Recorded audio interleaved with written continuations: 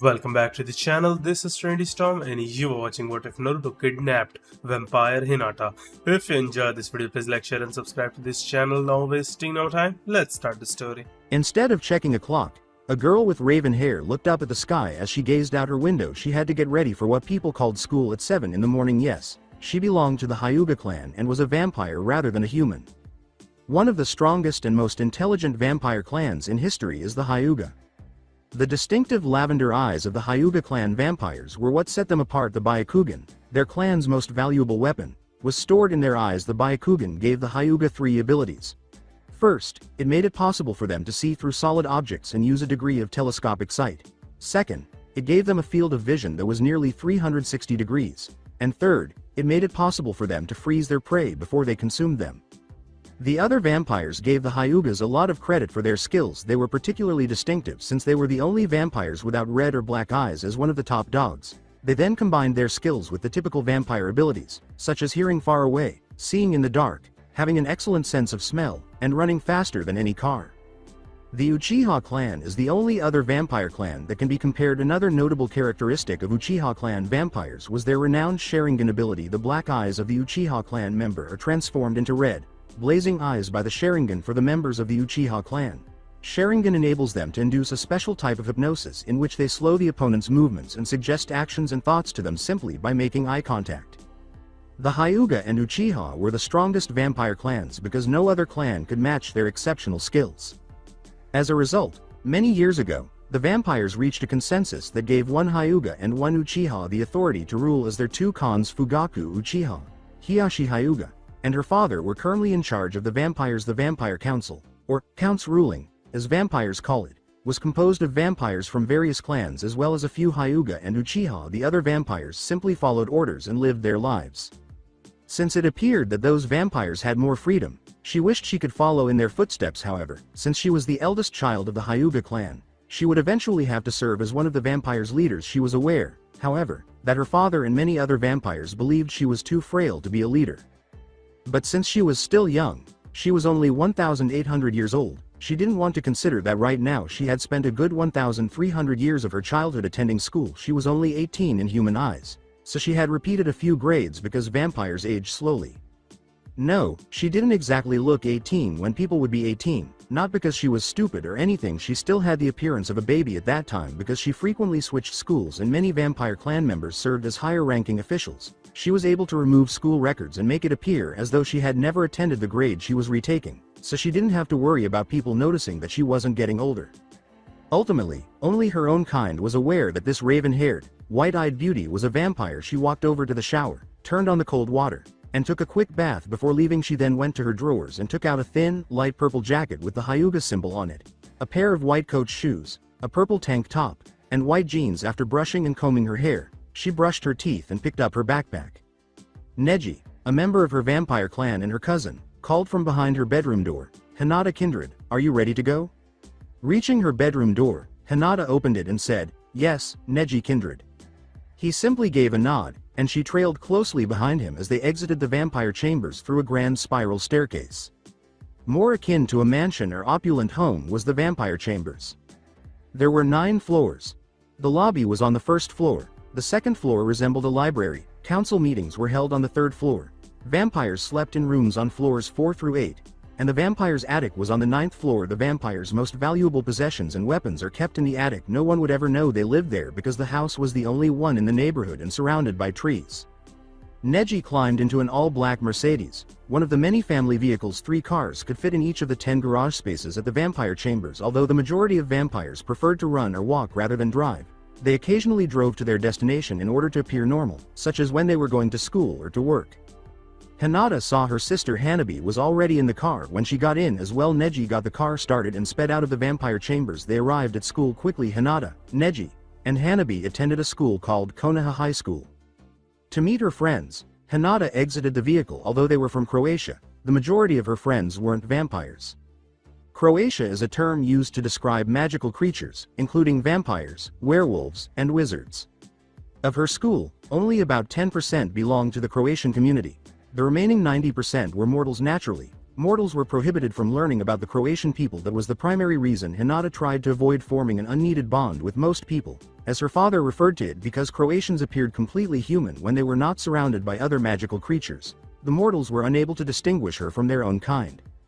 However, vampires were not necessarily best friends with other magical beings like werewolves or wizards just because they were aware of them. The only reason vampires and werewolves get along now is because of a forced peace treaty imposed by the wizards. In reality, vampires and werewolves were known to hate one another. Although Hinata was one of the vampires who didn't despise werewolves, not all vampires did, because one of her closest friends was a werewolf. Many of her kind disliked her and viewed her as weak. In contrast, Neji and Hanabi were vampires who detested werewolves and only put up with them when necessary. In actuality, they did the same for wizards and mortals. Typically, the two only spoke to other vampires. Hinata conversed with werewolves and wizards rather than her kindred because she didn't get along with the other vampires as well as her cousin or sister. Grinning, Hinata approached her friends and greeted them, saying, "Hi Kiba, Shino, Konohamaru, Lee, Ino, Choji, Shikamaru, Sakura, Tenten, Udon, and Moge." Her friends said, "Was up," and "Hey," as they were standing close to Hinata's locker, which is also known as their hangout. Kiba jokingly asked, "Why are they such losers?" while indicating the location of Neji and Hanabi, who were chatting with the other vampires Sasuke, Sai, Matsuri, and Itachi. Like Neji and Hanabi, the majority of vampires prefer to hang out with each other and avoid interacting with others. The majority of Hinata's friends were viewed as losers by the mortals, who thought they were the cool kids.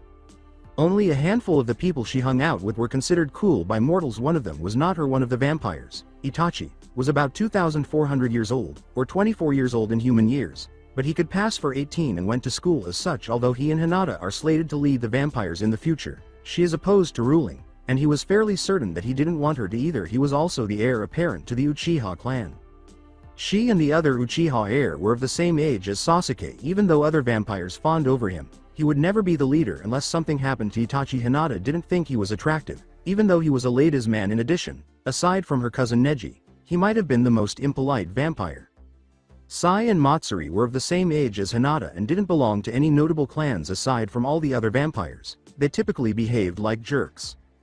Hinata muttered, "Kiba, don't call them that," fearing that they might overhear him because, after all, they could hear a pin drop from a mile away. Even though they had heard him, they chose not to give the foolish werewolf boy any more attention. Kiba grinned.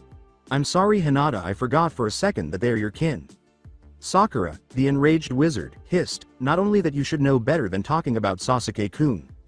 "Yay," Ino yelled. Two wizards, Sakura and Ino, fell in love with the attractive vampire Sasuke. Uchiha Sakura wasn't very good at regular wizard spells, but she could always make a good health potion, and the school principal, who is also a wizard in secret that only non-mortals know about, is helping her get better at regular spells. Ino, however, is skilled at common spells, particularly the body transfer or mind-reading spells used by her family in order to outshine her friendly rival Sakura. She is also learning a few medical spells. Shikamaru muttered, "You guys are troublesome," as a lazy shadow wizard despite his extreme laziness. Shikamaru is a brilliant wizard. He is renowned for ensnaring people in the shadow trapping spell of his wizard's clan. "I agree," Choji, the obese wizard, said. Even though it seemed like everyone in his family struggled with weight, he is a good wizard. Together, his father, Ino's father, and Shikamaru's father formed one of the greatest wizard fighting teams in history. "Don't yell at my beloved Sakura-chan," shouted Lee, the werewolf with the bushy brow. "Don't let the fact that Lee is a hyper-werewolf deceive you. He also has incredible fighting skills and extreme speed." "Shut up, Lee," snarled Moge, another werewolf apart from Kiba's sister Hana. She is among the most attractive female werewolves Hinata has ever seen. Tenten, another wizard, muttered, "Yay stupid, you're so loud," despite the fact that she always fought with a wizard's spear and used more weapons than spells. Her family is known for being the most involved wizards. The wizards Shino and Konohamaru simply let out a quiet sigh. Both of them are outstanding wizards from noble families, particularly Konohamaru, whose grandfather was known as Hiruzen Sarutobi, the Wizard King, the Professor of Wizards, and the God of Wizards. Kiba muttered, "I wonder where that stupid mortal friend of yours is," Shikamaru, in an attempt to divert attention. Before anyone could respond, the bell rang, and everyone left to go to class, but Hinata blushed because she knew exactly which mortal friend they were referring to. A boy with blonde hair walked quickly to the classroom and opened the door. The boy caught everyone's attention, even the teacher, who didn't like that he had interrupted her third period lesson. He walked over to his desk and sat down, ignoring their piercing gaze in an attempt to get some sleep. He closed his eyes and propped his feet up so they rested on his desk. False, his third period teacher yelled. Naruto Uzumaki, you have some nerve, young man. First, get your feet down off your desk and give me your pass. Naruto peeked at her by opening one eye. Having already had a difficult day with his grandfather, he had no desire to deal with any more mess today. His grandfather chuckled to himself, if you think that was hard, then you wait and see. Naruto complained as his one eye opened and closed again, and he started to snore lightly as he fell asleep. Kurenai-sensei, I do not have a pass, so if you want me to get out, tell me now. I don't want to argue, I just want to sleep, I'm so tired, he said. Did he just go to sleep on her? Kurenai blinked. She pondered the mortal's reason for being so exhausted. Then she saw Hinata, her kindred, staring at her as though to beg her not to cause trouble for the mortal boy. Hinata was going to give her a hard time for this. Kurenai sighed. Rather than wake him up and send him to the office, she ignored the blonde who was sleeping and went on with her class. Muttering to his sleeping companion, Shikamaru shook his head and said, how like Naruto to be so troublesome. Just like him, concurred Choji, a close friend of Naruto's.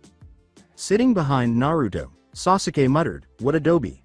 However, the boy was asleep the entire time, so he didn't hear any of this. Naruto's morning was exhausting. It wasn't easy being a demon prince, after all. In 3 months, Naruto will transform from a half-demon to a full-fledged one. Normally, if you were half-demon, you remained half-demon, but Naruto was an exception. At birth, Kyuubi, the legendary demon king and one of the greatest demons in history, was sealed inside Naruto, and his grandfather's abilities were gradually transforming into Naruto's own. After 3 months, he will be a full demon with all of Kyuubi's abilities rather than a half-demon. Although he was born into a royal family, he was recognized by his fellow brethren before most others because of the combined strength of his grandfather and his own extraordinary abilities. He naturally smelled a little human because his father was a mere mortal and his mother was the queen of the demons. Using what little he had, he intensified it to divert the werewolves, wizards, and vampires. He decided it was safer to pretend to be immortal because he was the only demon in the school. He chose to pretend to be human for the time being because his race was meant to be eradicated in the narrow-minded minds of Croatians. The fact that most people only knew of his grandfather and his grandfather's other legendary demon friends made it simple for Naruto to fit in with the mortals because they were unaware of or unconcerned about demons. Shikamaru sighed and waved his hands in front of Naruto, saying, hello, Naruto, Earth to Naruto class is over. Naruto yawned, waking from his deep slumber. Huh, he said. He pointed to Hinata, Choji, and himself and said, class is over, are you coming with us? It's time for lunch. Oh, lunch, sure. A drowsy Naruto replied. Hinata, who had never witnessed the boy not get excited and pumped up during lunch, asked, Naruto-kun, are you okay? Yay, are you okay? You usually jump for joy for lunch, said Choji. Naruto pushed past his friends and said, just tired K, now stop asking me questions, before leaving for lunch. Shikamaru observed, that was weird, as he watched his friends form retreat. Is it? Kurenai inquired. Now that all of her students who were unaware of Croatia had left, she could speak openly with them. Kurenai belongs to the Uchiha clan and is a vampire. Despite being 3,300 years old, she only appeared to be 33, so when speaking to people, you could say that she was 33. She shared a residence with Hinata and the other vampires in the vampire chambers. She behaves as though she is Hinata's older sister, and they are fairly close. Additionally, as if Hinata were a child, Hiyashi would constantly instruct Kurenai to watch after her. She stood out because of her red eyes. Her eyes remained red all the time. Like those of vampires, her hair is dark black and wavy, and her skin is pale in the eyes of vampires and many Croatians. She is well known for her leadership abilities. She was even admired by Hinata. Yay, he is always excited about lunch so he can eat ramen and he's never rude like that, Choji replied. Concerned for her blonde friend, Hinata nodded. The majority of Kurenai's remarks were directed at the anxious Hinata. Mortals are strange, it's hard to fully understand them. Maybe you should give him some space, she said. Well, we better get to lunch. It will look strange in a mortal's eyes if we aren't at lunch, Shikamaru murmured. Kurenai nodded, and they proceeded to the lunchroom. Through the corridors. When they arrived, they saw Naruto sitting at a table by himself, his head lowered, sleeping. Rather than with their usual group of friends, they could see that his ramen, which was sitting next to him, had not been touched. They went to their usual table to sit after getting their lunch. Kiba nodded his head in Naruto's direction and asked, what's wrong with the mortal? Don't know, Shikamaru shrugged. Hinata said, I'm worried about him, with sadness. Hinata, I don't understand how you can like a mortal, Sakura said, shaking her head. He is nice, kind, sweet, caring, and strong, Hinata cried, her face flushed. But I am stronger, a resentful Kiba snarled. Of course you are, you idiot, you're a werewolf, he's a measly human, Ino replied. Even for a human he is still pretty youthful, I wonder what has him down in the dumps, said Lee. Konohamaru stated, I am aware that the boss has never consumed a bowl of ramen. Shino questioned, why do you call that mortal boss? Konohamaru said to him, because I have a lot of respect for him. Moge went on, yay, and he always helps us out. Not to mention he's one of the only humans that don't think me, Konohamaru, and Moge are weird, Udon said. Kiba yelled, it doesn't matter what a measly mortal thinks, as he heated up.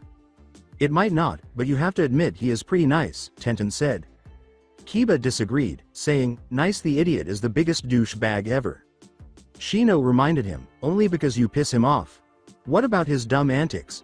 Kiba inquired. Hinata remarked, everyone is not perfect, Kiba. Hinata, you only say that because you like the stupid blonde hair, idiot, Kiba growled. Indeed, Hinata had a soft spot for the mortal Naruto. Because she had the biggest crush on him ever, he was her only mortal friend. Everyone in her family, including her friends, knew she had feelings for the mortal, and most of them believed she was foolish for doing so. Her father constantly reminds her that she should move past her pathetic crush on the mortal since they will never be together. She was also aware that, aside from Kiba, all of her friends enjoyed Naruto for some reason. Kiba detested Naruto and made every effort to snitch the blonde. Hinata stood up from the table and walked over to Naruto, telling him, Kiba, even if I do like him, he is still my friend and I don't like the way you talk about him. She sat down beside Naruto, but he didn't seem to notice, at least, she didn't think so. Thus, when he asked, Hinata, what do you want? He startled her. His voice was husky and deeper than usual, and she flushed even though she knew she shouldn't. The sound of his voice was arousing her. As soon as Naruto caught a whiff of her arousal, his demon nose started to go crazy. He was aware that the vampire girl was crushing on him. His good hearing allowed him to hear what she was saying. Naruto said, Hinata, I thought I asked you a question, in a firm tone. I came to see if you were all right, she stammered, not understanding how this mortal boy had driven her insane. Hinata, Naruto sighed. I'm fine. Are you sure? She requested. Actually, I am not fine, but I don't want to talk about it. I just want to sleep. I feel like someone sucked all the energy out of me, replied Naruto. Hinata's expression changed to one of serious concern. Was he bitten by a vampire? Was he drained of life by a ghoul? Her mind was racing with questions as she fretted over him. Hinata looked, I just had a bad day at home. My grandfather has been nagging me about my future plans to run my family's company. After all, I am the heir, the almighty leader. I just feel so pressure. I never felt this way before, Naruto said, sensing that she was worried about him. Naruto felt bad about lying to her for some reason, but it was the only way he could think of to stop her worries, and judging by the look on her face, he made it worse. She said, Oh Naruto-kun, I'm so sorry, understanding his feelings. It's really not a problem, Hinata, he assured her. Hinata blushed shyly as she finally realized she had been talking to her crush for longer than usual. Okay, but you can always talk to me, Naruto-kun, she said. Everyone started filing out of the cafeteria as soon as the lunch bell rang. Naruto sighed in agony and slowly stood up, saying, I guess we should be leaving now. When Hinata saw this, she asked, Naruto, did you get hurt? To find out if he had been harmed. He asserted, yeah, a little, but it's just a small scratch. After Hinata gave a nod, they left lunch to meet up with their other pals. Kiba laughed and gave Naruto a hard backslap. Well, if it wasn't my favorite blonde, he said.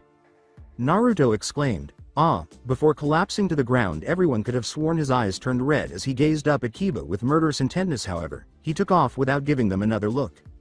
Kiba, why did you do that? Hinata almost screamed at him. Kiba laughed and said, I didn't know he was going to die from a small hit. Hinata. Hinata turned and ran after where she last saw Naruto because she was so angry and tired of Kiba.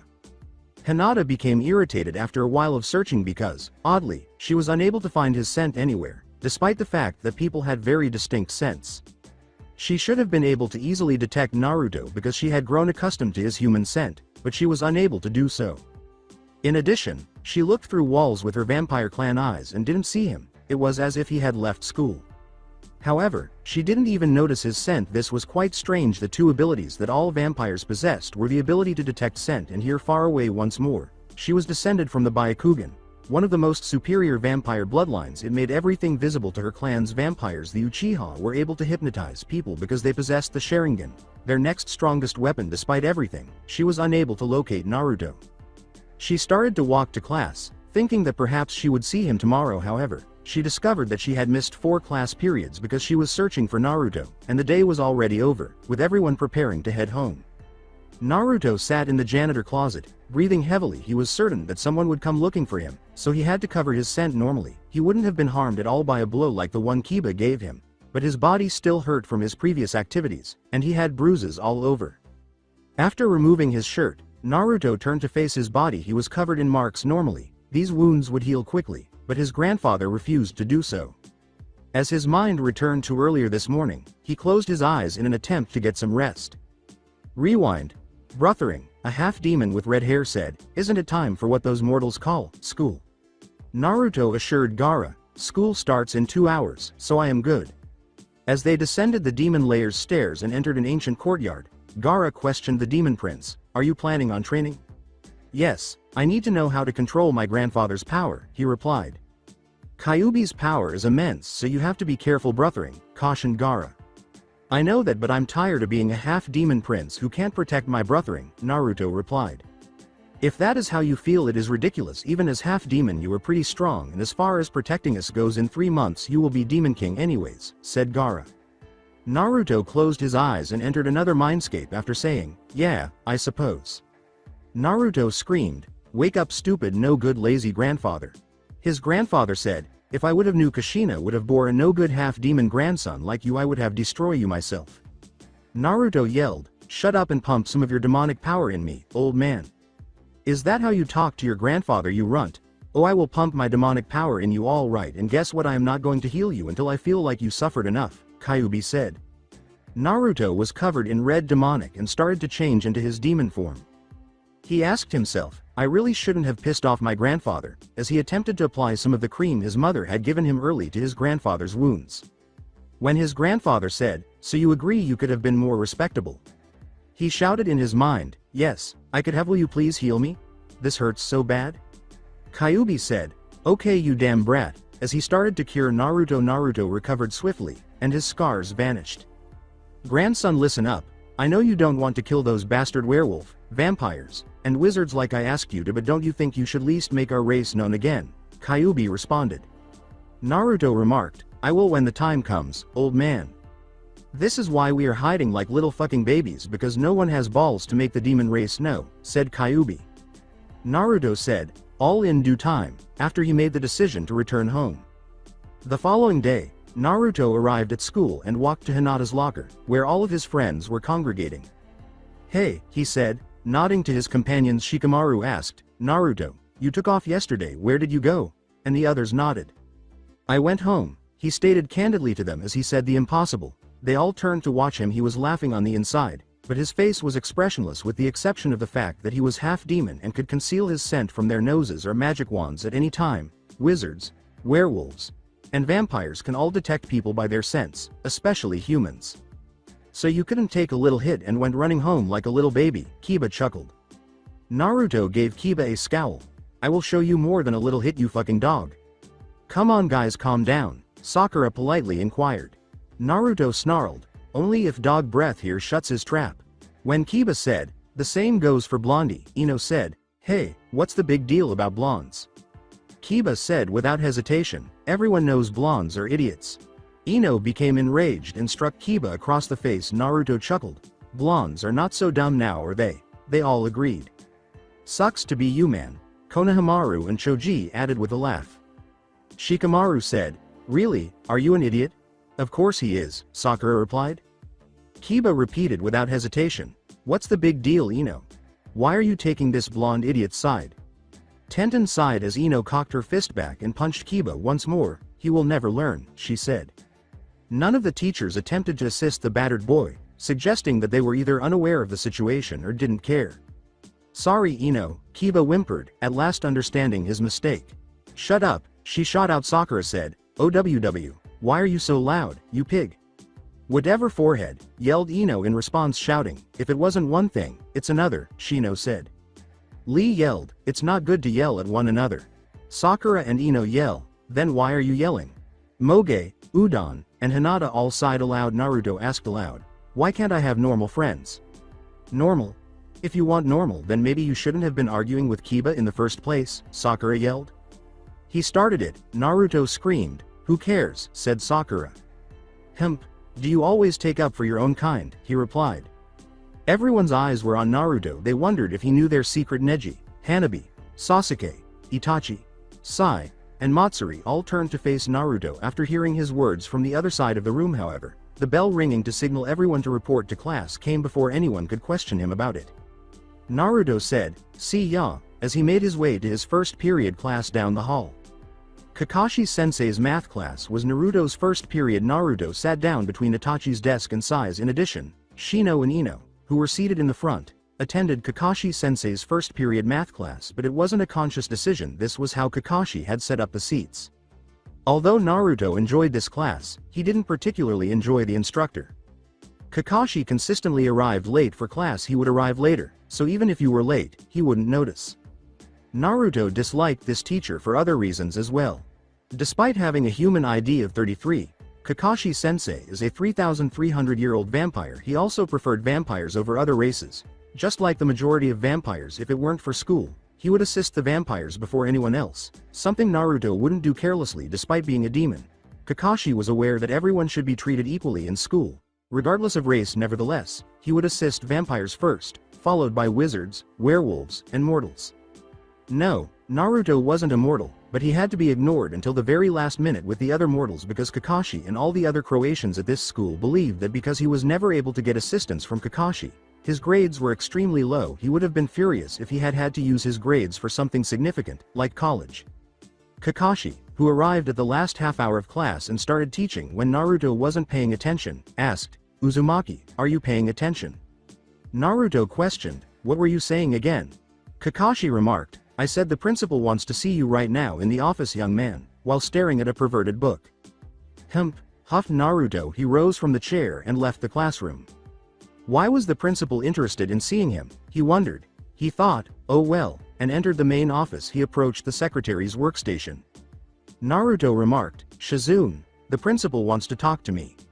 Shizune gave an eye roll. The principal was the direct supervisor of Shizune, a wizard. Despite her 31-year-old appearance, he was fairly certain she was 3,100 years old. According to some of his fellow demons, she was fairly skilled at casting medical spells, but he also heard that her attacking spells, particularly her poison potions, could be harmful. Shizune said, "Head to her office, Uzumaki." She didn't particularly like Naruto because she had to deal with him a lot, and because her uncle had died attempting to save a mortal. She also harbored resentment toward him and all mortals in general because she believed him to be immortal. Naruto entered the principal's office without knocking, not bothering the sour wizard any more than was necessary. The principal was dozing off in her own pool of slobber when Naruto glanced at her. Although she was one of the 3 fabled wizards, she wasn't always a wizard. He shouted, "Hey grandma, wake up," to the elderly woman. With a slobber trail on her cheek, she yelled back, "What?" as her head jerked up from the desk. "Ya no, Tsunade, you be more attractive if you didn't slobber," Naruto replied. She gave the boy a fierce glare, but he chose to ignore her. This school's principal, Tsunade, is a wizard. Almost all of the wizards, werewolves, and vampires got away with everything in this way. Even so, Tsunade made an effort to make this school seem like any other human school, and if he were human, she would have tricked him. Unfortunately, she was unaware that he was not human. It was obvious to any non-human that Tsunade was older than she appeared. Using one of her spells, she made herself appear to be in her late 2000s because she didn't want to appear elderly. Even for a wizard, she was quite elderly. She is approximately 5,700 years of age, although she appeared to be 57 years old if she broke her spell, which most people wouldn't consider old. Naruto has a tendency to view people older than him as elderly. "Whatever, brat, you are here because you skipped the last 4 periods yesterday. Care to explain?" asked Tsunade. "Sure. Kiba nearly broke my back when he slapped me with, I don't know if it was a hand, because I swear I saw claws, and then I was already hurt all over. The pain was killing me, so I decided to go home." Naruto grinned inside. He knew exactly how to avoid trouble. He was aware that Kiba was a werewolf and that their claws might protrude if they became enraged. He was aware that Tsunade would not contest it. Even though nothing of the sort occurred yesterday, she was probably going to ignore him going home the other day because she didn't want to take the chance of being exposed. Tsunade laughed and screamed, "Shit. In her mind. Don't be ridiculous. There is no such thing as human having claws, she said. I guess you're right, but I swear, I saw claws and it broke the skin, Naruto begged. His nails are probably just sharp. Have the nurse check it out and I will excuse you for leaving yesterday, but don't let it happen again, you hear me, instructed Tsunade. Yay, I hear you, he said, grinning as he left her office mate. Check. Naruto said to Kyuubi, hey old man, do you think you can put a few wounds on my back? Sure, replied Kyuubi while his grandfather faked wounds on him. Naruto walked to the nurse's office. Genma welcomed him as he walked into the nurse's office. At Konoha High School, Genma Shiranui serves as the school nurse. As a male nurse, he typically declined to care for male patients. He's a vampire, too, according to human ID. He is 3,100 years old, or 31. His favorite pastime was holding sharp toothpicks in his mouth, and like all vampires, he is a cocky motherfucker. What are you doing, kid? You know I don't treat males, replied Genma. Yay, but Tsunade sent me here to get treated for Kiba's attack yesterday, said Naruto. After a moment of widening, Genma gestures for Naruto to sit down and raise his shirt. Naruto's body had been nicely sculpted by Kyuubi. His skin was scratched as if werewolf claws had been pulled through it. Naruto noticed Genma twitching a little as he swallowed. Given that Genma and all vampires, with the exception of vampires, were somewhat like humans and enjoyed blood. Human blood. It must have been the blood odor. So, Kiba did this, Genma said, attempting to control his bloodlust. I guess, but I'm feeling better, so I think I will go to class now, Naruto gasped. Genma remarked, you don't look better. After grabbing a pass from Genma's desk, Naruto declared, I will be going now, and he hurried out of the office. Why on earth did they allow a vampire to work as a nurse? Don't they realize that's just an opportunity for him to consume as much blood as he desires? Naruto pondered in his mind. So you're scared of him? Kyuubi chuckled. I refuse to allow the jerk to consume my blood, Naruto asked. Did you notice how he was staring at me? Kyuubi chuckled and said, you must be his type. Naruto complained, you fucking asshole, that isn't even funny. Yay, and you're not hilarious yourself, Kyuubi put forth. Naruto said, whatever, as he made his way down the corridors to his next class, which had already begun. Sensei in his all-green suit greeted Naruto as soon as he opened the door. Naruto, greeting my youthful student, do you have a pass for coming here late? Asked the sensei. Taking the pass from Genma's desk, Naruto said, yes, Guy sensei, and handed it to him. Guy observed, it is not filled out. I know, Genma said, call him and he will explain. Naruto told the truth. Okay, I will take your word for it. You may take your seat, Guy replied. Naruto seated himself. Naruto learned photography from Guy after you got past the loudness. Guy was a pretty cool teacher. Guy behaved much like Lee. They are both werewolves. As a result, Guy is 3,300 years old, so he appeared to be 33. He was always talking about youth. Unlike the majority of Croatians, he treated everyone equally and didn't care if they were mortal or not. Asking Konohamaru, who also had Guy's second period, yo, where were you? Naruto, I was at Genma's. He's scary, he said. Who are you kidding? Konohamaru concurred. Naruto inquired, so what are you planning on doing this weekend? Konohamaru remarked, I'm not sure, I think we might be busy. Naruto quipped, my family, said Konohamaru hastily. Naruto remarked, oh, so, you and your uncle are doing something. Yeah, something like that, Konohamaru falsely claimed. Naruto knew that something was wrong. Naruto sensed that Konohamaru was lying to him, but he cooperated. Naruto exclaimed, oh cool, and started removing his photos from the red light. He went on with the lesson, occasionally addressing Konohamaru. Class flew by, and before you knew it, third period was almost here. Naruto walked to his third period class as the bell rang. When he arrived late the other day, Kurenai-sensei said nothing. He took a seat beside Shikamaru. Naruto inquired, so what are you doing this weekend? According to Shikamaru, I have this troublesome family thing to do. Naruto declared that his best friend's favorite word was troublesome. He used it to characterize everything, including things that irritated him, things he loved, and things he hated. Fortunately, Naruto had figured out which was which. So you have an annoying family thing to do, I see, Naruto replied. Yeah, it's such a drag, Shikamaru grumbled. Naruto said to the boy seated across from him, how about you, Shoji? Oh me, my parents also planned this, Shoji remarked. I see, Naruto uttered. He sensed that something was wrong. At least he knew that all the wizards were plotting something. Sasuke, who was seated behind him, said, will you shut up, Dobi? Naruto remarked, you shut up first, asshole, make me, Sasuke challenged. Kurenai cautioned. Okay, you two, be quiet. The boys glared at each other while they stopped talking. The vampires detested Naruto above all else. They dislike him for two very good reasons. The first is that they believe Hinata's weakness stems primarily from her feelings for him. The fact that he hung out with so many Croatians bothered them. They wanted him to avoid the others because they thought it was an accident waiting to happen.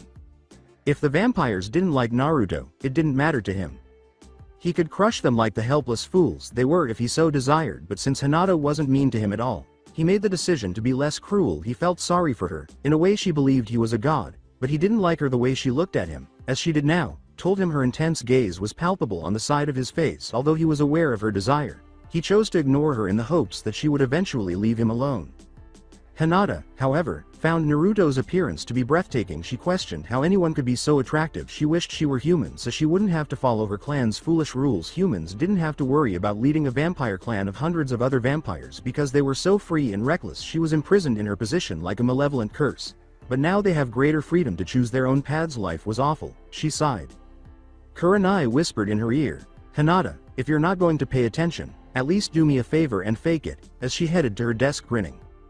Hinata jolted out of her reverie and made every effort to concentrate better for the remainder of the lesson. When the bell rang, she was about to leave the classroom and almost jumped. She simply preferred to be doing something other than going to human school. Not because she thought Kurenai was dull. She wouldn't have known whether she could make it if it weren't for Naruto-kun. Yo Hinata, I'm hungry. Hurry up, Naruto commanded, standing at the door with Shikamaru and Choji, waiting for her. Kurenai gave him a slight glare for speaking to the heiress in such a manner, but she made an effort to act as though she didn't notice. In a hurry, Hinata gathered her belongings and ran up to Naruto and the others. Yes, Naruto, she called back. Naruto made jokes that made the four of them laugh as they walked to the lunchroom. They sat at their original table after getting their lunch. So you're sitting with us again, Kiba said disapprovingly. Naruto declared, I always sit here, already making out with his ramen noodles.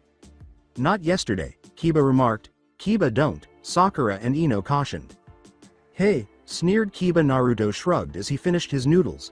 I didn't want to bother anyone with my gloomy mood yesterday. Why were you depressed? Moge inquired. Naruto remarked, my grandfather, it's nothing really. What? Did he finally rot away? Kick the boots or something, laughed Kiba. Kiba. The girls all yelled. Naruto chuckled, ha ha ha, funny, but no, I wish he had. Everyone fell silent. Even by their standards, it was a little low for him to openly joke about his grandfather's passing. Even though they had heard that people dislike family members, Kiba was stunned and stoned as well. Look at what you did, kid, Kyuubi chuckled. So, Naruto mentally replied to his grandfather. I believe you are becoming corrupt, my grandson. I like it, but you should really punch the Kiba kid and tell him I will never kick the dust. But grandfather, have you forgotten that you're in 3 months? I am not kicking the dust, Naruto. I am mixing with you. If you don't control me properly, I can take over you. Or did you get so cocky you forgot, grandson? Naruto yelled, go fuck yourself, old man. Gladly, Kyuubi chuckled. Naruto told his still shocked friends, anyway, it's not something I want to talk about, so let's drop it, okay? Sure, Hinata replied, acknowledging that he didn't enjoy talking about the subject. With a charming smile, Naruto said, thanks Hinata, causing her to blush and turn away, revealing a part of her that had been aroused. Kiba had to growl under his breath. He didn't like Naruto's way of grinning at Hinata. Naruto making her blush bothered him. Hell, he simply disliked Naruto. When Naruto asked, so you guys doing anything this coming weekend, he changed the topic. Yup, his entire table said Naruto wanted to expose Shikamaru, Choji, and Konohamaru's deception. Really? I know Shikamaru, Choji, and Konohamaru have family stuff, but what about you guys? He was aware that the Croatians were acting, and it was his responsibility to monitor them. Me, Ino, Sakura, Moge, and Hinata are going shopping, Tenten said. But you hate shopping, Naruto remarked. Tenten was taken aback by his memory. I know Ino is dragging us. Ino played along, saying, hey, you got to like clothes someday. Shino said, I'm attending this bug convention. Even though Shino was lying, Naruto thought it was a pretty good lie for a bug lover. How, interesting, he said. I am grounded for getting a C on my last test, Udon replied, so I have to go visit a tutor place this whole weekend. I also have been failing and I promised to lock myself in the house until I never miss a problem, Lee said. Pretending to take part in another of his bizarre challenges, Naruto played along even though he was aware that they were up to something and that they were never busy. What a bore, I guess I will be spending the weekend by myself, sighed Naruto. Although they couldn't tell him the truth, Naruto's friends started to feel bad for lying to him as the bell rang. They all walked guiltily to the next class period after clearing their trays. In the hopes of avoiding being grilled, Naruto walked to his next class. It was a bad idea to skip Anko-sensei's class the other day. Her eyes were burning his scalp as he entered her class. Looks like you showed today, Anko remarked. Anko is a vampire who is 3,000 years old, was quite attractive and appeared to be in their 30s. She had a tendency to lick sharp objects and then toss them at people who were drawing blood. Additionally, she was best friends with the other vampire senseis, Genma, Kurenai, and Kakashi. She was still scary, but she didn't appear to be partial. Knowing that this would get her off his back, he said, "Yes, Anko-sensei, I got hurt the other day when Kiba scratched me with his, from what I could tell, claws." She briefly had a startled and anxious expression before she recovered. "Stop messing around, Brad, and take your seat." Naruto grinned and followed instructions. He was aware that Anko was the kind of person who would murder someone for skipping class, but he also knew that he would not be punished if he pretended to have seen something odd in the Croatian world. The fact that Anko's class included Itachi, Sasuke, Kiba, Neji, Matsuri, Sai, and Hinata was the one thing he detested about it. He didn't mind Hinata, but he didn't talk to her very often, and when he did, she was always blushing, fainting, or acting bashful. He was really irritated by the other people, who enjoyed playing with him. He couldn't wait for the class to end because of this, like he was using his last life or something. He zoomed out. Even though he was sometimes the biggest pervert, he then walked to 5th period, where his favorite teacher was. His name was Jiraiya Sensei, and his specialty was arrow teaching. Jiraiya was in her class when Naruto entered. Jiraiya Sensei appealed to Naruto for a variety of reasons. He is among the few educators who were aware that Naruto was a demon. He used to know Naruto's father as well. Even though Jiraiya was elderly, that was thousands of years ago, he didn't appear to be. Most people would assume he was 40 years old, but he is actually 5,700 years old. His ID stated that he was 57. Like Tsunade, Jiraiya is a wizard and one of the 3 fabled wizards. In addition, he can serve as Naruto's role model and father figure at times. He frequently made sure that none of the instructors or pupils irritated Naruto. He did this for their benefit rather than Naruto's. He was fully aware of Naruto, but he said nothing to his Croatian friends or fellow wizards. Naruto approached Jiraiya's desk and said, "Hey Arrow-sensei," as class had not yet begun. Jiraiya proclaimed, "Stop calling me that, Naruto. Why weren't you at class the other day?" Even though he was aware that Naruto had a valid excuse. "I was practicing to control Kyuubi's power when I got hurt really bad. Then when I came to school it was 3rd period. I finished class and then went to lunch, but I didn't feel like myself because my grandfather was trying to teach me a lesson by not healing me until he felt like it. As a result, when I was walking out the lunchroom, Kiba hit me in my back, pretty hard. It would not have hurt, but Kyuubi didn't heal me, so it hurt like hell and it made me snap, showing some of my demon features. So I split and tried calm down but decided to go home cause the pain hurt really badly and I probably would have killed him," Naruto whispered. Jiraiya said, "Makes sense. Well, I'm glad you went home instead of killing him. Take a seat, I am about to start class." Brat, as students entered. He was in this class with almost all of the werewolves, wizards, and vampires, but none of them could harm him. He was certain that many of them were envious and questioned Jiraiya's decision to shield a mortal from them. Only if they knew. Naruto laughed evilly to himself. Because the class was enjoyable, it passed quickly, which Naruto detested. He preferred Jiraiya's class over the others. He walked to the next class, which was with a guy he didn't hate but didn't care for. After leaving Jiraiya's class, his 6th period began. As he entered it, his 6th period teacher was Orochimaru Sensei. The second person to discover that Naruto was a demon was Orochimaru Sensei. Many members of both races despise Orochimaru because he is a mixed race wizard and vampire. He likes Jiraiya and Tsunade, who is 5,700 years old and a legendary wizard as well. He treated Naruto well, or on an equal basis. Naruto didn't particularly like Orochimaru, though he didn't like him, but he felt bad about how the wizards and vampires treated him. Something was wrong with him given how both of his races treated him. He had a bad feeling about the guy and wouldn't be shocked if he planned something. Naruto, therefore, was constantly wary of Orochimaru rather than viewing him as an ally. Naruto sat down, and Orochimaru approached him. "Why did you skip my class?" Naruto gave Orochimaru the same explanation he gave Jiraiya. "OISSSC, well, that werewolf boy can be quiet, the troublemaker," Orochimaru replied. According to Naruto, "Yeah, I know, and he makes me want to kill him." Orochimaru said, "I'll try to keep him away from you then," and then he walked up to the front to begin class. Naruto was chatting with Shikamaru and Choji the entire time, so he wasn't complaining even though the class moved slowly when Sasuke, Kiba, and Matsuri tried to speak. Orochimaru would usually silence them. Hinata also attempted to interrupt Kiba.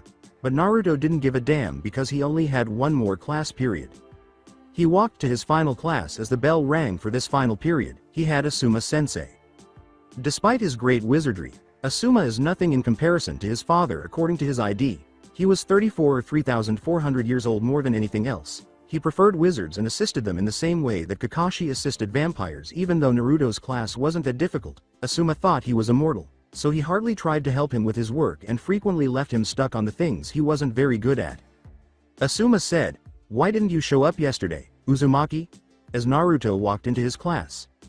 Naruto sighed as he explained the situation to Anko. Forcing him to retreat, the class seemed to end as soon as it began, and he soon found himself making his way home on foot. On his way home, Naruto was walking when he reached an area that was entirely made of wood. He took a few quick glances to make sure no one was nearby. Then, like some sort of warp, he chanted a few words before a black hole appeared out of the earth. He automatically went to what mortals refer to as hell after slipping into the warp. Contrary to what mortals imagine, Hades was a river of the dead where the dead swam around for eternity without ever dying but always feeling as though they were. It was not a fiery place where mortals sweat their asses off. However, only mortals saw this portion of hell during their never-ending torment in the northern region of hell. It was not all of hell. He proceeded along the river of Hades sidewalk until he reached the gate that said Oni, which translates to demon. Jubei and Raku, two demon monks, were standing at the gate. Although they appeared somewhat human and were dressed like monks, their demon features made it clear that they were not. If someone who was not permitted attempted to cross, the demon monks would beat them and drain their life with the large chain of beads or monk shelves they carried. Amir, Jubei and Raku said, nodding as they opened the gates to let him in. Naruto nodded briefly in return before entering the gates. He could see how beautiful his home was as soon as he stepped inside the demon fortress. There were lovely trees all around, as well as small lakes and river streams. Demons did not appear to be able to reside there. His house, the palace, was around 20 stories high. The trim paints were red and green, and the color was gold. He entered the demon fortress by following the golden path. The interior contained numerous floors and rooms, many of which served as the demon's sleeping quarters. Although the palace had 14 courtyards, he preferred to spend his time in the grand courtyard, one of the main courtyards. In addition, there are a few gardens and a library with all of Croatian knowledge organized by topic, such as wizards, vampires, werewolves, and demons. Then came the living room, the grand kitchen, and every office and conference room. The interior was decorated in vivid orange and red, and the floor was marbled in black. Gaara and Uchiha, two of his fellow demons, met him as he ascended the magnificent stairs. Gaara resembles Naruto in certain ways. Gaara had a human mother and a demon father. His mother had two human children, Tamari and Kankuro, before he was born. After his mother and his demon father met, they had a half-demon named Gaara. The fabled demon Shukaku, Gaara's grandfather, was also born with a seal inside of him. Both Gaara and Naruto are 24 or 2,700 years old in 3 months. Gaara will also become a full-fledged demon and inherit his grandfather's abilities in the fabled conflict between the demons and the remaining Croatian soldiers. His father had perished when he was born. His mother passed away. Gaara and Naruto were close for these and many other reasons. Uchiha is a tall, slender, full demon with amber eyes and shoulder-length, dark brown hair with bangs that cover his left side of the face. In addition, he is one of the 9 legendary demons that work with Kyuubi and continue to exist inside of him. He carried the slug demon, also known as the six-tailed demon, that belonged to his great-great-grandfather. His age is 30, or 3,300 years. Despite being a full demon, he lacks Naruto's and Gaara's strength. However, in 3 months, he will fully inherit his great-great-grandfather's powers, making him an even more powerful demon. Brethren, Naruto said, nodding slightly to his fellow brethren. Brothering, said Gaara and Uchiha. Amir, Uchiha inquired, was your day at that school any good today?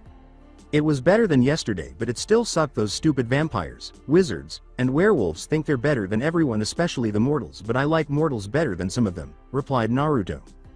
Gaara snorted in disgust.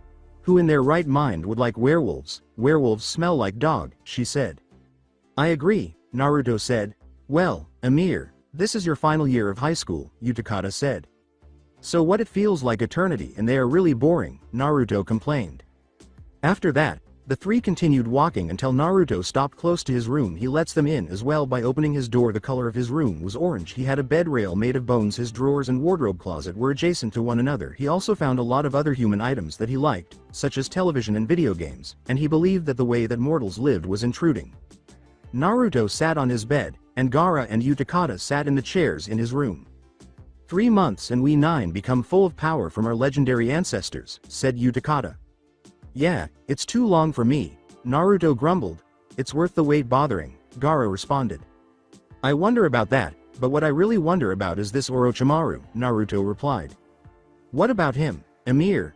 Uchiha inquired. According to Naruto, he always seems fishy to me, always suspicious. Gaara said, do you want me to check in on him? I think it would do well, but don't go yourself, have someone else do it because I have a feeling I will need the Nine's presence very soon, Naruto replied. At this, Uchiha and Gaara arched an eyebrow, unsure of their Emir's meaning. Gaara said, okay, without ever challenging the Emir. Han, a full demon who carried a legendary demon inside of him and would inherit its power in 3 months, said, I see your home, Emir, as he entered Naruto's room. Han's bangs covered a portion of his left eye, and his hair was spiky brown. He had copper-red eyes. He wore brown boots, black jeans, a black belt, and a vest with his collars turned up and 2 crosses sewn in it, one on each side. The vest was buttoned at the front but not the bottom, exposing some of his muscles. He is supposed to inherit the 5-tailed demon's abilities, which are known as the dolphin horse because of the way he supposedly swam in the water, killing his enemies, and rode on land, surprising them from above. He has a hairy beard that covers the majority of his lips. Was up, Han, Naruto said. Han said, was up, may I ask what that means? Like the majority of demons, Han didn't get out very often, and when they did, it wasn't for long, so they didn't realize some of the new lingo. It means hey, hi, how was your day, how are you doing, stuff like that, said Naruto. Han said, oh, I see, I'm fine, Emir, Naruto sighed while reclined on his bed. Good, you know I am really bored today, he said. There is a spar going on soon, brothering, Gaara stated. Spar? Asked Uchiha. Han, and Naruto. Gaara clarified. Yes, Killer Bee and Yagura intend to have a spar session shortly. This should be good. I bet Money Bee will win, Han replied. Not quite, Yagura is good also, stated Uchiha. Another legendary demon who ran with Kyuubi was Killer Bee, a full demon who carried his grandfather's demon, an 8-tailed ox. Although he loved to rap ever since he saw anything on what people call MTV, Killer Bee is 35 years old and wise when it comes to fighting. As soon as he saw it, he began to rhyme. He is a demon with dark skin and a muscular physique. He has a pale blonde mustache and hair, and he has the Japanese word, iron, tattooed on his arm. He had a bullhorn tattooed on his left cheek. He usually wears glasses with an oval shape. Additionally, he is wearing a white flak jacket with a white scarf around his neck, white handbands, and a red rope tied around his waist. He was proficient with all 7 of the swords he carried on his back. Similar to Gaara, Yagura is a quiet, full demon, but he was much more adept at interacting with people and occasionally displayed more emotion. He is the same age as Naruto and Gaara, at 2700 years old, 24. He loves to fight like all demons, but he is a clam fighter. His unusual scar, which is sewn up on the right side of his cheek, makes him look like a stuffed doll. He isn't particularly tall, but he's also not too short. He had strange purple eyes and grayish-brown hair. His hands were covered by the sleeves of his long black robe jacket, which remained open to reveal his toned chest on the left cheek of his chest. He has a cross tattoo. He was dressed in green jeans, a black skull belt, and a green scarf. In addition, he carried a fabled demon known as the 3-tailed giant turtle. Kyuubi also had a close friendship with 3-tailed. A pump, Naruto exclaimed. I want to see this match. Let's go see somebody get their ass kicked. All right, Han said, I'll bet on B, and I on Yagura, Uchiha reported. According to Gaara, I will place my money on none. Han uttered the phrase, what a spoil sport, which he had picked up from Naruto. What do you mean? Gaara inquired. Han remarked, oh nothing, as they all trailed Naruto from his room to the demon stadium.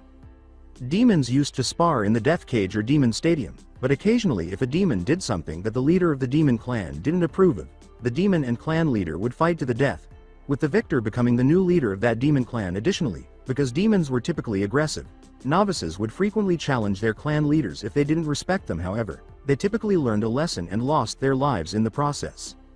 Many demons who had heard about the friendly spar were present when they entered the demon cage. Naruto and his companions sat in the arena's front row. Hyuga and the killer bee stood prepared to battle in the cage.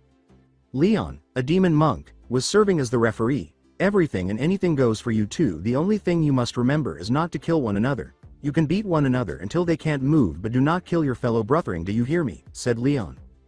I understand, Hyuga and B said. Leon yelled. Okay then, very well brethren, you may begin, to a chorus of applause from the audience. Killer B rapped, ready to get your ass kicked yo, as he assumed his fighting stance. Hyuga grunted, assuming a fighting stance as well. Then they both started to change into their demon forms. Then they ran at each other so fast that they couldn't see what was happening if there weren't any demons present. Hyuga kicked the killer bee in the back after he missed his attempt to give him an uppercut to the face. Yo, that was impressive my brothering bro, but I won't let you get another punch in. No, Killer bee sang. You know he should really stop that rapping, Han replied. I know it's stupid, Uchiha concurred. Naruto said, I think it quite impressive, drawing their attention to himself. If Naruto weren't so strong, the Amir people wouldn't listen to him, and he was constantly impressed by strange and foolish things. In addition, he has the ability to be a very good friend at times, earning the respect of many demons. Hyuga and Killer Bee continued to trade incredible blows as the battle went on. Naruto seemed to be aware that the fight would go on for a while, but he didn't mind. Hinata sat in the vampire chambers in her room. She thought about the lovely mortal named Naruto as she gazed out her single window. Kurenai entered without the girl noticing and asked, Kindred, what are you thinking about? She sighed and said, nothing, lying. Naruto, huh? I'm not sure why you like such a mortal, Kurenai replied. Hinata informed Kurenai, to me, he is more than just a mortal. He is not just some mortal. Kurenai remarked, if you say so, I do not understand. Kindred. I believe you do understand. Kurenai. Kindred, I believe you are just saying that because my father doesn't believe I should have feelings for anyone outside of the vampire race, Hinata replied. The words, WW, what are you talking about? Kurenai stammered. You like Asuma and he is a wizard. You try to not show your feelings for him because you're a vampire and her kindred would look down on such things. I personally think it's ridiculous, but vampires are foolish, Hinata replied. She grabbed her brush from her dresser and stood up, glancing at Kurenai's shocked face in the mirror. She brushed her hair in the mirror in her room. Hinata. Kindred, I do not like that wizard man. I admit I do like him as a friend, though I probably shouldn't, and you shouldn't call the vampire race foolish. If someone was to hear you, it could seem as if you were a traitor. Hinata continued to brush her hair while glancing at the now flushed Kurenai. Sometimes Kurenai. Kindred, I could really care less what the race thinks of me. They already see me as too weak to lead. And what do you mean you like Asuma as a friend? I see the way you look at him, they said. Hinata and Kurenai frequently expressed their opinions to one another because they were like best friends with a glance. They could also tell what the other person was thinking. Thus, Hinata was aware of Kurenai's intense crush on Asuma. He also had a major crush on Kurenai. According to what the wizards told her, the two enjoy helping each other with schoolwork, including grading, and always blush around each other. Kurenai almost screamed, I don't like him, but Hinata saw her face flushed with frustration and smiled. With a fake, okay, Hinata pretended to believe her. Kurenai pouted, you don't sound so convincing, she said. Hinata said, I said okay, what else do you want to hear?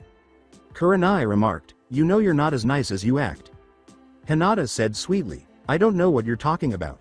Make a knock. They opened the door. After looking up, it was Anko, one of Kurenai's other close friends. Hey Kindred, the hyper-venomous vampire said, what are you guys up to? Talking, Hinata uttered. I'm a little bored, so I'd like to join in, Anko said. The joke was, you're always bored, Kurenai said. Anko pouted, hey, what are you trying to say? Hinata gave the two a laugh. You know I am really hungry, let's go out for a bite to eat, Anko replied. A bite to eat, what do you mean? Humans or human food, replied Hinata. Both, Anko replied. Anko's fondness for dango, a human food, could be considered peculiar like all vampires. She also enjoyed drinking human blood. Hinata didn't mind eating human food, but she didn't like the way dango tasted. Okay, Hinata said, you know Hinata. Kindred, it's not good to go with people like Anko outside. I think your father would agree, laughed Kurenai. Shut up, Anko shouted. Okay, let's go outside and find ourselves a meal and then we can go visit the wizard's dome, Hinata replied. Kurenai asked, why the wizard's dome? And gave Hinata a small glare, challenging her to say something intelligent. I promised Sakura, Ino, Tenten, and Moegi that I come and visit them, replied Hinata. Moegi is going to visit the wizard's dome also, replied Anko. Yes, the head of the werewolves said she is allowed to visit, Hinata replied. Kurenai said, all right, then let's go. After descending the stairs, they spoke with Hinata's father and asked for his approval. They visited Anko's favorite human store, a dango store. After he gave his permission as they started walking through a cemetery, Anko purchased a large quantity of dango and stuffed it into her face. You know, I don't understand how humans associate graveyards with vampires, Anko mentioned as she put another dango stick in her mouth. We are walking through a graveyard, Hinata said, pointing out the issue with her assertion. Yay, but it's not like every vampire likes this place. It creeps me out too. I only come here because you guys like hanging out here, she replied.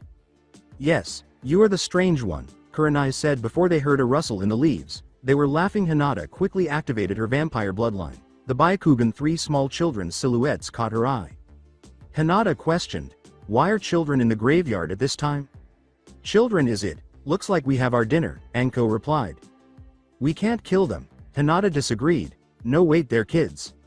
The words, Hinata kindred their food, Anko growled. I don't like hurting young kids even if they are mortals, Hinata replied. Whatever the older they are the better they taste, but I hope you aren't saying such things because you have a crush on that Uzumaki boy. He is also food and he won't live forever even if you were to date him as a human. He could only live with you until his human life was up unless you were to tell him that you are a vampire, but you are not allowed, reminded Anko. Anko, Kurenai shouted. What? It is the truth. I like the kid, but he is mortal. The only reason why we have half vampires in the clan is because vampires sleep with mortals without them having a clue their spouse is a vampire. Then when that happens, it is cardinal rule for a female vampire is to kill the lover off after you're pregnant. Unless the mortal is female, then you let her have the kid, then kill her off. As for marrying a mortal, it never happens, replied Anko. The words, you can turn a mortal into a vampire, Hinata muttered.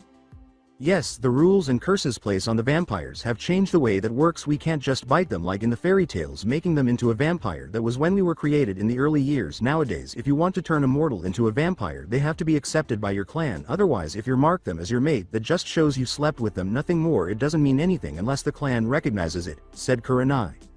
You're not thinking about doing that to the mortal boy, are you? Replied Anko. No, I was just stating that if allowed, there is a way we could be together. Anyways, let's forget it and find some older praise, Hinata replied. As Hinata continued to leave the graveyard through the opposite exit from where the kids were, the older vampires scowled at her. They soon trailed after her and discovered an old, narrow road with a few houses. A few minutes later, they waited for a victim while hiding in the shadows. The ideal prey, 3 women in their early 20s, appeared a few minutes later. So will you let us kill them? Anko mockingly added. Hinata said, let's eat, while using her Byakugan. After they all nodded, they seized the 3 girls from behind and dragged them into the darkness, muffled by the screams of the women. Kurenai whispered, this will be quick and easy, and then her fanged mouth struck the woman's jugular, instantly killing her. Without any delay, the other 2 proceeded to treat their victim in the same manner, consuming their blood until it was completely gone. They left the 3 women after dragging them out to a wooden area. Now off to the wizard's dome, nay, Anko said, feeling even more eager after receiving her meal. Yes, Hinata said, licking her teeth clean of blood. Then they took off toward the wizard's dome at a breakneck speed. It didn't take them long to arrive at the wizard's dome at their current speed with more trees surrounding it. The wizard's dome appeared to be a good replica of the Harry Potter dormitory. Additionally, wizard-made clouds loomed over the dome, with lightning roaring but not emerging from them. 4 girls emerged to welcome the 3 vampires before they could knock them down. Hinata, Tenten, Sakura, Ino, and Moegi said, hey, she said in return. I guess we're not anybody important, Anko muttered. Sorry, hi Ms. Yuhi, Sakura announced. Stop calling us by our last names, we are not old, Anko replied. Sakura said, okay, as Ino gestured for them to enter. It appeared to be a library inside. Even the rooms without books were designed to resemble libraries. They strolled through what the wizards referred to as the catacombs, a pale green basement. However, a large number of wizards spent their time here merely conversing and studying. Upon arrival, they observed a slack Shikamaru playing shogi with Asuma while Choji ate wizard's chips and observed them Shino conversing with his wizard bug pets, Udon going to sleep, Kiba and Lee trying to get them to do something else, and Konohamaru appearing bored. Hi, Hinata said, causing everyone to look up. Hey Hinata, man, I am glad me and Lee decided to come with Moegi, Kiba replied. Shikamaru grumbled, you should have stayed at home, you're too noisy. "Hi Kurenai," Asuma said, no longer focusing on his game. Kurenai said, "Hello Asuma," as he gazed into his black coals. Anko sulked. "Well, I guess people don't like me." They yelled, "Hey Anko," together. "Tish," she sighed. Asuma said, "Sit down, don't stand," shoving Shikamaru from his chair and passing it to Kurenai. As Kurenai took the seat, everyone shook their heads. She and Asuma then disappeared into their own little world, chatting away like old friends. "And she said she doesn't like him," Hinata said in a low voice that was inaudible to others. After that, Hinata, Anko, and the other girls sat down at a table that was empty. "We are having that big Croatian meeting this weekend. I wonder what it is about," Ino replied. "You wizards are hosting it, so you should know," Anko replied. Sakura, "Well, leader didn't say anything," she said. Tenten said, We will know soon, yay, but I feel sorry for Naruto. He wants to hang out with us, but we will be having the meeting," replied Hinata. "Oh please, the mortal boy can find something to do for one weekend," Hinata replied Sakura.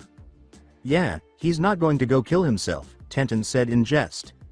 Anko chuckled and said, "Yah, never know, mortals are weak creatures." Hinata's expression changed to one of concern. "I was just joking," Anko corrected. "You shouldn't joke like that," Hinata growled. "Why? Because you like him?" Anko inquired. "No, because he is my friend," says Hinata quietly. "Yay, right," the girls replied. "Though we do have to be careful, people like him get too close to our kind and find out everything about us," advised Anko. Sarcastically, "Kiba is doing a good job of that," Moegi remarked. "What?" Kiba, who heard her, said.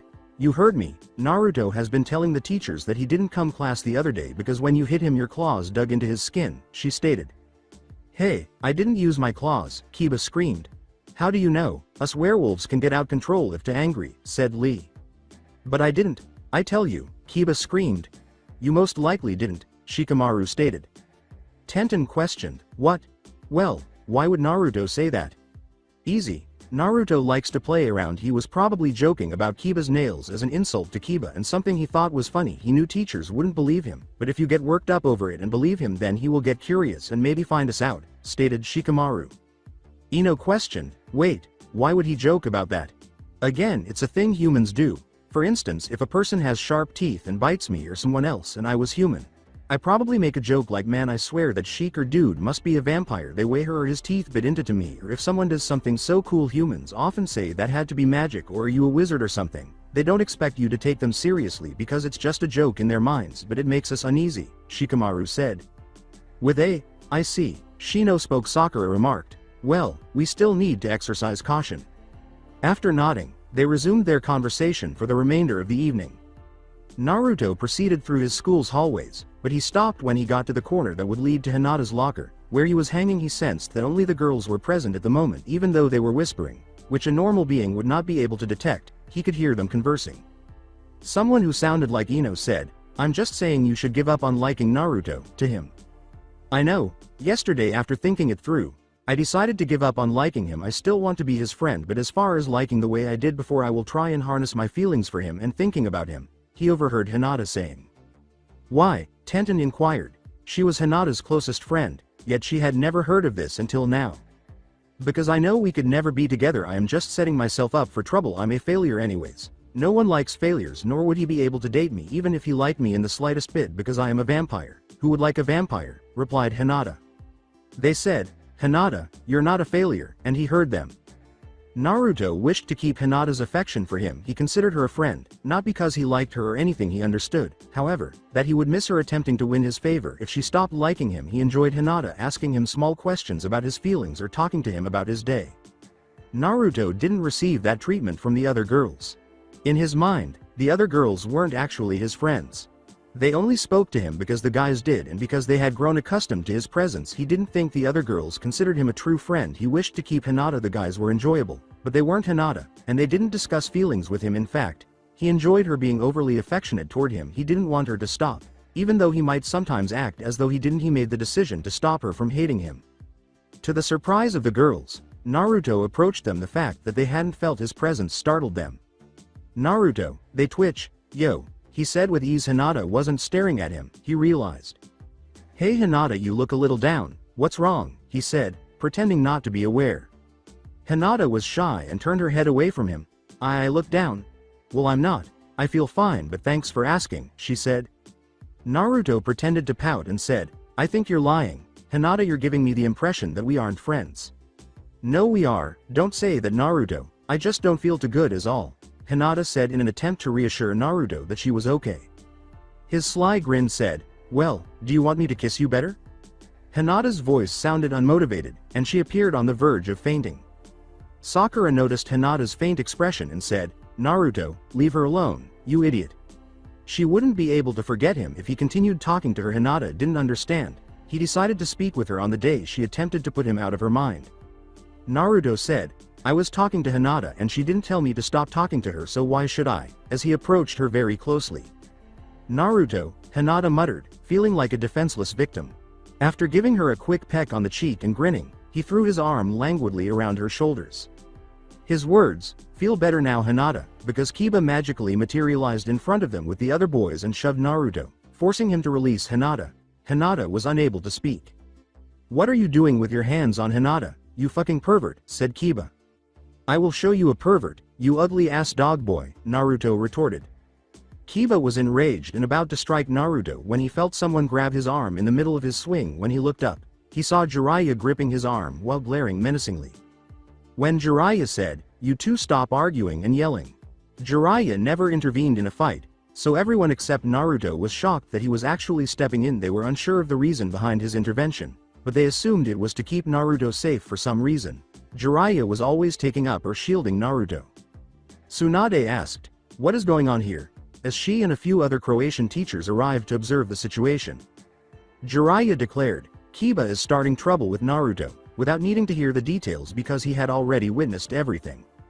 At this point, everyone, that is, the Croatian creatures, was truly shocked. The fact that Jiraiya was standing up for a mortal with no regrets about Kiba bearing all the blame also shocked Sasuke, Neji, Itachi, Sai, and Matsuri, who were watching and listening from their lockers.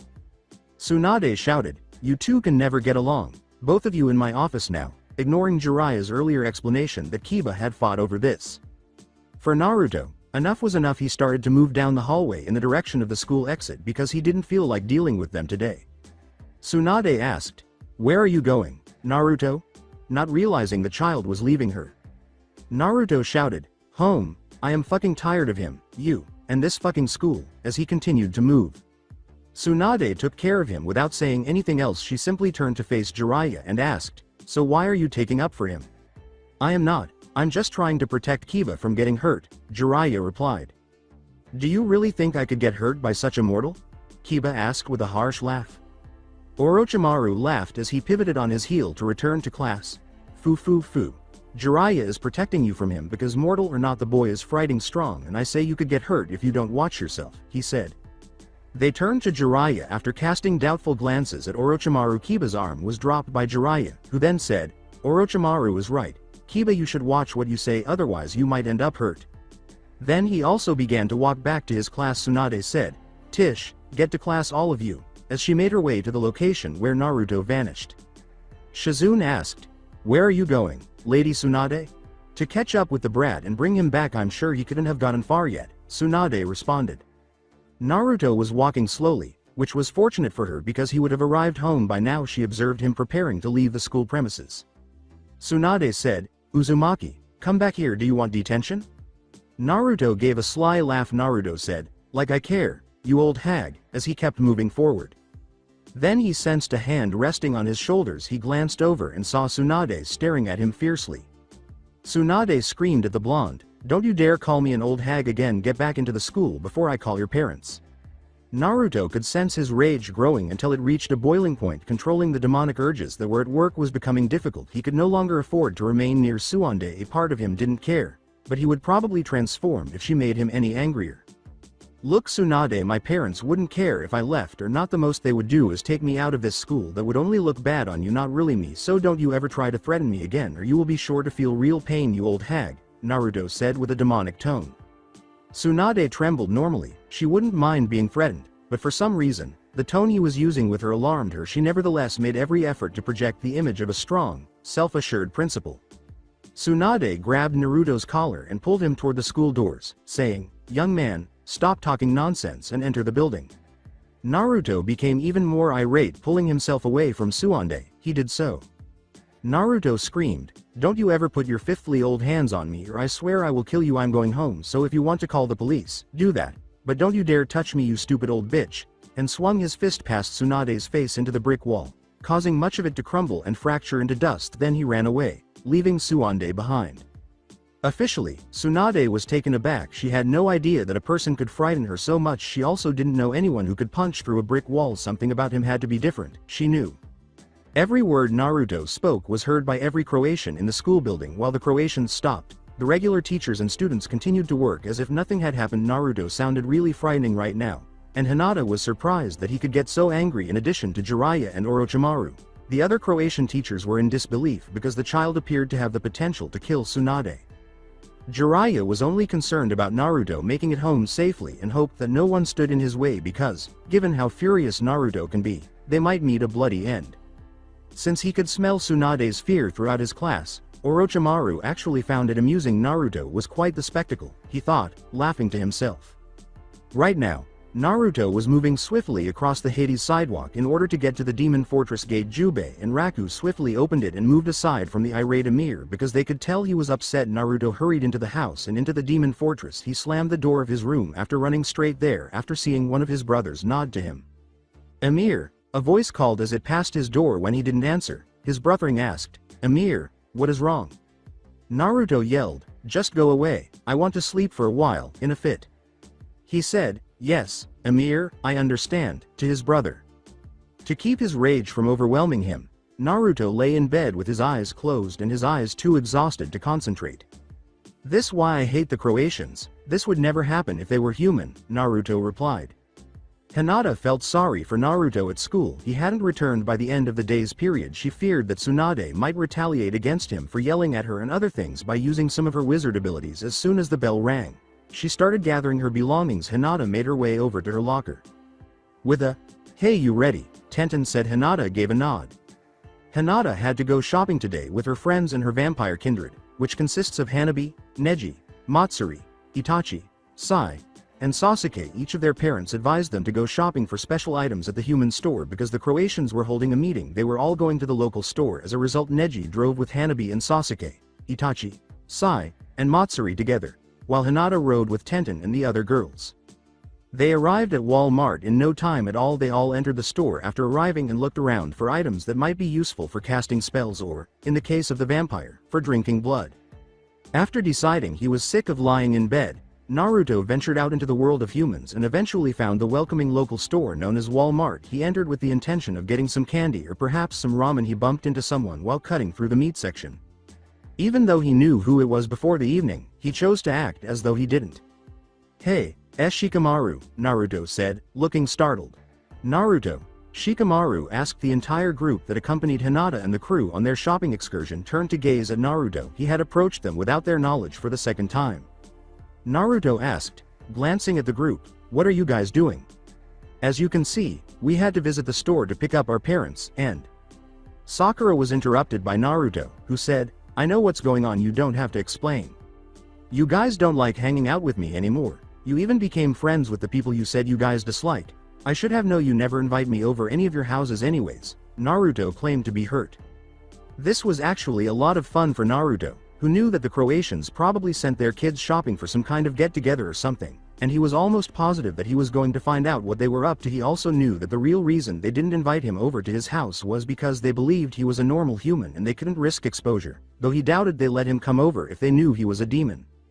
Tenten implored, "Naruto, it's not like that. Then why are you hanging with Itachi, Sai, Sasuke, Matsuri, Neji, and Hanabi?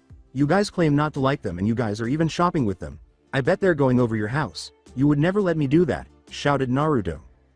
"Naruto, you're being troublesome. Our parents all know one another and they think we're friends, so they all sent us out to do shopping together, figuring we would get along since we go to the same high school. So basically we're forced to hang out," Shikamaru told the girls.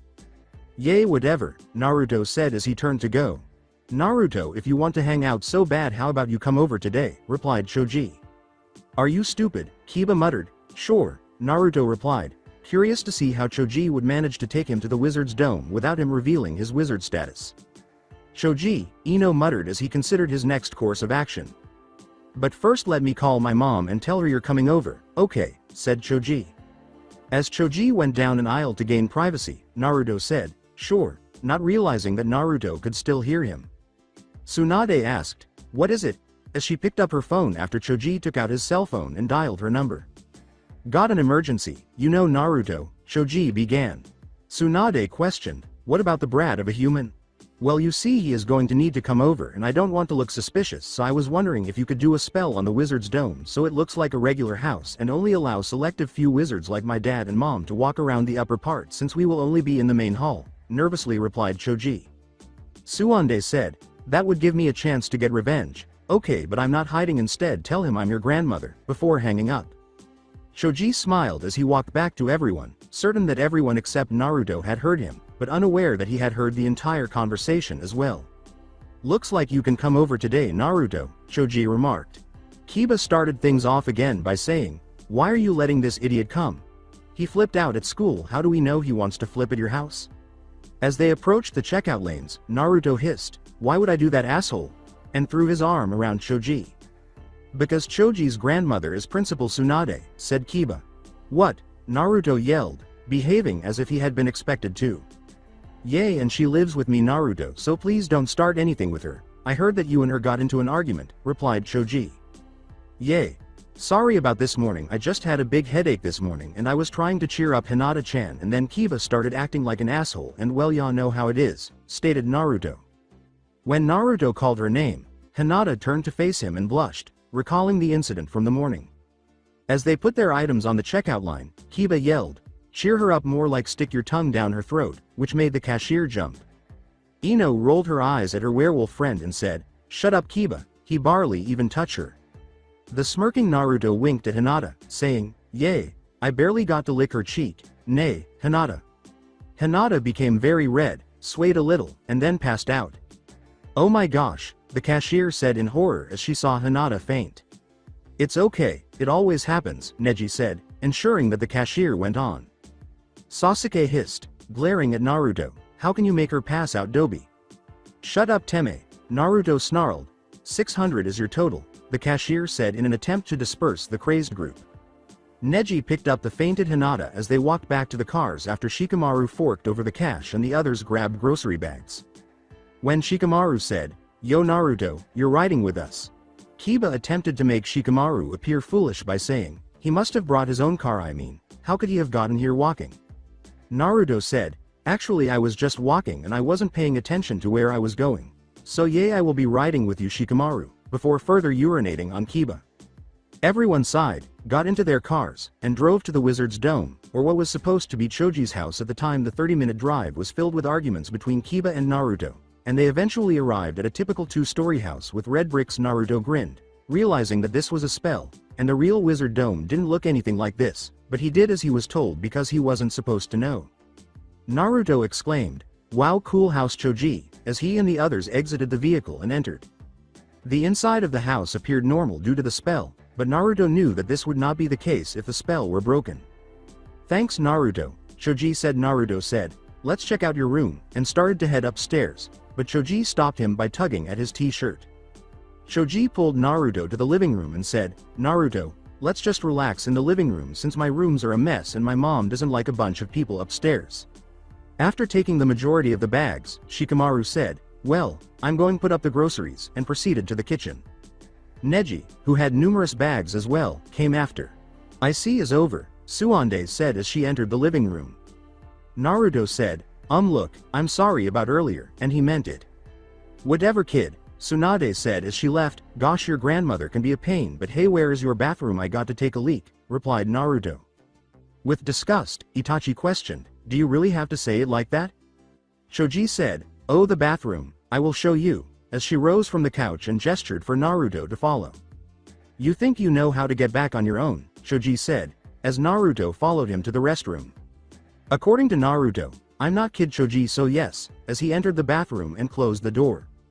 He walked out of the bathroom and down the hallway, waiting for Choji to leave before masking his scent. Knowing that Naruto could easily break the spell and see through it, he knew that the hallway probably continued after he reached the point where it was supposed to end.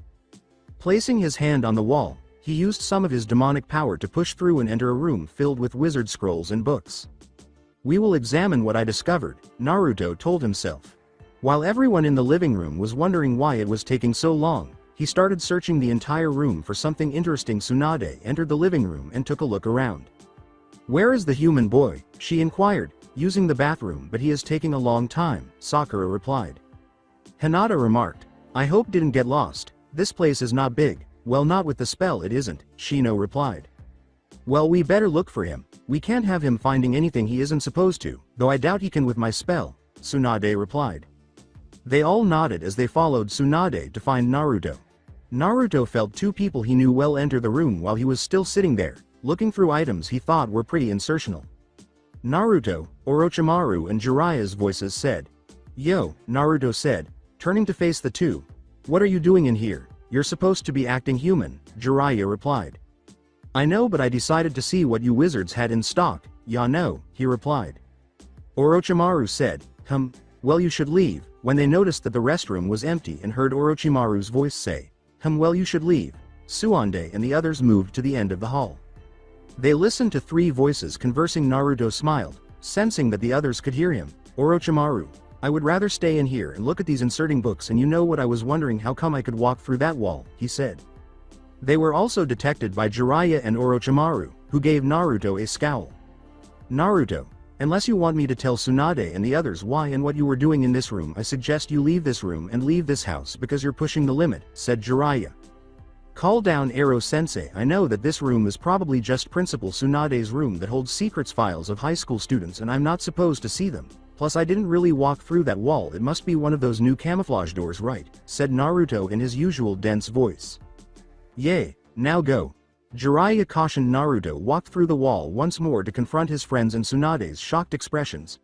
"Okay, but you and Orochimaru should stop visiting the old hag and come over my place sometime. I'm sure we could have much more fun," he said.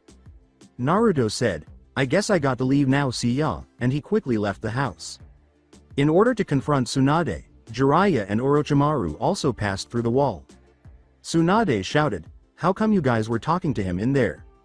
"Tsunade, that boy is really dense and looks like your spell had a crack in it, so he slipped through," Orochimaru replied. "What initially brought him there?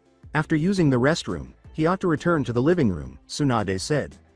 "Naruto is a thief. He was looking for something to steal. In the human's eyes he is dangerous because, well, he is a gangster, and this house in human eyes is, well, kind of wealthy material, so he was looking for something valuable. Only me and Jiraiya know the real Uzumaki, so we decided to let him off," Orochimaru said.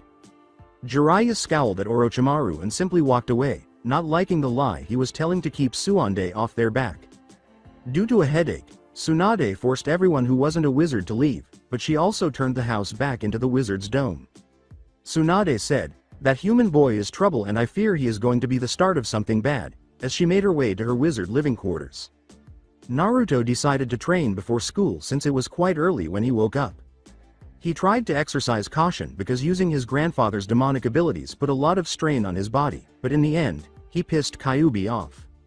As a result, Kyuubi made the foolish decision to postpone healing him once more after his training. Naruto took a shower, but he ended up cutting it short due to the pain from the cuts and scrapes. He simply put on white and orange Jordans, black denim jeans, and an orange t-shirt. After that, he skipped breakfast and put on a black jacket before leaving for school. As usual, the gang was hanging at Hinata's locker when he got there. As he approached them, he saw a range of emotions on their faces. He was in so much pain that he refrained from laughing even though he wanted to. "Yo, sorry about the other day, but I got a little curious what the rest of the house looked like," stated Naruto. "It's okay I guess, but Orochimaru said something about you being a gangster or something, and began Choji.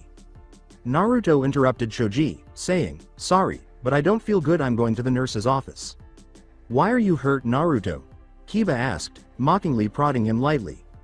"Ah," Naruto exclaimed in response to Kiba's prod. Everyone's noses were filled with the smell of blood as he collapsed to the ground, writhing in agony. After glancing at Kiba, they turned to Naruto. Kiba was horrified. "What the hell? I barely touched him," she said. Kiba only tapped Naruto, but the cuts from his grandfather were killing him and his skin was extremely sensitive right now since they hadn't yet healed or closed. Kiba prodded him, causing them to reopen, leaving him covered in blood. When Jiraiya heard the scream and smelled blood, He hurried out of his classroom when he saw Naruto heavily bleeding and his orange shirt turned rusty red. He came running. Jiraiya asked his friends while glancing at Naruto. "What the hell happened?" Jiraiya questioned. "I barely touched him and he fell down screaming and bleeding," Kiba said. "Naruto," Hinata sobbed as she gazed at her hapless beloved on the floor. Jiraiya sighed, picked up Naruto, who was bleeding, and carried him to the nurse's office. Jiraiya chose to treat Naruto himself since Genma appeared to be only interested in eating him to the best of his knowledge. He healed Naruto after escorting him to one of the school's empty rooms. After writing a note beside Naruto, he made his way back to class. Because she was worried about poor Naruto, Hinata found it difficult to focus in class. As a result, she received multiple reprimands for her inattention. She didn't care, though. When lunchtime rolled around after third period, she totally forgot until Shikamaru and Choji waved their hands in front of her face, jolting her out of her reverie. "Hinata, it's lunchtime," Choji said. She said, "Oh yay, I wonder if Naruto is okay," as she rose from her workstation. Kurenai reassured him, "He's probably fine." Jiraiya-sensei seemed to make sure of that. "Really?" Hinata inquired with hope. "Yes. I heard from Asuma, who heard from Genma, that Jiraiya took Naruto to one of the spare rooms and healed him. Last time they checked, Naruto was gone, so he probably went home," stated Kurenai. "Oh," Hinata said, unsure if Naruto ought to be up and moving around in that manner, and given that Naruto was not a medical wizard, how did Jiraiya manage to heal him? "Well," Kurenai said, "go to lunch." After giving a nod, Hinata went to lunch with Shikamaru and Choji. She always brought her own lunch. She didn't actually eat it, but she would occasionally bite into the food to appear normal. Her other friends were seated at the lunch table, so she went over there. When Kiba looked at her, she gave him a little glare. Kiba said, "Hinata, I know you're not angry with me." "Kiba, you could have killed him." "Of course I'm mad," Hinata growled. "Yay, but it wasn't his fault this time, Hinata. He barely touched Naruto. We all saw it ourselves," said Shino. She glared at her werewolf friend and said, "I know that, Shino, but Kiba is always doing something to Naruto, and these past few days he's been messing with Naruto a lot." "Hinata-chan." Kiba whimpered. Konohamaru glared at Kiba and growled, "Hinata is kind of right. Kiba has been pissing Naruto off a lot lately." "Shut up," Kiba said. "Make me idiot," Konohamaru screamed. "Don't start or I will make sure the both of you are dead," Sakura replied. The two boys fell silent. "Well, I'm sure he is all right. I can't smell his scent, so I'm sure he went home," Ino replied. Tenten pondered, "Yeah, but I wonder why he started to bleed so easily." "Well, Orochimaru did say he was a gangster. Maybe he got into some type of trouble and got hurt pretty bad," said Moegi. Hissing, "Naruto is not a gangster," Hinata said. "We don't hang with him much outside of school, so how do you know?" replied Udon. Hinata remarked, "Because it's Naruto, yay, and he shows all the signs of the typical human gangster," Ino replied. Angry at the whole thing, Hinata rolled her eyes. I know Naruto clowns around a lot, but I really doubt he is a gangster," replied Shikamaru. Choji questioned, "Why would Orochimaru lie?" "I don't know, but it seems to me like he and Jiraiya know something and just aren't telling it," Shikamaru replied. Tenten questioned, "Why would Orochimaru do that?" "I do not know why, but Jiraiya and Orochimaru always seem to be hiding something from us, whether you believe it or not," Shikamaru replied. "Even if they are hiding something, I doubt they hid something with the human boy," said Shino. Shikamaru retorted, "Yes, but Naruto doesn't seem that dumb." Kiba chuckled and said, "Naruto is as stupid as a pile of rocks." "Well, I'm just saying." Shikamaru sighed. Everyone left when the lunch was over and the bell rang, though she remained silent. Hinata considered what Shikamaru and the others had said. Since no one had a gym at the time, she chose to wait until school was out before attending any of her classes because she didn't feel like going. Jiraiya led Naruto to a room, but Naruto had already left and gone to the restroom. He was unaware that someone had stopped by to see if he was still there when he returned, and because he had disguised his identity, they were unaware that he was still enrolled in school, holding his head in pain from the suffering his grandfather was causing him. Naruto left the restroom. He made his way back to the room where Jiraiya had put him. Naruto pleaded, "Yo grandfather, stop being an asshole and heal me." Kyuubi remarked, "Naruto, you need to learn some manners first." Naruto begged, "Okay, I will learn a few now, heal me." Kyuubi remarked, "Those aren't manners." With a sigh, Naruto closed his eyes and entered a completely different mindscape. When he opened his eyes, he saw that Naruto was standing outside and Kyuubi was seated on a throne behind golden bars. "Look, it hurts really bad, so just heal me, you asshole, you're making me look weak," said Naruto. Kyuubi fixed Naruto with his gaze. He was in human shape, his eyes were jade red, and his long red hair was pulled back in a ponytail, replacing what would have been his red fur. He wore a white hakama and haori, and his cheeks were marked with whiskers despite his youthful appearance. He was a very old man. He was 8,878 years old. However, he appeared to be around 30, possibly 40 at most. "Grandson, you were weak, but I don't want to make you look weak, yet I'm not going to heal you until you do something for me," Kyuubi replied. Naruto could feel his temper rising unaware of it. Black demonic bubbles started to form on his skin, aka bad. "If you're going to say something like allow you to take over my body, you can forget it, you asshole," said Naruto. "Keep calling me asshole and I will let you heal yourself, which I may say you suck at without my help. Most demons learn the healing process easily, but not my grandson. He has to have me heal him, and I don't want your body," said Kyuubi. Naruto's willpower consistently outlasted Kyuubi's attempts to persuade his grandson to give up his body so he could take control. Furthermore, Kyuubi was more inclined to take over Naruto's body because he didn't particularly like the idea of having a grandson from a mortal that he didn't like in the first place, who was half human and half demon. Furthermore, what demon who was once king but is now imprisoned as a young, docile demon would want to reside in his body until their abilities are appropriated? "If you don't want control over my body, what do you want? And it's not my fault that the healing thing is so hard to learn," said Naruto. All demons, with the exception of Naruto, were naturally adept at healing. Naruto found it difficult to heal himself, even though nearly all demons were able to do it on their own.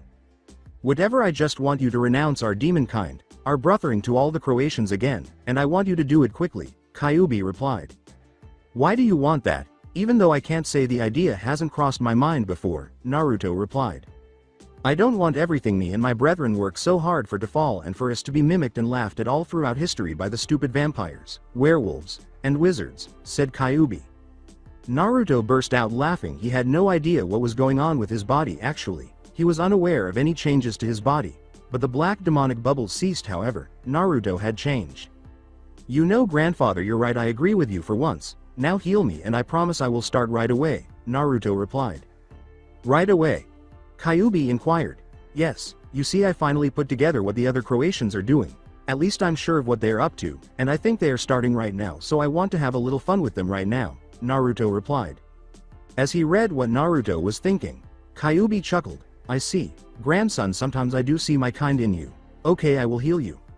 Naruto awakens to the truth. He checked the time and saw that school was indeed over. The clock in the room indicates that school ended 30 minutes ago. He awaited complete self-healing from the Kyuubi's abilities. He was aware that there were currently only Croatians in the school. He smiled as he considered what he had in store for the jerks, and he was eager to share the shocking news with them.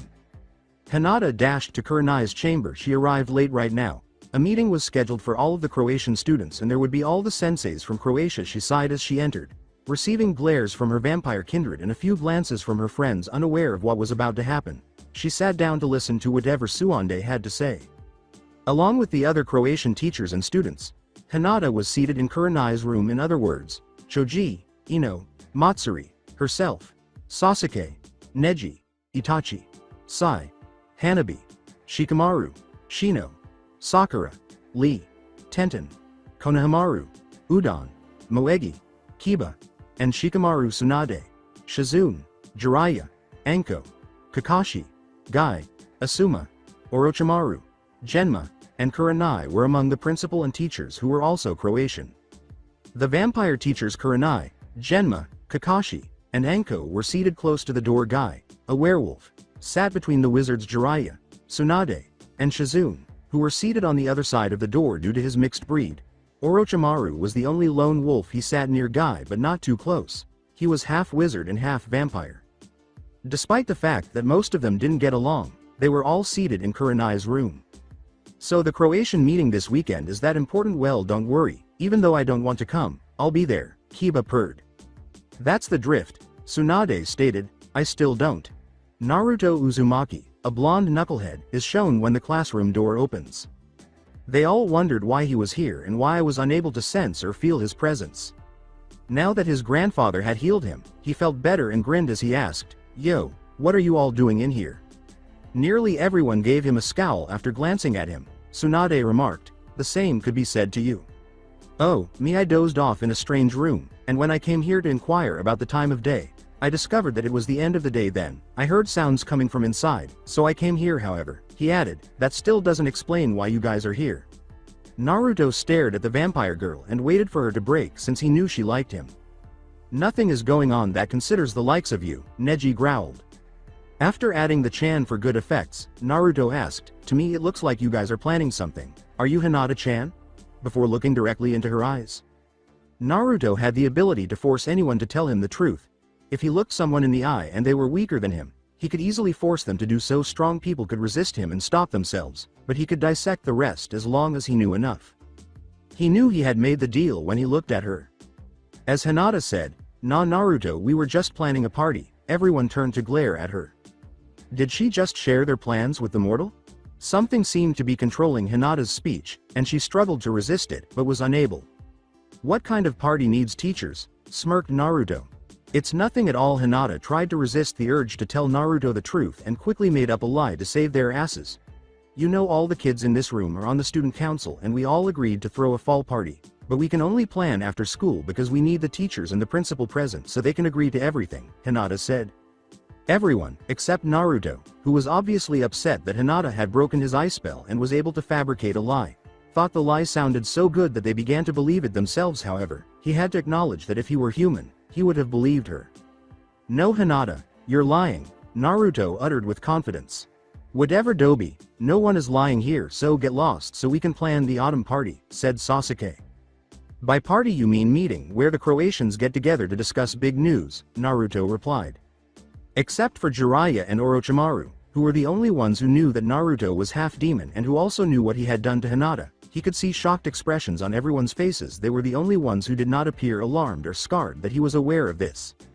Tsunade remarked, that is nonsense, is it? Principal Tsunade, you yourself are a wizard. So, where is this meeting that you guys are referring to as a party? Inquired Naruto. They were shocked now, and Neji blamed Hinata right away after glancing at her. Hinata, did you not tell this mortal boy about us? Neji yelled. That's why you came late, because you were telling this mortal here everything. He needed a scapegoat, and she was the ideal one, but if he had used common sense, he would have realized that couldn't have happened. I didn't, I swear, Hinata managed to stammer. How could you? Kiba asked, not believing her. Where's the meeting now, you fucking idiots? She didn't. I'd really like to come, Naruto exclaimed. Itachi snarled, you come and you're dead, you stupid mortal. We will drink your blood dry, Matsuri declared. Naruto interrupted them. I really doubt you want to drink my cursed blood, he said. Fearing that this would end in a bloodbath, Hinata pleaded with Naruto to stay away. No can do, Hinata. I already decided I am coming to this little gathering, Naruto replied. Jiraiya pleaded, please leave Naruto, on her lips. Since the wizard's dome is everyone's safe haven, I'm assuming it's there is no need to be concerned about vampires or werewolves swarming the place, which is foolish because, rather than at the wizard's dome, you should have it at the vampire's chamber or the werewolf's den to demonstrate your mutual trust, Naruto remarked. Boy, how did you learn so much? Guy exclaimed. Naruto left a group of bewildered and irate people behind when he said, well, I will be going now, see ya at the meeting, or better yet at school. After that, practically everyone turned to face Hinata and said, you told him, Hinata. Jiraiya said, no she didn't, and he walked away, while Orochimaru laughed and left as well. The vampire Anko questioned, why are they so carefree about this? Maybe because the human doesn't know where we live and we have many ways of making him forget or getting rid of him if he does, Tsunade speculated. A few hours after midnight, late at night, the heads of the werewolves, vampires Hiyashi and Fugaku, and wizard Tsunade were all visited by an unexplained presence. They awoke from what they believed to be a dream, sweating and terrified, and they saw the eyes of a creature that had long since been extinct. The red eyes of a demon with red fur invaded their minds, making it difficult for them to fall back asleep that night. Naruto woke up feeling a little lightheaded, and at first he was only able to recall that he had been training to use his grandfather's powers, which he would soon possess, but then his mind began to fill with memories of the events of the day before. Naruto questioned, what did you do? Kyuubi said, what are you talking about, grandson? You did that? Naruto screamed, no, you were controlling me and I had no choice. You were doing what your evil side wanted to do, even though a part of you wanted to do some of what you did. That's wrong again, grandson. Yesterday, after your pathetic attempt to control my power, half of your bad side woke up. I thought you were my bad side, and I did want to tell everyone about our demon race, but not too soon. Oh, I see my daughter fucked that moron named Minato. How did I get such a stupid grandson again? That's unpleasant, and I don't want to hear it. I'm just stuck inside of you. I have nothing to do with your mood in any case. Your evil side is not me. Rather, it's the part of you that wants to do bad things or things you don't want to do. Your evil side just happen to want the demon race to be known faster. That's the only time it will occur, isn't it? No, you will continue to battle your evil side until you find a partner. Why and what? Simply put, idiot, it's time for you to find a partner, and demons use their bad sides to impress women when it's time for them to find partners. Hold on while all of my brothers endure this torment. No, just those who haven't yet found partners. I will be acting like a jerk because of my evil side, because this is terrible. Yes, please say hello to your mother on my behalf. Tell her that I detest her foolish husband and child and that her father misses not having to deal with a foolish brat. Stop talking. When Naruto didn't hear back, he turned to face his mother, who was staring at him. But the demons usually stayed in their human form unless they felt threatened or felt the need to change. His mother, a full demon, was beautiful. She didn't look like a demon. She looked human, but when she transformed, you could tell she was a demon because her long red hair would grow longer, her greenish-blue eyes would turn into red slits, and her face would get whisker marks. She also gained the demon tail and wings, and her teeth and nails would noticeably longer. His mother, who was 5,448 years old but appeared to be in her 30s, wore a black dress and red heels, and wore a cross around her neck and earrings. Kushina was the demon queen, and she ruled everything until Naruto became demon king and found a mate. But she allowed Naruto to run nearly everything because he was going to be demon king and half the demons listened to him anyhow. He inquired, "Mother, how long have you been here?" "My little prince," Kushina replied, brushing his head, "for a good minute." He said, "Mother, cut that out," in an attempt to stop her from scratching his head, which was, after all, one of his most sensitive areas. She remarked, enjoying herself, "Why should I, my little prince?" Naruto sighed, "Mother, I am 2,700 years old and no longer a child." "But son, you are 24. For in human eyes that is pretty young to me," she grumbled. "Anyways, mother, your stupid father told me to tell you hello," Naruto replied. "He hasn't really been cruel to you, has he?" "Gaara informed me about the bruises you sustained yesterday as a result of him," Kushina said. "Nah, he has been good for now," he claimed before asking, "Oh, he said that when it's time for a demon to mate they show their evil side. Is that true?" "Yes, it is," she smiled, recalling that she had mated with Minato on schedule. Naruto asked his mother, who always had that expression when she thought of her father, "Are you thinking about him again?" "Indeed, he was a magnificent mortal. I truly miss him," Kushina remarked. "Well, great or not, that idiot is the reason my stupid grandfather is sealed inside me," Naruto replied. Kushina slapped Naruto. "Naruto, don't talk about your father like that," he said. After letting out an inhuman whine, Naruto rubbed his head, got up, and went to his closet to search through his demon wardrobe. His mother merely stared at him as he took his time. He picked up cowboy boots, a white t-shirt, and demon pants, then threw on a long black jacket that looked like a robe, a cross necklace, and a cowboy hat. His mother yelled, "Sweetheart, are you going to that human thing today?" as he started to leave his plain room. "School," he told me. Her response was, "Yes, that's it." Naruto said, "Nope, I ain't going to that place today. I have to prepare for things today," as he descended the demon fortress's marble stairs. His red-haired half-demon friend Gaara and his full demon friend Roshi greeted him as he descended the stairs. Roshi, who was the oldest of the demons to contain a legendary demon, was 5,549 years old, but you couldn't tell because he always wore a suit with a cross-stitched breast pocket. Roshi had a legendary demon sealed inside of him, the legendary Saru, also known as the Demon Monkey, who is Roshi's father. Because he and his father were both serious individuals, Roshi was said to have some of his father's personality in addition to having most of his father's physical characteristics, including black eyes, red hair, and a red beard. "Brothering, how are you today?" Gaara and Roshi inquired. Naruto answered, "All right, my dear brethren, how about you?" Gaara and Roshi both said, "I'm fine as well." "Well, I'm not," a child's cackled voice said. They all said, "Hello, Minnie," to the young child. Minnie is a small demon child, or childer, as the demons call her. She was one of the youngest demons to live in the demon fortress and was an orphan. She had no parents but was a full demon, but because she was a child, she was fairly weak, so any older half-demon or full demon could easily hurt her, but since the demons always stuck together, they didn't care.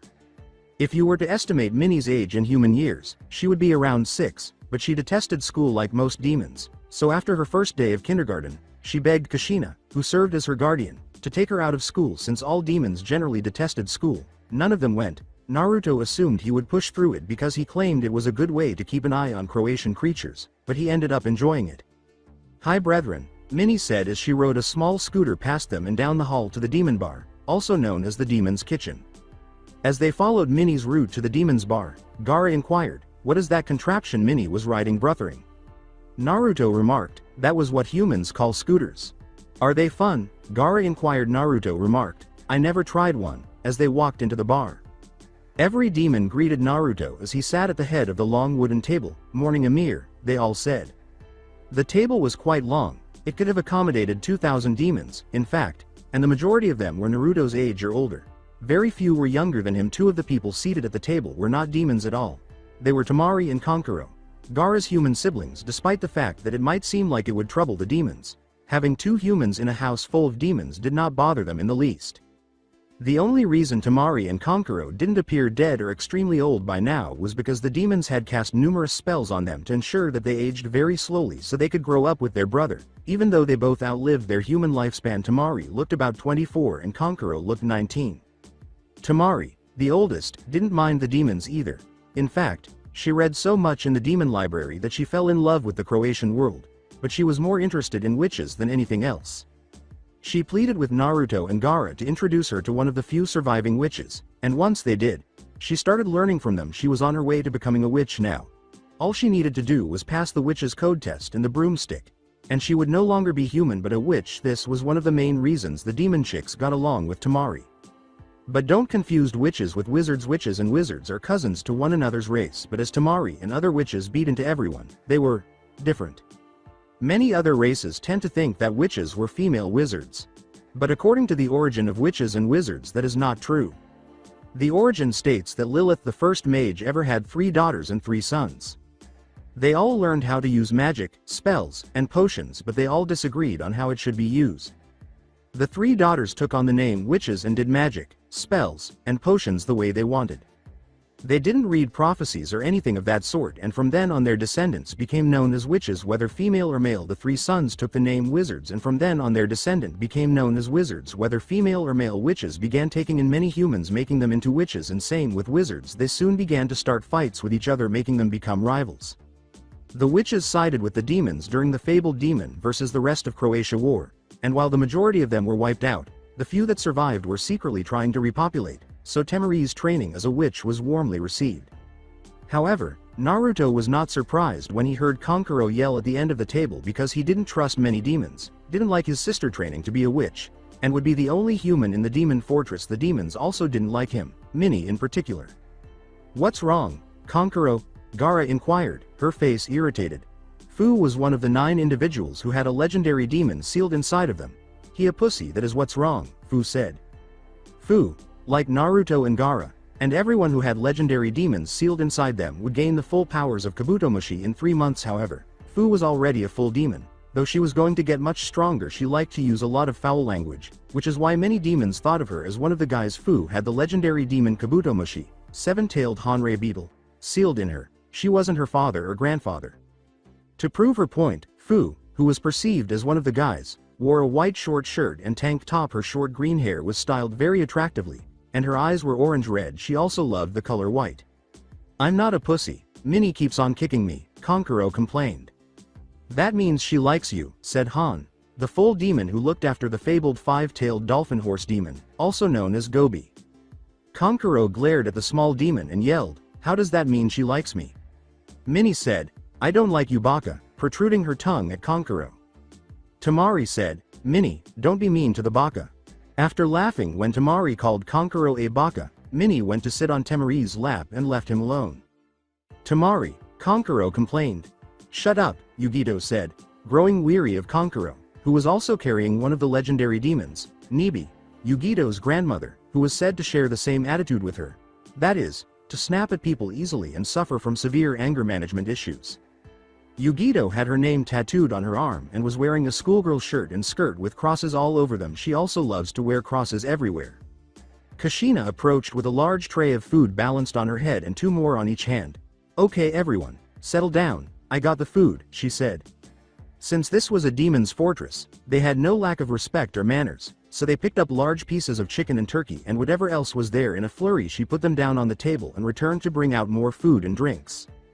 Naruto was eager to get his hands on the powerful ramen, and his brother Gaara, who was aware of the prince's love for the dish, snatched it up and handed it to him. Naruto gave Gaara a grateful look before gorging on it all at once. Naruto said, "So damn good," and then, suddenly recalling what had happened the day before, he slammed his spoon against his bowl to get his brother's attention. He banged his spoon louder, but they continued to eat without paying any attention, so they continued to ignore him. Minnie held her spoon in midair as Naruto did the only thing he could, letting out a demon roar that stopped everyone cold. Naruto said, "Now that I have your dying attention," initially. Kankuro uttered the words, "UNMM, Naruto, it is undying." Kankuro stopped talking as Naruto glared. "All right, as I mentioned, I will attend a Croatian meeting that will take place at the Wizard's Dome tomorrow. I will pretend to be human, but I will reveal that I am a demon and that our race is demons," Naruto declared. "Brothering, does this mean that we won't have to hide like pathetic creatures to those bastards anymore?" smirked one of the elders of the Demon Council. "We never hid from them, Jubo, we just were rebuilding our numbers, but yes, in that nature we will not have to stay low anymore," Naruto replied. Kushina asked, "So, will you get ready for your long day tomorrow?" "Nope, but I will need a lot of sleep until it's time because we will feast like crazy tonight," said Naruto. The feast starts after everyone cheers Chambers of Vampires. Hinata didn't want to get up and go to school today for a number of reasons, including the fact that everyone thought she was some kind of traitor for the little trouble that Naruto had caused yesterday, even though she hadn't done anything at all. Tsunade also told everyone not to tell anyone who wasn't at the school yesterday about what had happened, unless they couldn't talk to Naruto at school today.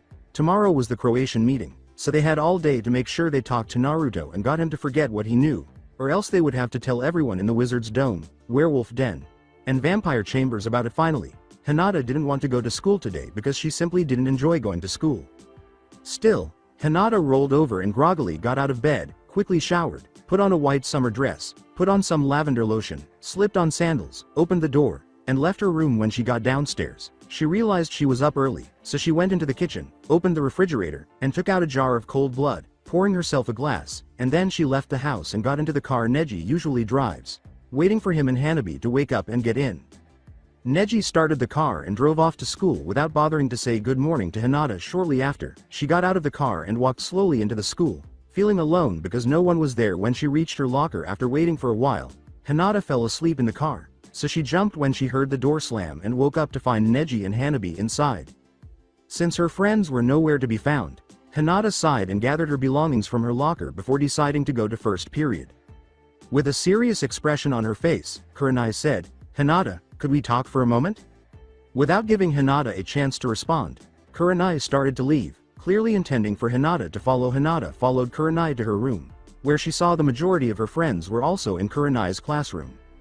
"We decided that we will have to definitely tell everyone what happened if Naruto doesn't show up to school," Kurenai said. Hinata said, "Why don't we just search his scent and find him?" She wasn't sure she wanted to tell everyone in the chambers because she was certain they would want to kill Naruto if they did. Hinata, "Look, even if we wanted to do that we can't because the stupid idiot scent has disappeared. It's like he no longer on the face of Earth," said Kiba.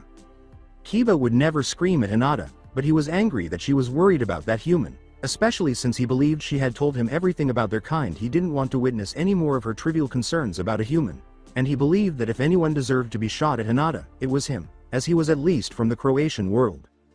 Hinata remarked, "You can't track Naruto's scent."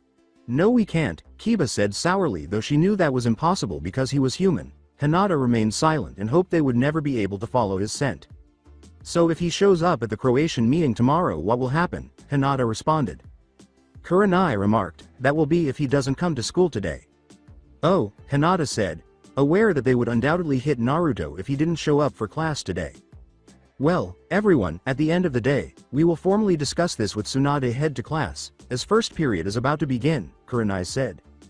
Everyone left Kurenai's class to walk to their first period classes. The day went by quickly, and before long, it was third period with Kurenai. Naruto was nowhere to be found, and when third period ended without him, Hinata found herself eating lunch alone at a lone table, unsure of whether her friends wanted her to sit with them or not. Shikamaru felt bad and said, "You know, Hinata didn't do anything. She said it herself, and so did Jiraiya and Orochimaru," as Hinata sat alone. Shikamaru, what nonsense are you saying? Jiraiya and Orochimaru are only protecting her because they feel sorry for her, Kiba responded. They don't take up for anyone and I don't think Hinata is the type to say anything about Croatian to outsiders, stated Shikamaru. Shikamaru is right. Shoji asserted, yay. I doubt Hinata would do that, Tenten and Moegi remarked. I don't know, she really likes Naruto, Sakura remarked. Shino said, yeah, well, I'm going to go sit with her, and he moved to sit next to Hinata at the table she was occupying. Konohamaru and Udon soon followed, as did Tenten, Moegi, Shoji, and Shikamaru, who decided it was best to believe and trust their friend to the end. When her friends arrived and sat with her, Hinata smiled, which made her feel a little better during lunch. However, when 4th and 5th periods passed without Naruto showing up, Hinata could only become more anxious. She tried to reassure herself by saying that he might show up during 6th or 7th period, but he never did now that school was out and there was no sign of Naruto. She knew he wasn't coming now, and she could feel a severe headache coming on. She walked slowly to Kurenai's room and sat down, while nearly everyone except her friends scowl at her. With everyone present in order to ensure everyone's safety, I intend to visit the werewolf den and vampire chambers to let them know that Naruto Uzumaki, the human boy, will be attending our Croatian meeting tomorrow. Despite the fact that he should have no idea how to actually get to the Wizard's Dome, I'll also let everyone in the Wizard's Dome know. I'll ask all the leaders for their suggestions on how to handle this, and we'll decide as a group, Suande stated. Jiraiya let out a deep sigh. Is something wrong, Jiraiya? Tsunade inquired. Yes, you are really doing too much here. Just forgetting about Naruto would be good for now, Jiraiya replied. Foo, I think this will be good. But I suppose we all know that this is supposed to mean death for the poor human boy. I'm eager for tomorrow, Orochimaru remarked. I think you guys should stop being reckless. This human knows the truth about us, and he isn't here today. Obviously this could be bad if he's making a plan to expose us, especially if someone believes him, said Kakashi. Kakashi, a word from the wise, never call me reckless. Naruto is not trying to expose you, trust me, I know him well and soon will you, said Orochimaru as he vanished. Yes Kakashi, you should be careful what you say to me as well, and Suande, I suppose this meeting is not need for me since I know what you're going to say, so I am going to be going now, Jiraiya replied. With a puzzled expression on her face, Hinata seemed to be concerned about Naruto even though it appeared that Orochimaru and Jiraiya knew something about him that no one else did. Suande forewarned him to leave as well, saying, since everyone wants to leave, you all dismiss, but I will be stopping by everyone's home today. When Hinata arrived home, she immediately went to her room because she knew she would soon find out what had happened to her beloved Naruto. This thought was followed by a knock at the front door, the shuffling of feet, the opening of the door, the sound of voices conversing for a while, and then the closing of the door. She heard footsteps approaching her door rapidly, and her father entered through the open door. Hinata, you will act like a vampire when you grow up, even though I can't believe what you did. That human boy who is impairing your judgment will perish if he appears tomorrow, and he will perish if he does not, as we will look for him, Hiyashi explained. Father, Hinata said, her lavender eyes welling with tears. Hiyashi slammed the door behind him and left the room, saying, Hinata, don't you dare cry over some weak mortal, you're disgracing the clan. As she closed her eyes, hoping that this was all a bad dream and that tomorrow would never come, Hinata started to cry because she didn't like the future that awaited Naruto. She could hear the other vampires whispering about how weak she was to fall in love with a human and how she could be a traitor. The following day, Hinata found out that the Croatians were getting close to their meeting and that none of them could follow Naruto's scent. As she waited to depart for the Croatia meeting at the Wizard's Dome, she sat on her bed, worried about Naruto in her vampire chambers. Knock, knock. Come in, she sighed and called. Kurenai said, you know Hinata, you shouldn't worry so much, as she entered with Hanabi, Enko, and Matsuri. What are you talking about? Of course she should worry, it is her fault our race could be found out by the humans because her little mistake, said Hanabi. Yes, our race could be found out, but it's not her fault, Kurenai replied. The other female vampires remained silent and didn't say anything. Kurenai remarked, Hinata kindred, after observing that the girl had not defended herself. Hinata said, I think it's time to go, as she made every effort to leave them. All of the vampires were waiting for Hinata as they followed her down the stairs and out the doors of the vampire chambers.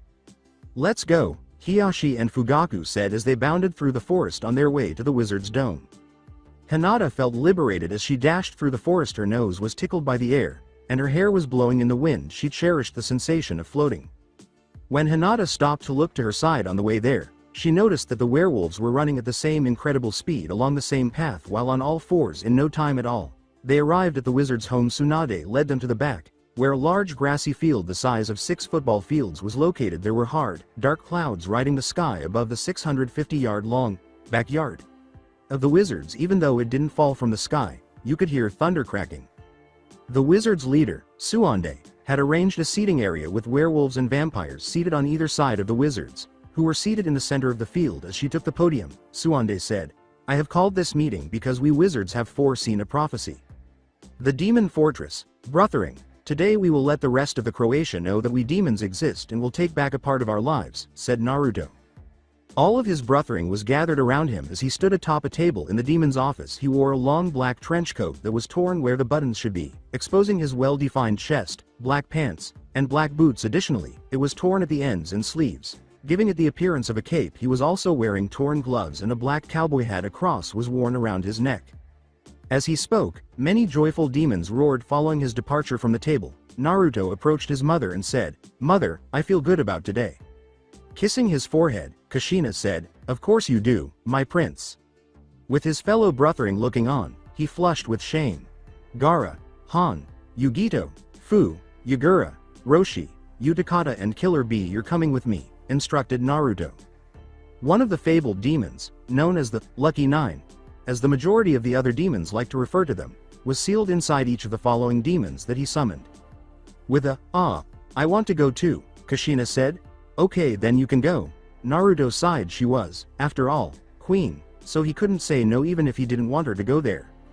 "Me too," Minnie and Temari said. "Count me out," Kankuro uttered. Given Temari's appearance, Naruto said, "You're immortal, and I can't allow you to go." Temari grinned as she proudly displayed the mark. "Actually, the witches made me take the test last night and I passed. I am officially a witch now. Look at the mark that marks me as witch, not human," she said. The black cat-shaped mark on her wrist caught the attention of Naruto, Gaara, Kankuro, and the other demons. Then, everyone except Kankuro congratulated her. When he said, "Well, I guess you can go," he turned to Minnie and said, "Now Minnie, you know you are too little to come." "No fair," Minnie said, pouting and crossing her arms. Naruto tried to come up with something that would please the little demon with the green eyes and blonde hair. "Kankuro will watch you along with the council elders," said Naruto. Minnie said, "Don't want to hang with him. The lone mortal in the demon stronghold," Kankuro declared. "I'm not watching her." Gaara said, "Prince has graciously asked you to watch Minnie, so you will." Temari remarked, "Yeah Kankuro, you're not doing anything else." "Jerks," Kankuro declared. Minnie uttered, "I want to go, please Brothering." "No," said Naruto despite pouting. Minnie approached Kankuro and kicked him. "OWWW, tell her to stop," Kankuro yelled. "She likes you," Naruto remarked as he and his brother Temari, the group's lone witch, left the demon fortress. The wizard's dome. Hinata looked around anxiously, feeling as though something negative was about to happen, but not knowing what Suande had concluded her talk on a prophecy that the wizards had devised. She didn't hear the entire thing, but she was aware that the Croatian race was going to suffer a setback and that they would need a male and a female hero to guide them to victory over this evil. Everyone starts to hang around and talk after this brief prophecy, but Hinata was tense.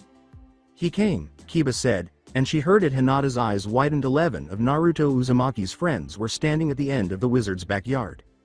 "Awesome as words, he has balls, I give him that," caught her attention. Kiba said, "Let me kill him," and quickly fled on all fours, covering the yard. "Stop," Jiraiya shouted. Hiyashi and a few of the others held Jiraiya back. "Jiraiya, we know you like that kid in your class at school, but this has to be done," Hiyashi said. "Don't kill him," Jiraiya exploded. Fu, he's dead," Orochimaru's words were. Konohamaru yelled, "Boss," as Kiba approached Naruto, who was now motionless. Since no one was observing Hinata, she leapt out of the way, taking the forceful blow before she fell to the ground before Kiba, who had now completely changed into a wolf with fur all over his body and man-like features, could strike Naruto.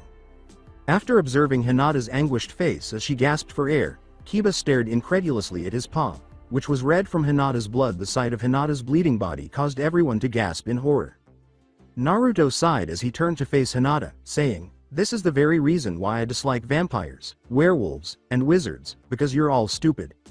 As Hinata heard these words, a tear ran down her cheek and her vision began to wane due to the pain, knowing that Naruto wouldn't like them if he discovered who they truly were. Moegi, Lee, Udon, Shikamaru, Konohamaru, Choji, Shino, Ino, Sakura, and Tenten all cast a downward glance. "This all you fought? I'm going to kill you," Kiba snarled. Naruto let out a loud roar that sounded like 1,000 lightning storms all at once just as Kiba was about to strike him. Even Tamari and the demons were a little frightened by it. It was so loud and terrifying that it shook your bones. "Don't blame for your stupid shit, you dumbass werewolf. You are below me now, show me some respect," Naruto said in a deep, demonic voice. Kiba is sent flying across the fields into the wizard's woods miles away. When Naruto hits him, everyone who was unaware of Naruto's beginning demons stared at him in disbelief. Someone whispered, "Demon," when they finally realized he had changed. His hair grew a bit longer, his eyes slanted and turned red, he developed facial whisker marks, his muscles bulged more than ever, he supported a demon's tail and wings, and he now supported 6-inch fangs and claws. Phase 1 of his demon transformation was upon him. After glancing at the changed Naruto, Hinata eventually passed out. "Know this, you stupid fucks? We demons are back, and my brethren want to be recognized in the Croatia organization once again." Naruto glared at the person who had called him a demon. Naruto turned to face them after Tamari cleared her throat, saying, "And my fellow witch friends will also be recognized, you dirty bastards." Naruto said, "Pick up the vampire girl, she's coming with us," in reference to it. "Wait, no," Hiyashi began. "I don't want to hear your stupid talk," Naruto interrupts. "Werewolves, vampires, and foolish wizards are all garbage." Naruto and his brethren quickly left after Tamari picked up Hinata. Whispering, "I knew this was going to happen," Jiraiya said. Orochimaru laughed, foo, and said, "Explain." The others turned to Jiraiya and Orochimaru. "First we should check on Kiba," Jiraiya said. "I agree," Orochimaru said. "Me too," said Sume, Kiba's mother and werewolf leader, while Kiba's sister, Hana, appeared concerned. They started in the direction Kiba was thrown, but even at their speed, it took a long time to reach him because he was thrown so far. They were shocked when they got to where Kiba lay. They had no idea how hard Naruto had hit him, and they knew there was some force to the blow, but they could tell by looking at him that Naruto wasn't to be trifled with. Blood was streaming from Kiba's chest, and the wound looked terrible. He had returned to his human form, and he was trembling. Shizune, Sakura, and Tsunade started to try to stop the wound, but they were unable to stop it. When Tsunade became irritated, she said, "I can't stop the bleeding." "You won't be able to do it the normal way, so let me do it," Jiraiya said. "Jiraiya, you don't know anything about medical spells," Tsunade replied. Orochimaru laughed. "Sunday, Jiraiya and me are only ones here who probably know how to heal a demon's wound. Unless you want the boy to die, USS should move." When Tsunade noticed Tsume's anxious expression, she stood up. Jiraiya took out his wizard's wand and leaned over Kiba to start gradually healing his wound. "How?" inquired every medical wizard. "How do I explain this?" "Huh.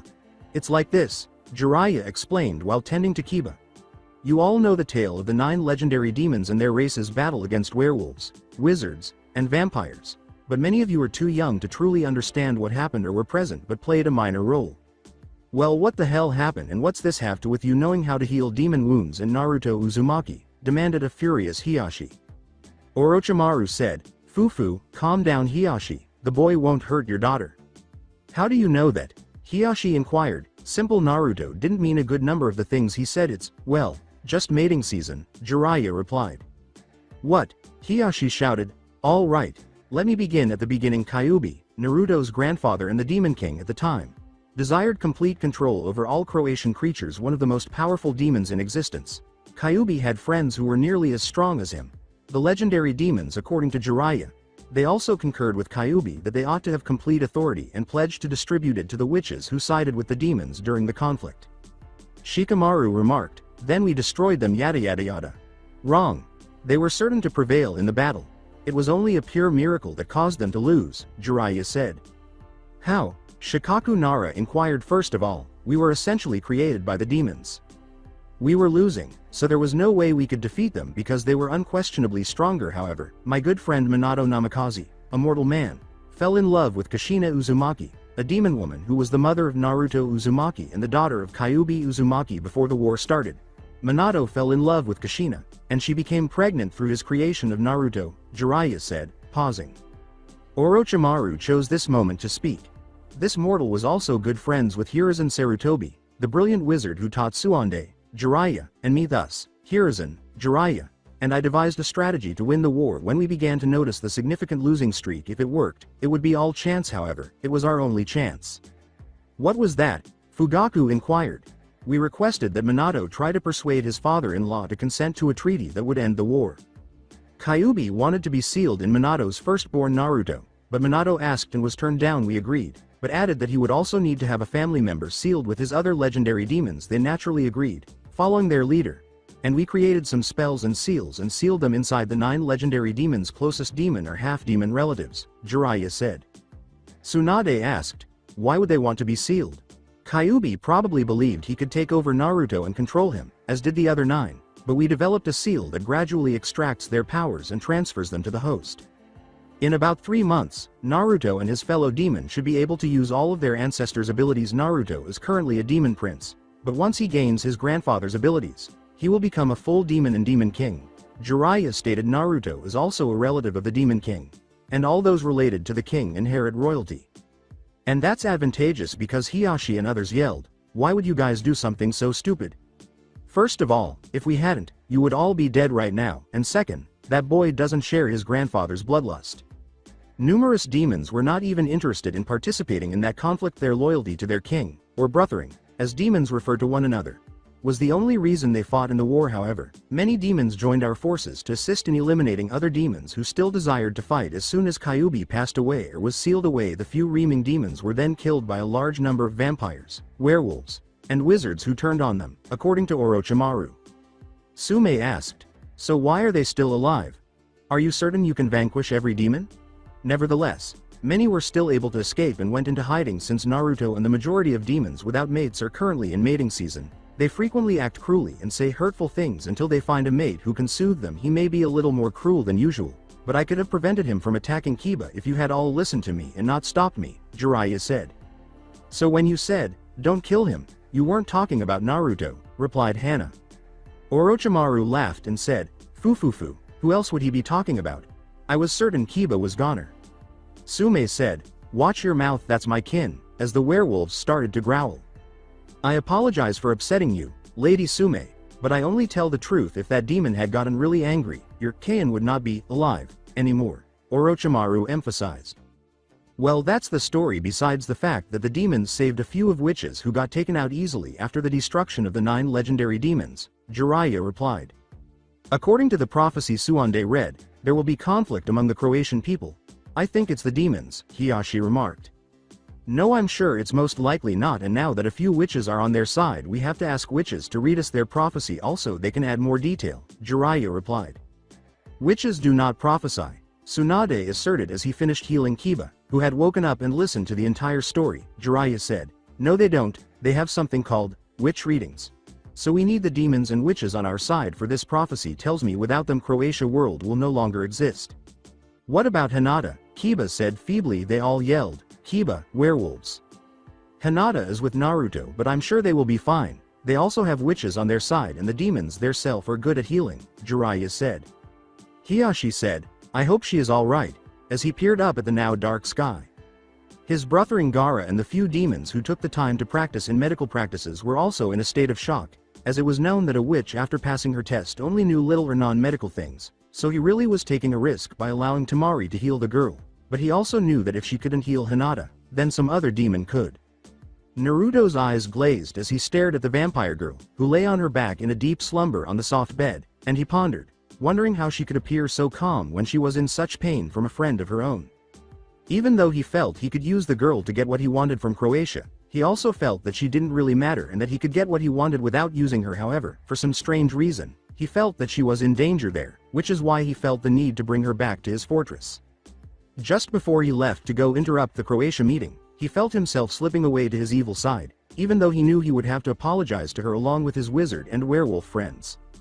Naruto asked his mother about it, and she said she noticed, adding that his dark side can take over at any time and he wouldn't know a thing up until now. It seemed true that he couldn't remember his dark, shady side taking over, but he wouldn't admit it. His mother and fellow brothering also told him that using his demonic powers could make it worse. He was startled out of his reverie by a strange odor emanating from Hinata. He left the dim, shallow corner where he had been observing her and walked silently in her direction before attempting to identify the source of the odor by sniffing her face. He started to identify the scent as her arousal and lowered his face close to her crotch, sniffing at the bizarre odor that was making him go completely crazy. When she was like this, he always wanted to sniff her because her arousal was so different. However, they were in school during the times she was aroused, and he was supposed to act like a human, not a demon. With unparalleled senses, he also didn't think he wanted to do this to her if she ever woke up, but now he just wanted a quick whiff while wondering why she was so horny around him or even while she was sleeping. Hinata started to stir in her sleep, waking up to the sound of heavy breathing close to her most private area. She looked around the stark, hospital-like room before looking down to see what was breathing on her, and she flushed intensely, as if the wet dream she had just had were about to come true. Naruto-kun was sniffing her scent, but like a dog in heat, and she was on the verge of fainting.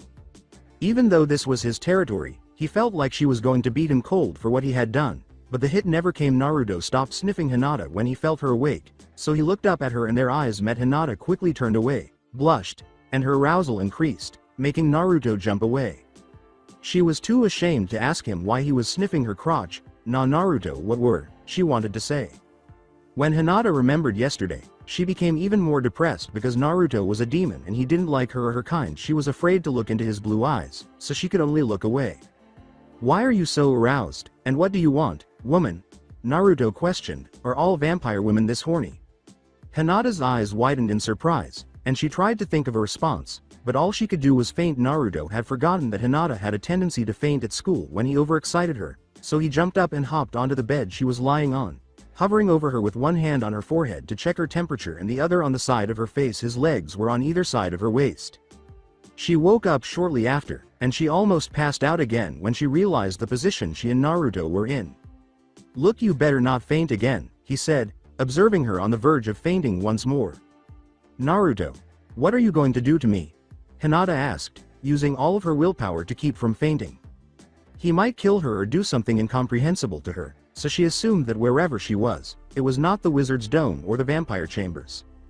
Naruto casually remarked, oh, you're in the demon's fortress, oblivious to her distress, and then he felt his nostrils as Hinata's scent grew stronger and thicker. His members started to harden as he unconsciously ground his hips against her, but Hinata sensed it and bit her lip as her arousal increased. She argued with herself, why is Naruto-kun doing this? If this is how he's going to torture me, I don't mind. No, stop that, Hinata. He should only make love to you if he truly wants you. He said, oh, and about that stuff said yesterday, I'm sorry, I didn't mean it. Do you forgive me? But Hinata was having trouble focusing and was making a concerted effort to keep from groaning. Naruto said, Hinata, hello, oblivious to what he was doing to her. As the door opened, Temari, his brother Gaara, and his mother entered, stunned and perplexed by what Naruto was doing to the vampire girl. Gaara was embarrassed because he had never had a sexual experience. After all, he was also in mating season, and his social skills kept him from understanding such things, so he was embarrassed but unsure of why. On the other hand, Kushina was pleased because, despite the fact that the girl was a vampire, she reasoned that if she helped a little, Naruto could finally mate. Kushina also saw that Naruto's evil side was about to resurface but was stopped when he looked into the girl's eyes, which she knew was a true sign of a mate because of his demon history. Kushina and Temari exchanged glances to make sure they were thinking the same thing, then grinned. Temari, who didn't know much about demons but had read enough books to know this girl could be her brother's mate, had the same thought. Gaara said, brothering, not knowing what to say or do. Naruto, who had yet to realize what he was doing to Hinata because his body did it instinctively, turned to face his mother, Temari, and Gaara. Hinata tried to say his name, Naru, but she didn't want to groan, especially in front of his fellow demons, but it was so good grinding that she did what she always did and passed out. Then Naruto blushed slightly as he looked down to see what he was doing. Kushina asked, is she okay? After observing that the girl had fainted but that her arousal was high. She's okay. The little pervert just gets really excited and faints around me, replied Naruto. As he didn't bother to get out of bed, Temari and Kushina shook their heads and gave Naruto a strange look, assuming he was the pervert. Naruto asked, so why are ye here, brothering and Temari? Your mother and I came to check on the girl and brother here came to see you, I guess, Temari explains. He decided it was safe to leave Hinata's bed after his erection subsided, and he said, well, you guys go on and check. Come, brothering, I kind of wanted to talk to you. The hallways of the demon fortress were lengthy and intricate, with walls painted in warm hues like red and orange and pictures of legendary demons and other great demons hanging all over the walls. If one were to look at this hallway, they would say it never ends because of how long it would take a mere mortal to travel from one place to another, but Naruto and Gaara arrived at their destination in no time at all.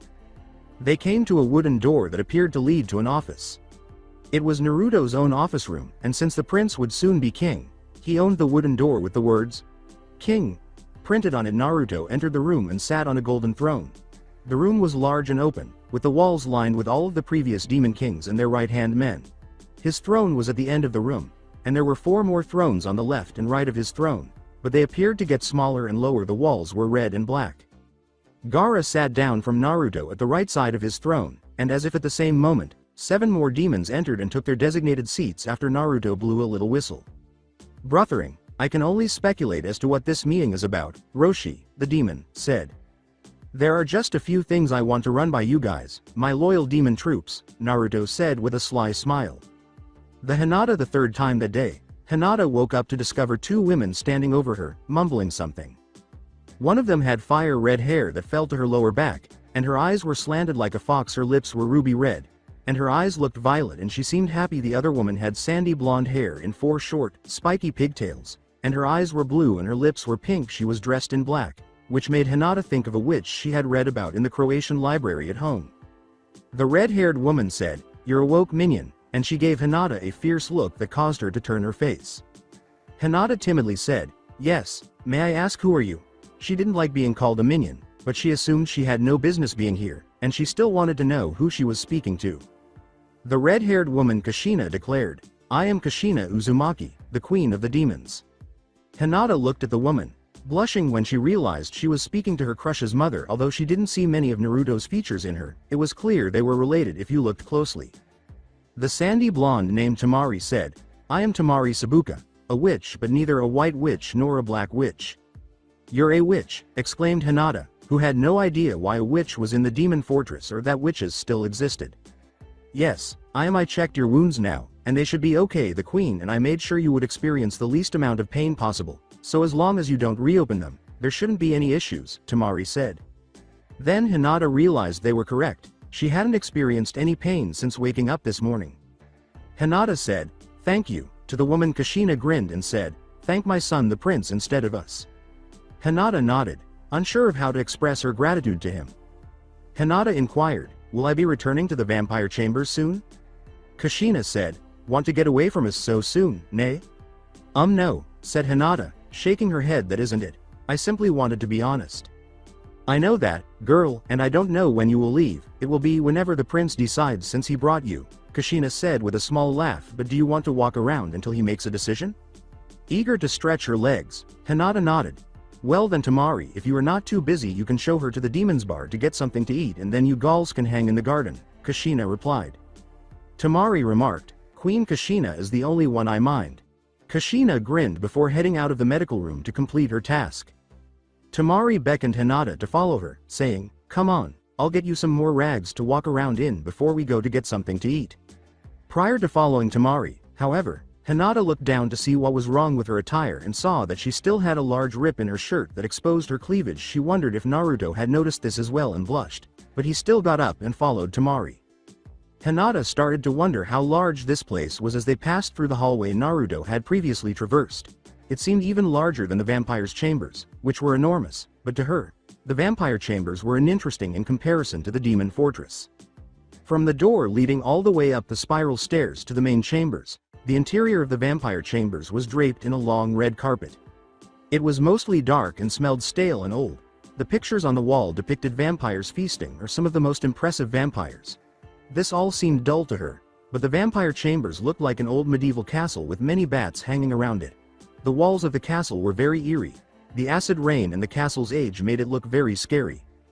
When she entered the demon fortress, she was greeted by warm red and orange walls, pictures of what she assumed were well-known demons, and black marble floors. There was more light here than in the chambers, and the place seemed livelier and more animated, and she could smell a lovely, fresh scent everywhere.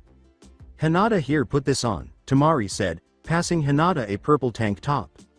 When she was following Tamari blindly, she looked around and somehow found herself in her black and purple room taking the shirt. Hinata quickly changed, and Tamari left the room without saying anything else, with Hinata trailing behind.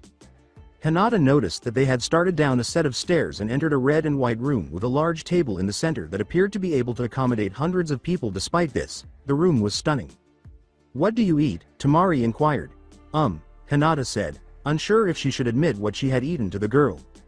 "Oh right, you're a vampire, so you like drinking blood of animals, live humans, freshly dead humans, donated human blood, and the only type of real food you guys eat are sweets and stale bread," said Tamari. Hinata remarked, "I guess you don't have any of those things." "We have sweets, stale bread, and blood I can get," Tamari said with a laugh. "Really?" Hinata said, genuinely surprised that the demon fortress had those items. "Yes. Demons here mostly eat human food, but stale bread and blood can be used for experiments, so we keep plenty of that also," Tamari replied.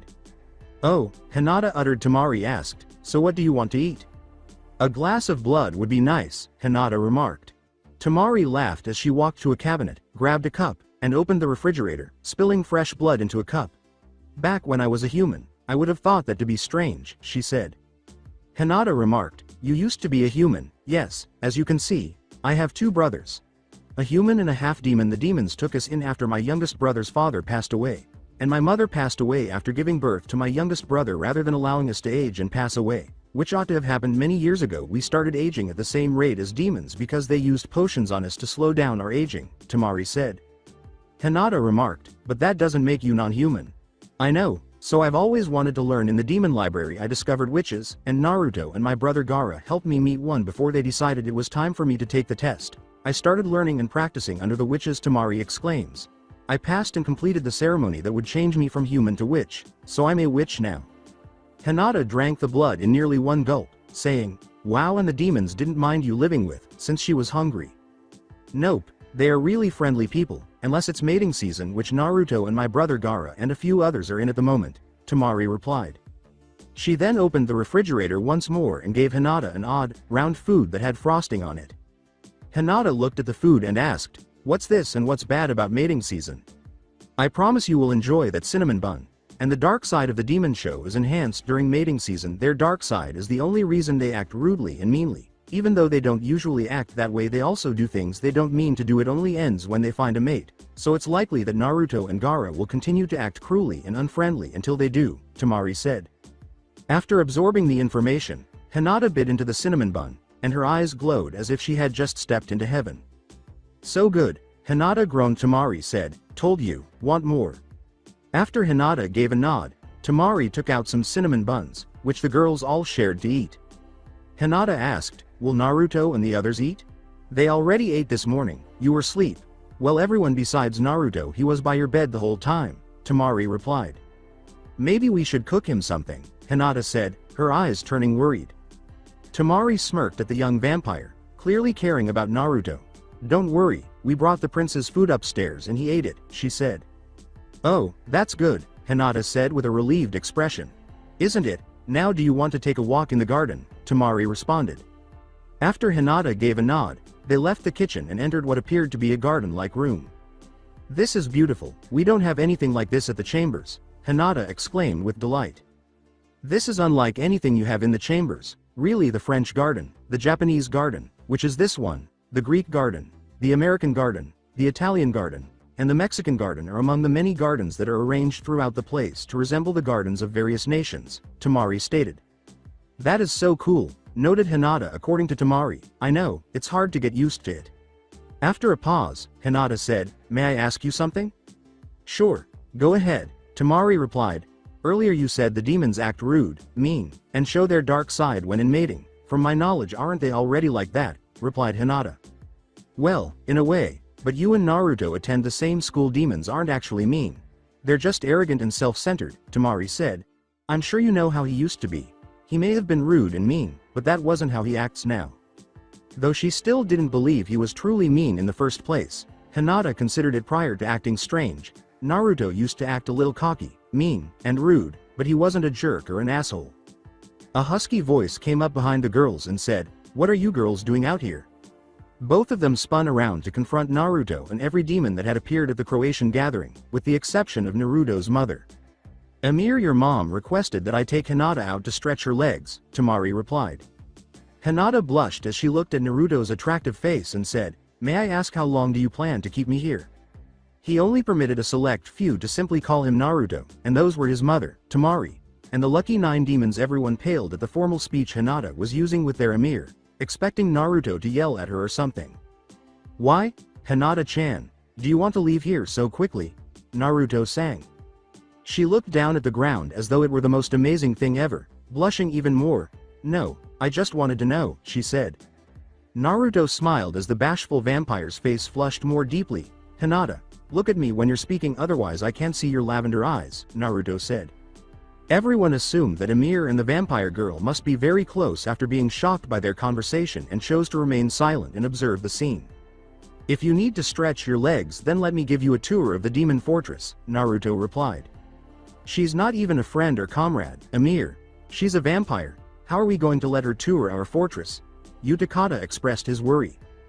Hinata stated, "I wouldn't do that. Whether or not she would is irrelevant. Even if she did show her vampire kindred the layout of the fortress, they would still need to be strong enough to defeat us in order to accomplish anything, so I want her to give her a tour," Naruto remarked.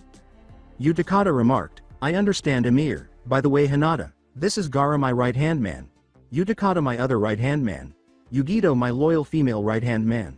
Fu, also another one of my female right-hand mons. Killer B. Han, Roshi, and Yagura, also my right-hand men. Altogether we are called the Lucky 9, said Naruto. Hinata said, "Nice to meet you," to them. "Same," said the demons. Naruto took Hinata's hand and walked away, saying, "Okay, you guys can go back to work. Me and Hinata will go for a walk." "The Amir likes her, doesn't he, yo?" Killer B rapped. "Yup, and Queen Kushina is probably going to try to get her to be Naruto's mate," Tamari replied. Gaara questioned, "Why do you say that, sister?" "Queen Kushina told me earlier that they make the perfect match and she wanted them to mate," Tamari said. Yugito remarked, "So she will be the Amir's mate." Making fun of the elder demon, Fu questioned, "Does it bother you, Yugito-chan?" "No, it doesn't bother me, you idiot, it's just none of us have mates," Yugito replied. Roshi said, "Have you forgotten I have a mate?" Yugito replied, "Oh yay," adding that they frequently neglected to bring up Roshi in their discussions. "Mating doesn't seem like a huge deal to me," Fu declared. "I don't want to mate." According to Uchiha, "I'd like to pass also." "Me too," Yagura replied. According to Roshi, "Mating is not that bad. What is it like?" a curious Gaara inquired. Killer B rapped, "Your mate has sucked up all your powers." "What?" Everyone yelled, "That is untrue. Killer B is joking. You really can't mate with just anybody. You will only mate with someone you know is right. They receive a very small portion of your demon spirit, and since it is so unimportant, you don't even want to notice it. A simple touch and other similar things will arouse you, and you will be able to sense your partner's feelings, emotions, and occasionally thoughts," Roshi explained. Gaara remarked, I will have to experience that," in an attempt to comprehend the procedure. Tamari chuckled, "Mating seems to me to be similar to having sex, wanting to have sex constantly, and being aware of your partner's emotions. Unless you want to hit it and split, it's not that bad." Gaara inquired, "Have you done thesis before?" Tamari hit the social idiot and said, "Gaara, you don't ask your sister that, before leaving."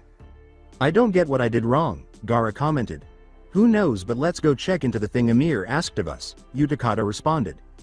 Hinata wanted to see the outside of the house after Naruto had just finished showing her around.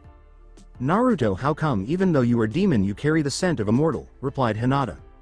After telling her that he was a half-demon, Naruto went on to explain that Kyuubi was his grandfather and that he was imprisoned inside of Naruto. "You ask a lot of questions, Hinata, but the reason is," he said. "So does he hurt you?" Hinata inquired. Naruto said, "What do you mean? That old fart can't do shit." In Naruto's mind, Kyuubi yelled, "Keep talking, and I'll show you what an old fart can do." "Well, at school when you were bruised, you said your grandfather had been troubling you, so," Hinata replied. "Well, he does make it hell when I try to control his powers and leaves me hurt and stuff. That's why when Kiba touched me those times I yelled like that, because of the pain that my grandfather done, not because of some weak Kiba," Naruto replied. Hinata gave a nod. "So when do you want to go back to the vampire chambers?" replied Naruto. Hinata whispered, "Never," but he could still hear her. Naruto said, "Why don't you want to go back?" "Because they treat me like crap, like I'm an idiot, like I don't belong there." Hinata expressed her emotions. "Sorry, I am telling you too much, Hinata said, gesturing downward. Hinata, I told you not to look down and I never hear you speak, so I'd love to hear you talk also. Why would they act that way? Aren't you air? Replied Naruto. I am, but they don't think I'm strong enough and the other vampires laugh at my behind me back and talk about me. My own sister and cousin don't like to talk to me, so they rarely do, Hinata said in tears. Naruto became enraged because he had no idea Hinata lived this way. He knew she was kind, even though he didn't know much about her and had never spoken to her. What type of idiots would treat their own brothering like that, said Naruto. It's okay if you're not strong, then you're nothing, you know, Hinata said casually, ignoring the irate Naruto, who was looking at her with serious eyes. No, I'm not sure, that is not how things operate here. Even though we demons treat our enemies cruelly, we never treat our brothers or allies that way. We are all different, and that's what makes us special, Naruto declared. I could never let anyone here treat any of the brothering badly because one of them wasn't as strong as another or because they weren't exactly like another demon. Naruto, Hinata said, appreciating his kind remarks. I've only been here a short time, but it's so much better here. I wish our kind was like yours. I think I can breathe, Hinata said. Naruto said, then stay for a little while longer. Really? Hinata said. Yes, woman, Naruto said, don't make me repeat myself. Thank you, Hinata said as she leapt on Naruto and gave him a tight hug, causing them both to flush. Kushina, Tamari, and the Lucky Nine were spying on the couple, laughing at their Amir and the vampire girl. Kushina squealed inaudibly, don't you feel it? Love's in the air, they're meant to be mates. A seductive, lustful Hinata said, Naruto, do you want a kiss? Naruto's gaze swept across this new Hinata. He decided that his favorite outfit was the bra and underwear she was wearing. Her enticing arousal was wafting into his nostrils from her secret garden. She was leaning over him as he lay on his bed. Naruto, who had to admit that he liked what she was attempting to do, asked, what is wrong with you, minion? Why are you like this? Why'd I like this? I wonder, am I attracted to this minion? What? Naruto asked. Before he could continue to doubt himself, he tasted his own lips as Hinata's tender lips touched his. Naruto struggled to release his raging passion as desire surged inside him. He put his arm around her waist and, with a single swipe, tore the last of her clothes from her body, revealing his demon claws. Hinata laughed against his lips as her hands moved over his manhood. You know I always wanted you, Naruto. Do you want me as much? Looks like you do, she said. Naruto muttered, and they say, I'm the demon, as Hinata's hands teased him. Hinata chuckled. SS's shush, no more talking, I just want to fuck your brains out, she said.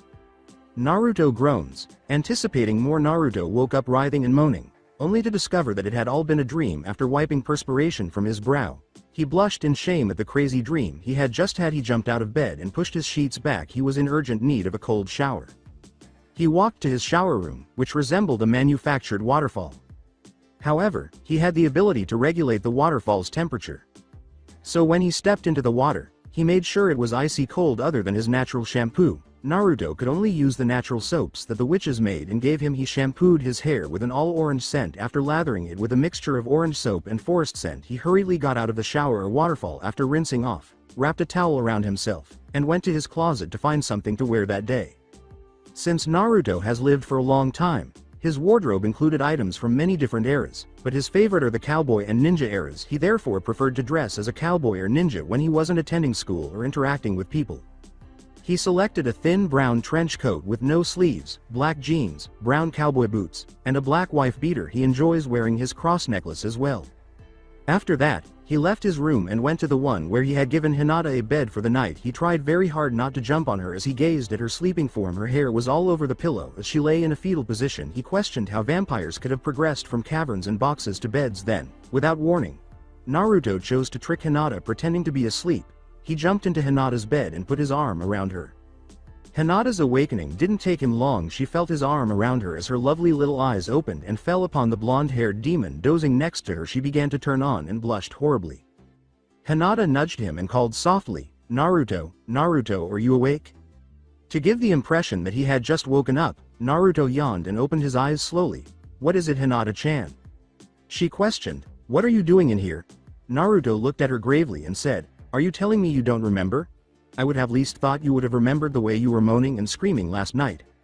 Hinata reddened even more. Was it possible for Naruto and me, him and me, Naruto, we?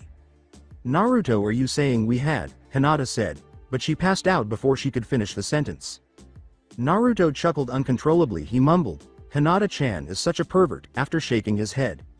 When Yugito, Temari, and Fu entered the room, they saw Naruto still holding Hinata in his arm. "Amir, what are you doing in here?" Yugito asked. Naruto said, The better question is what you guys are doing." "We came to show her where she could get dressed and shower and help her with girl things," Temari replied. Naruto looked away naively and said, "Oh, well, I was just playing with Hinata-chan." "If you say so," Fu murmured. Naruto got out of bed and took his arm away from Hinata. "When she wakes up, tell her I was just joking about the things I said earlier, and don't worry, she will know what I am talking about," he said. With a, "Sure thing, Amir," Temari watched him go. The girls told Hinata what Naruto had said when she eventually woke up again, leaving her feeling both a little pleased and let down. They brought her clothes so she could try them on and led her to the shower room. Even though Hinata's style differed greatly from all the other girls, she ultimately chose an outfit after taking a shower. She wore a long-sleeved t-shirt with black and orange stripes that ended at her belly button, a matching skirt that was neither too long nor too short, and black high-heeled boots. Out of all the clothes the girls brought her, it was the only one she would wear because the others were either too witchy, too skimpy, or simply not her style. The girls were waiting for Hinata when she emerged from the changing room. Regarding Hinata's attire, Temari remarked, "Niece, I love that outfit also." Hinata spat out, "TT thanks," blushing slightly. Yugito said, "Why so shy, girl?" Unsure of what to say, Hinata shrugged. In an attempt to get the girls moving, Fu said, "Let's go join the others, breakfast is most likely ready." Temari exclaimed, "Good, I'm starving." Yugito thought of her milk and yawned, smiling like a cat. "I just want to drink my milk." Yugito's taste was heavily influenced by her grandmother. She therefore enjoyed tuna, milk, and honey. She frequently behaved like a cat as well, but not in the way of a helpless little cat. Rather, she acted more like a female panther or something. Fu said, "You and your cat ways, Yugito," and she shook her head. "Shut up, Fu. You like grass and melon-flavored food," Yugito spat, his face contorted. "Hey, it's not grass, it's salad. Grass and melon-flavored foods is the best," Fu yelled. Temari disagreed with Fu, saying, "No, cinnamon buns are what's great, right Hinata?" You like cinnamon buns? I thought you liked nasty blood and stuff," Fu replied. Hinata's face flushed with shame. "I like cinnamon buns and blood." "Gross," Fu remarked. Temari rolled her eyes and said, "Don't mind her, Hinata, she doesn't like anything besides what she likes." "Of course, but what I like is best," Fu replied. "Like your stupid bug collection," Yugito said sourly, turning her head. "Hey, bugs are fucking great, unlike your unhealthy obsession with cats," Fu grumbled. Yugito asked, "Hinata, do you prefer cats or bugs?" I like bugs somewhat because my friend Shino likes bugs and I'm used to them because I like looking at and planting flowers and hard not miss a bug during those actives, but I don't really play with cats," replied Hinata. "Ha ha ha, in your face, Yugito," Fu chuckled. Temari remarked, "You like looking at plants, me too." "Tish, you have to hang out with cats more often, then you will see they're better than bugs," said Yugito. "Don't try corrupting Hinata-chan, Yugito Baka," Fu said, taking Hinata's arm as they made their way into the demon's bar. Yugito, who was following them, snarled, "Who are you calling Baka?" Temari chuckled and sat down at the large table after the girls.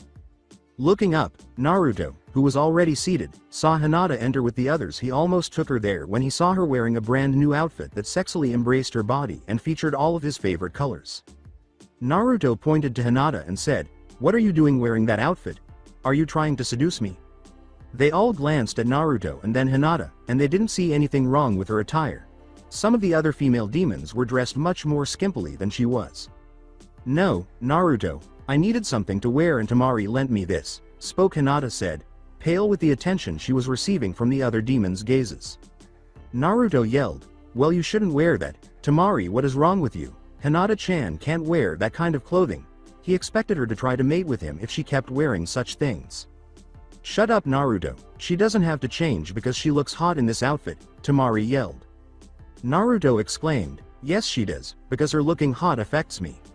"Well, I guess you want her to go naked because her clothes are a mess," said Temari. The idea of a nude Hinata made Naruto flush. "Fine, but I know you witches know how to make outfits, so make her something next time."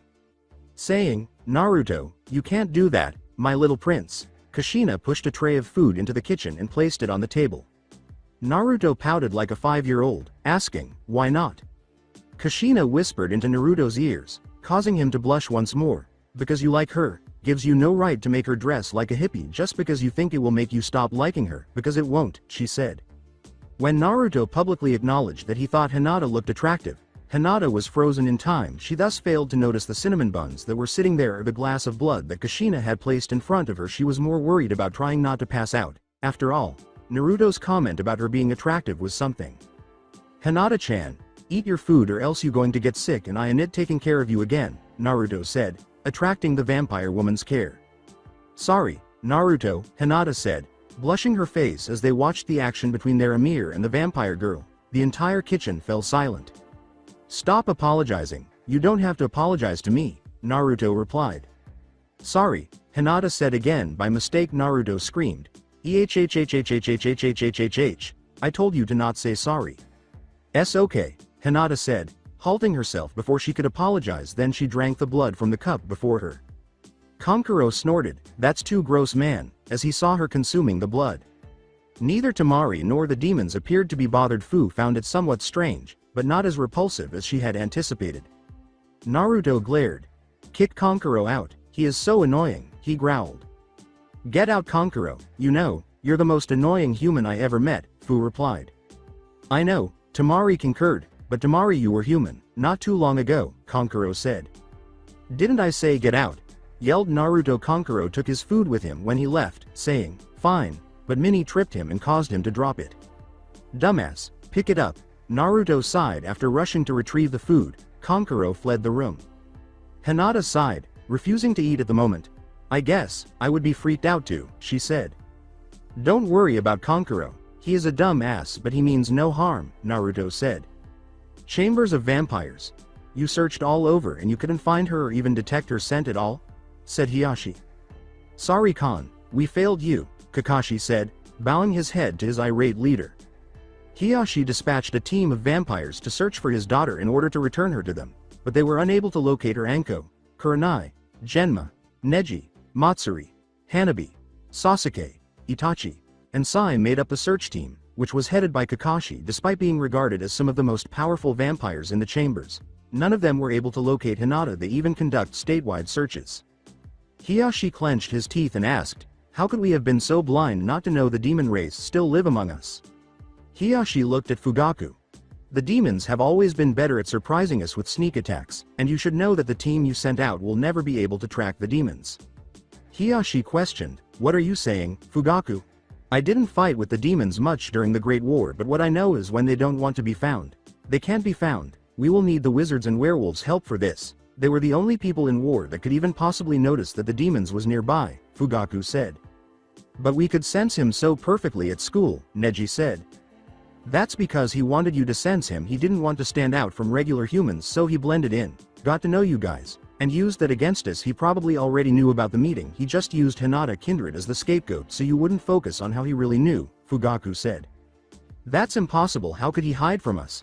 He's not that strong, said Sasuke. Never underestimate a demon, son. They are powerful and more than likely, especially with him being Kyuubi's grandson. He is stronger than all you who went on a search for Hinata, Fugaku said. Every member of the team that was searched glanced at Fugaku to check his seriousness. They were at a loss for words when they saw how certain he was. Tish. I will give them one more day, then I will go to Jiraiya and Orochimaru and make them take me to the demon fortress themselves, Hiyashi grumbled. How do you know that they will know how to get there? Replied Fugaku. Hiyashi remarked, I don't know, but I'm sure they know something, as he left for his private room. With a sigh, Fugaku also left, allowing the vampires to talk among themselves. I can't believe the human boy is not human, Anko replied. Kurenai hissed in frustration. Anko, I can't believe you're worried about that right now. Hinata is in trouble and we can't do anything. I never felt so weak. There is no need to worry, Kurenai. Jiraiya said that Naruto wouldn't hurt her, Anko replied. Neji yelled, how do you know that he won't? He is a demon, Anko. Don't yell at me, you idiot. Plus if you think about it, the Jiraiya knows Naruto more than all of us. He was even buddy with him, so I'm pretty sure he knows what he want and would do, said Anko. Kakashi remarked, that does make sense. I just wonder why he didn't warn us that the Dobi was a demon, Sasuke pondered. He did, Itachi said. All asked, what do you mean? He gave us small hints like when Kiba tried to fight Naruto he told Kiba to back off because he didn't want Kiba to get hurt because if Kiba fought him he would have been killed, told Itachi. Kakashi added, and Orochimaru would never really call Naruto immortal, now that he was aware of the subtle clues. Still, what's up with hints? They could have just told us that he was not mortal, said Matsuri. Yay, and we spent all that time worrying that he was going to tell everybody about the Croatian race, said Hanabi. More or less, that's not important right now. What is important is finding Hinata kindred, Kurenai replied. Nobody spoke. They were all aware of Kurenai's affection for Hinata, which was like blood. They frequently believed that she became too close to the girl and that her motherly demeanor toward Hinata was the primary cause of her weakness. Well, if she doesn't show up after tomorrow, Khan said he would make the wizard idiots take him to the demon fortress and we will most likely have to go to guard him, so don't trip Kurenai, Enko said in an effort to comfort her companion. When Neji says aloud, I still wonder why he took Hinata kindred. Because she is heir for the Hyugas, so he probably seen value in her knowing we would have to go bring her back, forcing us to whatever he wants, Itachi said. This might have not happened if she didn't try to protect him. What was she thinking? Genma murmured. You know what she was thinking. She likes that idiot. I bet she feels foolish now, replied Matsuri. You shouldn't talk about Hinata kindred like that, Kurenai growled, staring at Matsuri with a look that said, I'll kill you with another word. Her red eyes were fixed on Matsuri. Kurenai is right, you shouldn't because if she is foolish then we all are, Itachi replied. Kakashi questioned, why do you say that, Itachi kindred? One, she is going to be your future Khan along with me, so a foolish Khan only means foolish followers, and two, we didn't even know that Naruto was not mortal and he had been under us this whole time, so that makes us pretty foolish, even stupid. We embarrassed ourselves and allowed our future Khan to get taken away by a demon. Not only that, we swore demons were dead. Our pride got in the way of reality. We allowed Hinata to get taken away without much of a fight, said Itachi. In shame, everyone bowed their heads. Everything he had said had been accurate. They were just as stupid as Hinata because they let her be taken without a fight and were duped by Naruto. Itachi said, I think Hiyashi-kan will have us searching for Hinata kindred tomorrow, so we should all go to bed now, and then he vanished from the room. Tish, I will remember to torture that Naruto boy when I get the chance, said Matsuri. As he vanished as well, Sasuke remarked, did you not remember Matsuri? Naruto is stronger than you? After that, the other vampires all went to bed or woke up. Den of werewolves.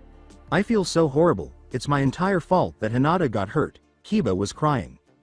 Because of the wound that Naruto had given him, Kiba's entire chest was covered in bandages. Since it was still difficult to move and extremely painful, he lay in bed. He was constantly visited by his mother, sister, Guy, Moegi, and Lee to see how he was doing. Sume sent someone to check on the search after he inquired about Hinata once more. Upon returning, the messenger was informed that Hinata's scent could not be traced and that they had no idea where Hinata was other than the demon fortress, but they were also clueless about its location. Hana tried to console her brother by saying, Kiba-kin, don't blame yourself, you couldn't have known that she was going to get in the way. Even so, she was hurt because of me. I don't even know if she is okay, said Kiba. Moegi attempted to reassure Kiba, saying, I'm sure Naruto wouldn't hurt her. Kiba gave Moegi a sneer as if she were foolish. How can you be so stupid, Moegi? He tricked us all. He used us like we were play toys. He even said he didn't like our kins, vampires, and wizards. He said Hinata was foolish. He didn't even thank her, and you think he won't hurt her, said Kiba. Sorry Kiba-kin, but Jiraiya said Naruto most likely didn't mean what he said, and as for using us, we were going to do the same thing if he had been human, so what's the difference? And he might have called Hinata foolish, but I still find it hard to believe Naruto would say something of the sort, Moegi murmured. Kiba gazed at Moegi as though he might hit her at any second. Sume was taken aback as well, although she was aware that Moegi occasionally spoke her mind. The werewolf leader had never heard Moegi act in such a way. Guy and Lee appeared to understand her as Hana gazed at Moegi in awe. Moegi-kin is right, Kiba-kin. Naruto is a youthful man or demon, but he wouldn't do anything to Hinata, so don't worry about it too much, just get better. It's unyouthful to be sick, said Guy. Lee exclaimed, Guy-kin is right, concurring with Guy. I never liked Naruto, even when I thought he was a human, so now that I know he is a demon, I'm sorry, but I cannot trust him. If he does something to Hinata, I will get stronger and claim his head, said Kiba. Sume said, you like this vampire girl a lot, don't you, Kiba, as she spoke to her son. Kiba reddened slightly. I admit I like her, but she is my friend also, Kiba replied. Moegi muttered, but she loves Naruto, before covering her mouth. Kiba questioned whether Hinata was okay and how she could have liked a guy like Naruto in the first place. I don't care because they are not getting together anytime soon, Kiba said. Since Hinata was the only vampire they liked, they were concerned about her well-being and didn't say anything else. Dome of the Wizards. When Tsunade learned that Hinata was still missing, she began to pace back and forth. She then dispatched her own search team, but they were also unable to locate Hinata. It was so good that she wondered how the demons were able to avoid detection. Many people watched her from a distance as she paced back and forth. She was being watched by Tenten, Sakura, Ino, Shizune, Udon, Konohamaru, Shikamaru, Shino, Choji, and Asuma. Tenten sighed or whispered, so they still haven't found Hinata yet. Conceded by Konohamaru, I wonder how long Naruto is going to keep her. Ino muttered, keep, more like, kill her. Sakura muttered, Ino, do you have to be such a mood damper? Choji muttered, I highly doubt Naruto would murder Hinata. Shikamaru muttered, yeah, that would be too much trouble for him, it's more valuable with her alive. Shino whispered, what is she? Some sort of selling market now. No, I saying, if he wants to get something from the vampires then he could threaten to kill Hinata and get what he wanted, but if she is dead, she is of no use, said Shikamaru. We're talking about Naruto here, he is super dense, Ino muttered. He could have been faking that also, Asuma muttered. I doubt someone can fake all of that, Sakura muttered. Shizune said, you never know, as she continued to have doubts that the human boy was actually a demon. I still say Naruto won't hurt her, he's just not the type, Choji muttered. Yay, boss is not like that, Konohamaru muttered. You still call him boss, Udon said in a whisper. Yes, he hasn't really done nothing to me, and according to Jiraiya, after Naruto gets done mating he will be nice again, so all he needs is to find a demon girlfriend, said Konohamaru. When Shikamaru and Asuma whispered, you might be right, Konohamaru.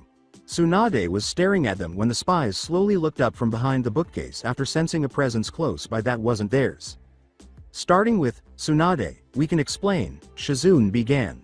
Tsunade, who had been listening to their conversation the entire time, asked with grave concern, stuff it, do you guys really believe that Naruto won't hurt her? Yay, Shikamaru, Konohamaru, and Choji replied.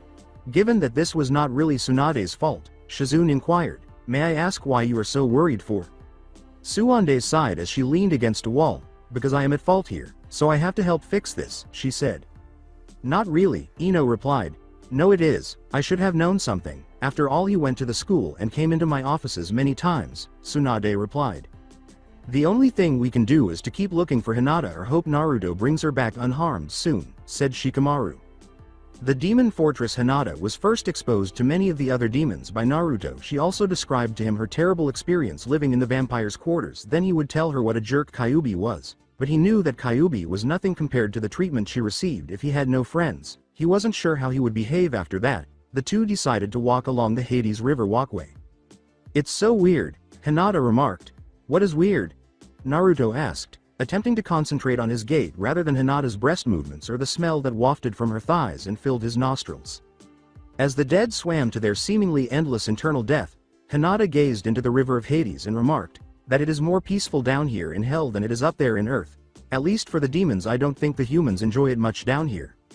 I believe if you want to enjoy yourself you have to not care what others say. Don't worry about them, Naruto replied. Hinata turned to face Naruto, who had assumed the lead. She turned to face his back because he was always supportive. She liked him and would continue to like him regardless of his actions or character. Hinata and Naruto had a much better day the following day. The two then went to the back of the demon fortress to sit in the grasslands after breakfast, where Mini once again caused Kankuro to lose his food even though he wasn't kicked out this time. When Naruto turned to face Hinata, he saw that she was grinning to herself while playing with the flowers. He questioned whether she was truly happy to be here. While she was here with him, he had a great time. It was annoying to him that he could not concentrate when she was around and that he would constantly become sidetracked. He didn't want to see her cry, though, and he didn't want anyone else to be able to gaze at her the way he frequently did. He wanted to touch her in a way that only he could, and no one else could. He was not particularly out of character during these final days with her because she frequently helped him to calm his dark side. The call, Naruto, roused Hinata from his reverie. He tried not to sound cruel when he asked, what? Instead of shouting at him or saying something offensive, Hinata simply grinned at him. Naruto, do you want to race around the demon fortress? Replied Hinata. Wait, you want to race me? Ha ha ha. Vampires are nowhere near as fast as demons, chuckled Naruto.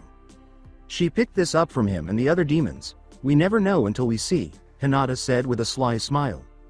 Alright, I'll let you try, but don't cry if I beat you, Naruto laughed. I'm not weak as a human girl, so I won't cry over such petty things, Hinata said, extending her arm a bit. When Hinata yelled, "Go!" and took off, Naruto began to concentrate on her stretching and didn't even notice until she was a good mile ahead of him. Then, in an attempt to catch up with her, he rapidly pumped his legs. He won the race because he easily outperformed her. She gave him a gentle pout of defeat while he laughed at her. Naruto sneered, "Hinata, I thought you were going to beat me," as he circled her. Hinata grumbled, "Naruto, you did not warn me that you were that fast." "I did too. I know you vampires can hear well, so I'm sure you heard me when I said vampires are nowhere near as fast as demons," Naruto chuckled. When Hinata realized that he had actually told her what would happen to her based on this match, she flushed. "I guess you were right, Naruto," Hinata concurred with the young demon prince. Naruto halted his circling of Hinata and took a position facing her.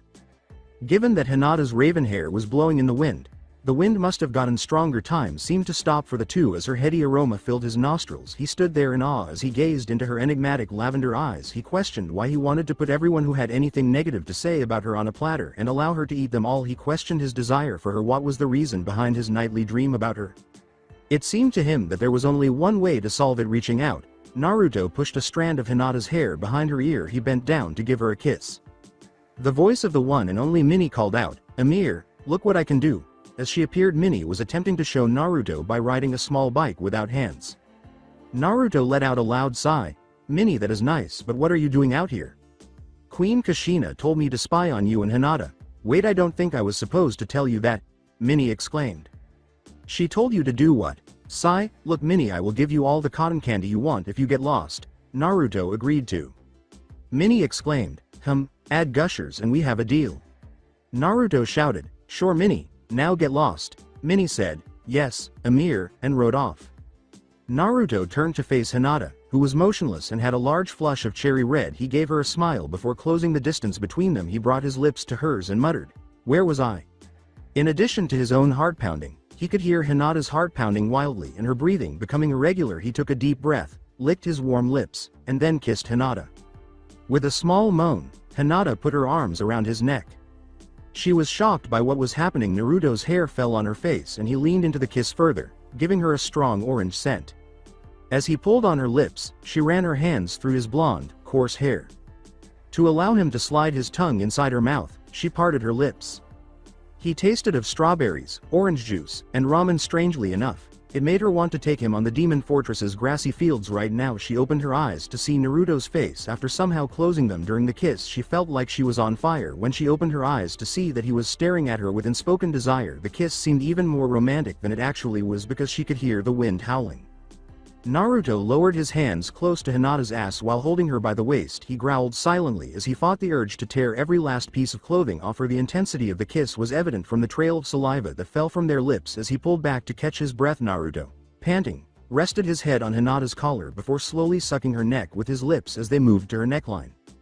Naruto whispered against her neck, "I have fallen for you, Hinata-chan," sending chills down her spine.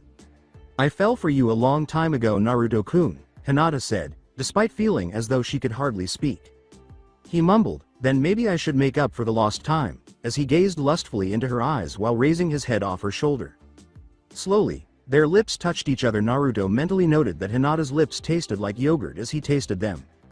She gasped and opened her mouth again for him to examine as he took hold of her thighs.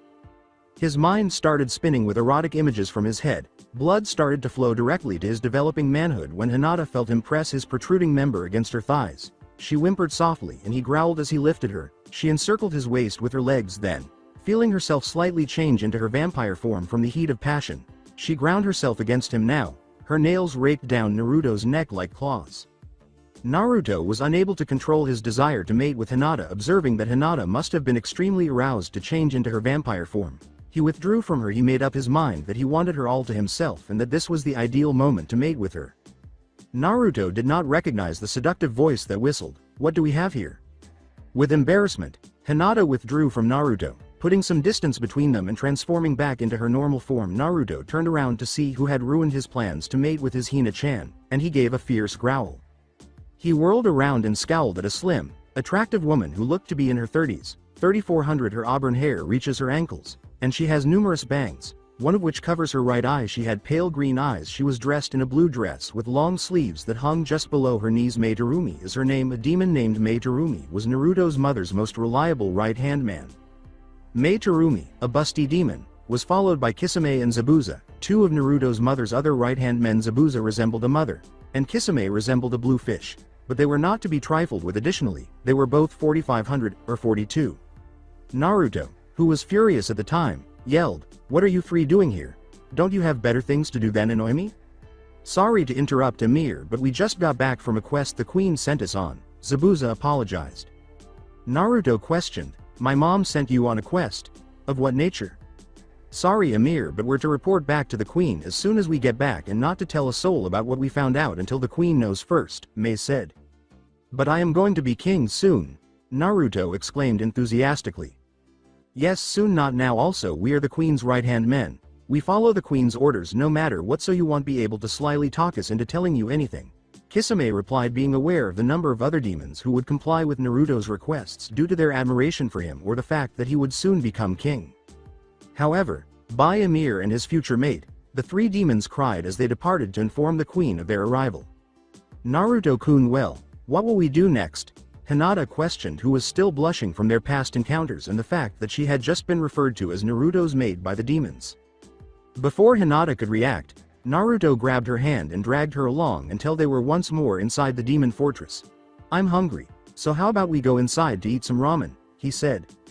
She blushed as he used his tongue to lick the inside of the bowls, but she wondered what it would be like if Naruto used his powerful tongue to do the same to her. Hinata watched Naruto with a smile on her face as he took his time making ramen bowls, one after another, and then he started gobbling them down as quickly as they were made, not even caring about the hot steam coming from the bowl, which didn't seem to bother him at all.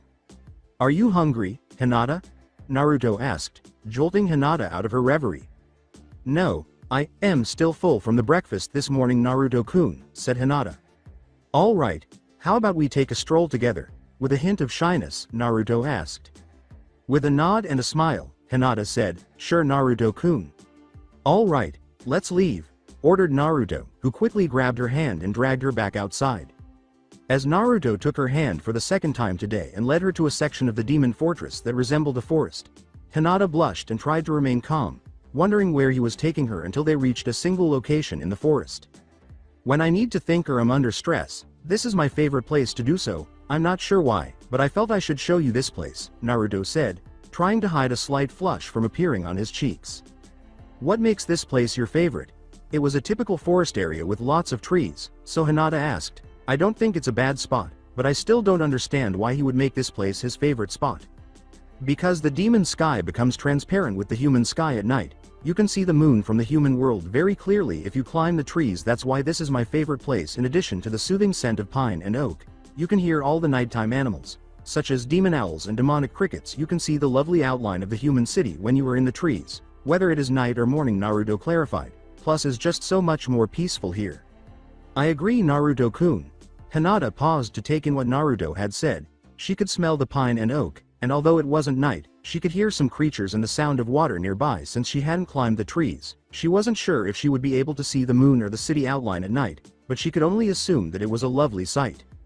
When Hinata said, "Thank you, Naruto-kun, for what do you thank me?" Unaware of what he had done, Naruto inquired. Hinata told him, "Thank you for letting me stay here and for letting me see your favorite spot." She was genuinely delighted that Naruto had let her stay here and had shown her his favorite location in the demon fortress. Naruto grinned and said, "No need to thank me for anything, plus everything I done has worked to my benefit." "What do you mean, WW?" Nervous, Hinata asked, and Naruto's expression indicated that he wouldn't do her any harm, but he also wouldn't do her any good. Naruto laughed with a seductive foxy grin as he started to bridge the gap between them. "I mean, by allowing you to stay at the demon fortress, I was able to notice how much I like you, and showing you this spot, well, it has its other benefits," he said. Hinata backpedaled as Naruto approached her with ravenous eyes, then felt herself pressed against a tree once more. Although she felt trapped, she knew she would love what was about to happen based on Naruto's expression. Placing his hands above her head on the large tree, Naruto fought the urge to take Hinata, which had been on his mind all day, to ask her politely to be his mate. He didn't want to frighten her by tearing off her clothes and declaring her his mate, but that was all he wanted to do when he thought about Hinata. "Are you alright, Naruto-kun?" Hinata inquired. "Yay. I just wanted to tell you that the sun should be setting right about now, so if you like we can sit on the highest limb of the tree and watch the sunset," replied Naruto. "I'd love to, Naruto-kun." Hinata squeaked. The limbs of this tree were extra thick and strong, so they were able to hop from branch to branch until they reached the top with ease. Naruto and Hinata sat on the same limb next to each other, and as if unsure, Hinata slowly placed her head on Naruto's chest while scooting even closer to Naruto. He put his arm around Hinata's shoulder and watched the sunset with a smug smile on his face. The sky appeared to turn rusty orange as the hot, bright sun started to set and the clouds began to enclose it, as though to conceal its beauty, before the sun vanished behind the horizon. Hinata cooed, "It's so nice," as she gazed at the city below the sky, which is a truly breathtaking sight to behold because of the burnt orange sky that complements the city outline. With a smile on his face, Naruto said, "This is why I like to come out here, because of its beauty," but he added, "But it's not nearly as beautiful or sexy as you." Naruto laughed evilly at Hinata's shyness, kissed her head, and gazed at the now darkening sky as she blushed and buried her face in his chest in embarrassment. "Take a look at that awesome fox over there," Naruto yelled, gesturing to Hinata and below him. Naruto leapt down and landed perfectly on the forest floor as soon as Hinata lifted her head from his chest, and Hinata gave him a questioning look. Naruto exclaimed, "Aren't I a cute little fox, my shy little vampire kitten," from below. When Hinata realized that Naruto had pulled a practical joke on her, she flushed. Although there was no fox beneath them, he wanted her to look up at him, so he manipulated her, knowing she would fall for his trick. Hinata sat in the tree and smirked as Naruto beckoned her down. She stared at him for a long moment before jumping off the limb, expecting to land on the forest floor like Naruto, but instead she felt warm, powerful beastly arms encircle her, catching her in his embrace. "Naru-kun," squealed Hinata. "Do you like this?" As he held her in his arms, Naruto posed the question. "I'm heavy. Put me down," the self-conscious Hinata insisted. "Are you heavy?" Naruto sassed. "More like you weigh the amount of a feather, but if you say so," and lightly set Hinata down on the ground before hovering over with a smug grin. "What are you doing, Naru-kun?" Hinata inquired. "Hinata, there is something I have wanted to do all day, but we have been getting distracted and I have been trying to find the perfect time," Naruto responded. "What are you saying?"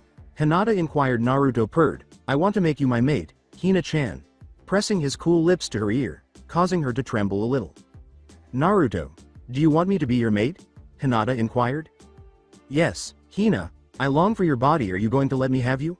As he waited for Hinata's response, Naruto asked, his eyes lustfully staring at her and undressing her. "What are you up to, Orochimaru?" As he and Orochimaru sat in the wizard's laboratory, Orochimaru was combining potent chemicals with his wizard cloak to prevent the smells of whatever he was combining from getting on his skin. With his back to Jiraiya, Orochimaru glanced over his shoulder to look at Jiraiya. "Jiraiya, what do you mean?" "I'm preparing a concoction," Orochimaru said. "Orochimaru, I see that. What kind of potion are you creating, exactly?" Jiraiya inquired. "Why are you asking?" Orochimaru inquired. "No justification.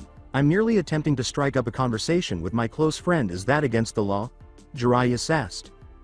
"Fufufu, not at all, Jiraiya, but as you are aware, I prefer to keep my work to myself until it is done," Orochimaru chuckled. "Yes, I do know that, but every once in a while you need my help on these potions and you spill the beans on what you're making," chuckled Jiraiya. "If you are aware, Jiraiya, I am creating a new and exciting curse potion that will grant the creator, myself, control over the person I curse. If I curse someone with this, I will take full control of their body in return for the small amount of power they get from my potion." Orochimaru laughed. "But wait, there's more.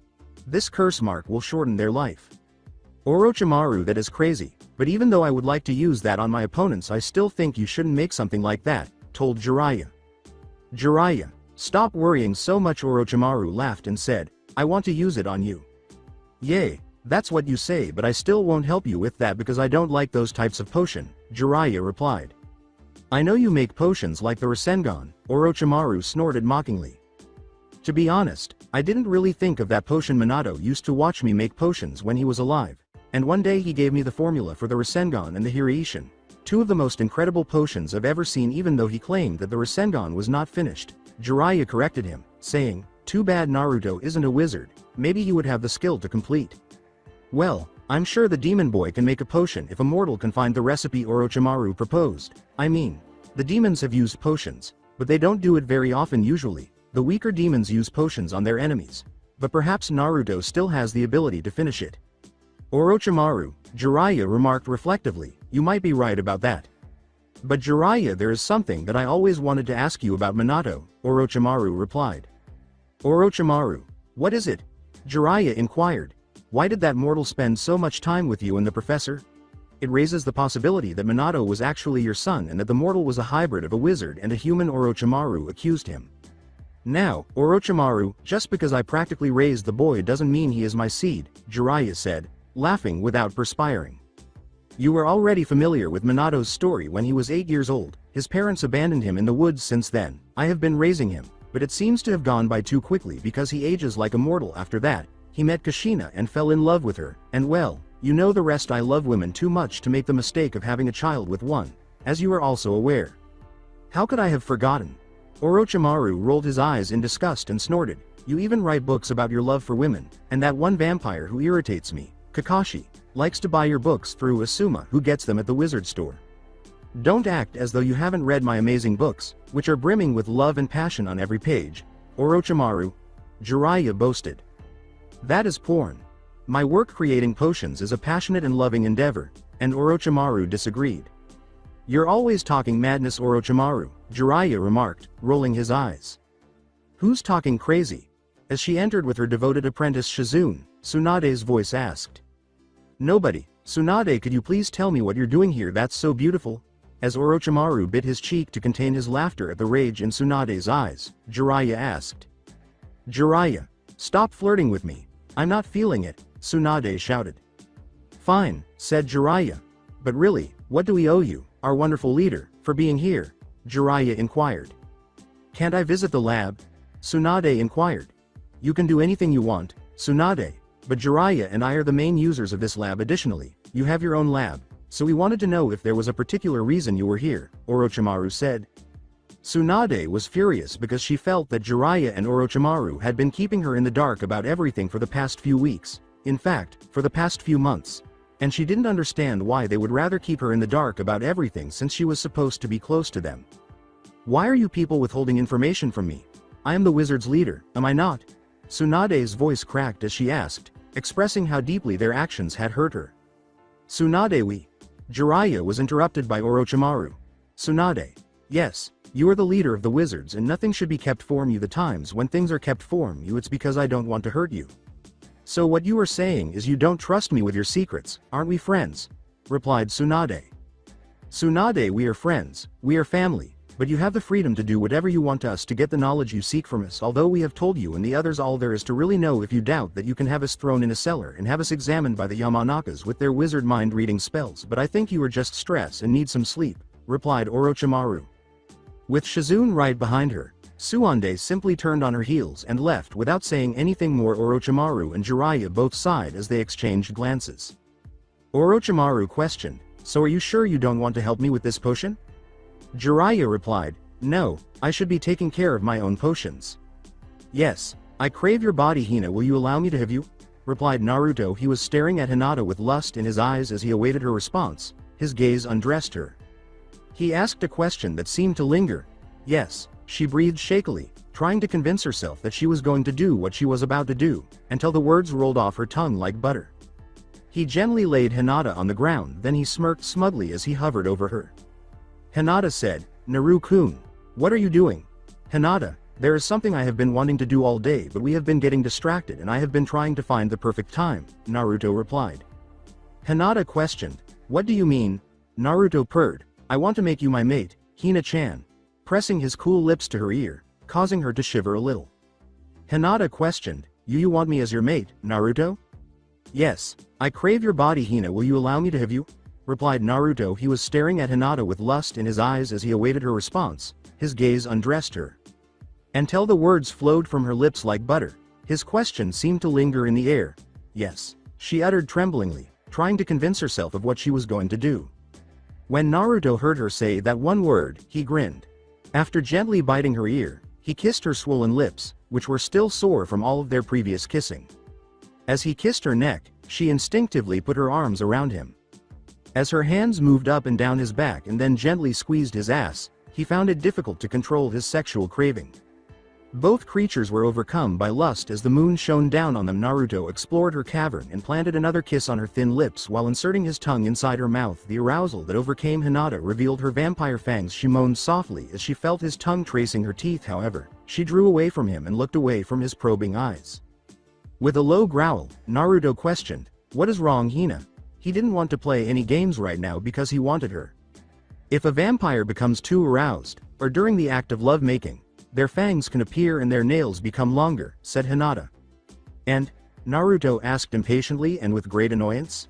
Hinata said, "I don't want to hurt you when we are making love," without turning to face him. In order to force Hinata to turn her head toward him, Naruto put his hand on her chin. He gave her another kiss, but this time it was rough. He put one hand under her ass and squeezed it tightly while tracing his tongue against her fangs. After a few brief pecks on her lips he said, "Hinata, I want you to listen to me because I don't feel like repeating myself. I want to mate with you. I am demon as a demon. You cannot possibly hurt me with such small fragile nails and fangs. If anything, I should be scared of hurting you because in the heat of love making I will have to bite your neck as part of the demon mating rituals. Then after we have climaxed I will have to bite your breast, leaving the final mark stating that you are mine and belong to me. My nails will be so long that if I am not careful, which I will be, they may pierce your skin. So do not pull away from me anymore. I cannot take it. You are torturing me." She kissed him back with a renewed appetite after he told her that. As they inhaled each other's scent, their tongues came into contact, tasting and remembering each other. She pulled at his shirt with her longer nails as she used her nails to claw off the orange beater that had been embracing his toned body. Her animalistic tendencies took over after a moment of watching the fragments of his broken shirt drop to the forest floor. She looked up to take in his well-defined figure. He hovered over her, and she ran her claws down his stomach. Noticing his statuesque build, he let her know how much he loved it by filling her ears with his loud growl of desire. When he did to her shirt what she had done to his, she gave a little gasp. Her already firm nipples became even more so as the chilly night air bit her bare breasts. As though he were some kind of starved animal, Naruto feasted by latching his mouth onto one of her breasts. He flicked her nipple with his sizzling tongue, sending waves of heat through her body and landing between her legs, causing her to purr loudly. He bit the nipple in his mouth to make her even hotter, causing her to groan to the creatures of the night. Hinata spread her thighs apart, and Naruto placed himself between them in an attempt to kill the yearning desire between them. Every time he moved, his hips rocked against hers, increasing her desire. He never stopped until he made the decision to show some affection to the other twin, sucking on her breast and tightening his grip on her ass with his free hand. She was dying from the unbelievably thick and warm wetness between her thighs. Hinata believed that she would die of desire if he did not act quickly. With a single swipe of his long nails, he removed her jeans and underwear, leaving her in her birthday suit. As if he could read her thoughts, it took him a moment to take her breast out of his mouth. He then inserted a finger into her moist inner lips. His finger moved in and out of her vaginal fluids as she bucked against his hand. Her body was filled with pleasure. Hinata felt her climax approaching and jerked against his hand. All she could do was hold on tight and moan as he had her, roughly sliding his fingers in and out of her wet folds. Teasing her mercilessly, she felt waves of unbelievable pleasure come over her as she rode her orgasm out, screaming Naruto's name at the top of her lungs. In the night of the forest, she had one hand gripping Naruto's shoulder, her nails clawing at his skin, but he didn't feel it. She caressed his protruding chest muscles and gently pushed his hand away after climaxing. She desired to evoke the same emotions in him as she did. She intended to put him in her mouth. He stopped her as soon as she lowered her head to take him in, but she took a moment to admire his enormous manhood before helping him out of his jeans and underwear. "Hina," he whispered to her, "I don't want to wait any longer." The leaves crackled beneath her as he pushed her back onto the ground. He had to get in, shifting his body over hers. Hot, intense fire was coursing through his veins, and when the climax arrived, he needed to be close to her. The long, thick shaft of his warm shaft found its target and pressed against her dripping wet flesh as his clawed hands clamped down on her hips. He locked onto her gaze and met it. After this, she would be entirely his, and he was unable to contain himself any longer. Naruto eased inside her slowly, wanting to savor every second of it. When he reached the place that made her the virgin she was, he looked into her eyes again. He knew it was acceptable to plunge forward into the depths of her flesh when she returned his gaze with such intensity and longing, and he did. Forcing her to drive her clawed hands into his back again, he stopped when she grimaced, and then she nodded, indicating that he was free to move forward. He heard her sharp intake of breath as he thrust forward. The hard tips of her breasts pressed against his chest, and he felt her stomach tighten beneath his. He moaned involuntarily and thrust again as she tipped her hips to draw him in closer. Her breathing grew labored, and her fanged mouth pressed against his shoulder as he thrust repeatedly. He pressed his hands into the earth beneath him to avoid snagging her waist too tightly. Then he sensed that she was getting close to having an orgasm as he poured his demonic semen into her womanhood. Her body burst like a bunch of fireworks from beneath him, gently but firmly enough to crack the skin. He clamped down on her neck. He lowered his lips to her breast and bit down, just as gently as he did her neck, once they had begun to relax from their amazing sex experience. When Hinata yelled his name, Naruto, the demonic birds that inhabited the demon forest fled. As he finished his orgasm, he felt her jerk and she returned. The bite marks he made turned into tiny fox paw prints on her neck and breast, and he grinned as he realized he had finished the ritual officially. She was his, and his alone. She was his partner and wife. Naruto, can I mark you also, even though it will not mean much to anyone else beside the fact that I slept with you, replied Hinata. Naruto grinned.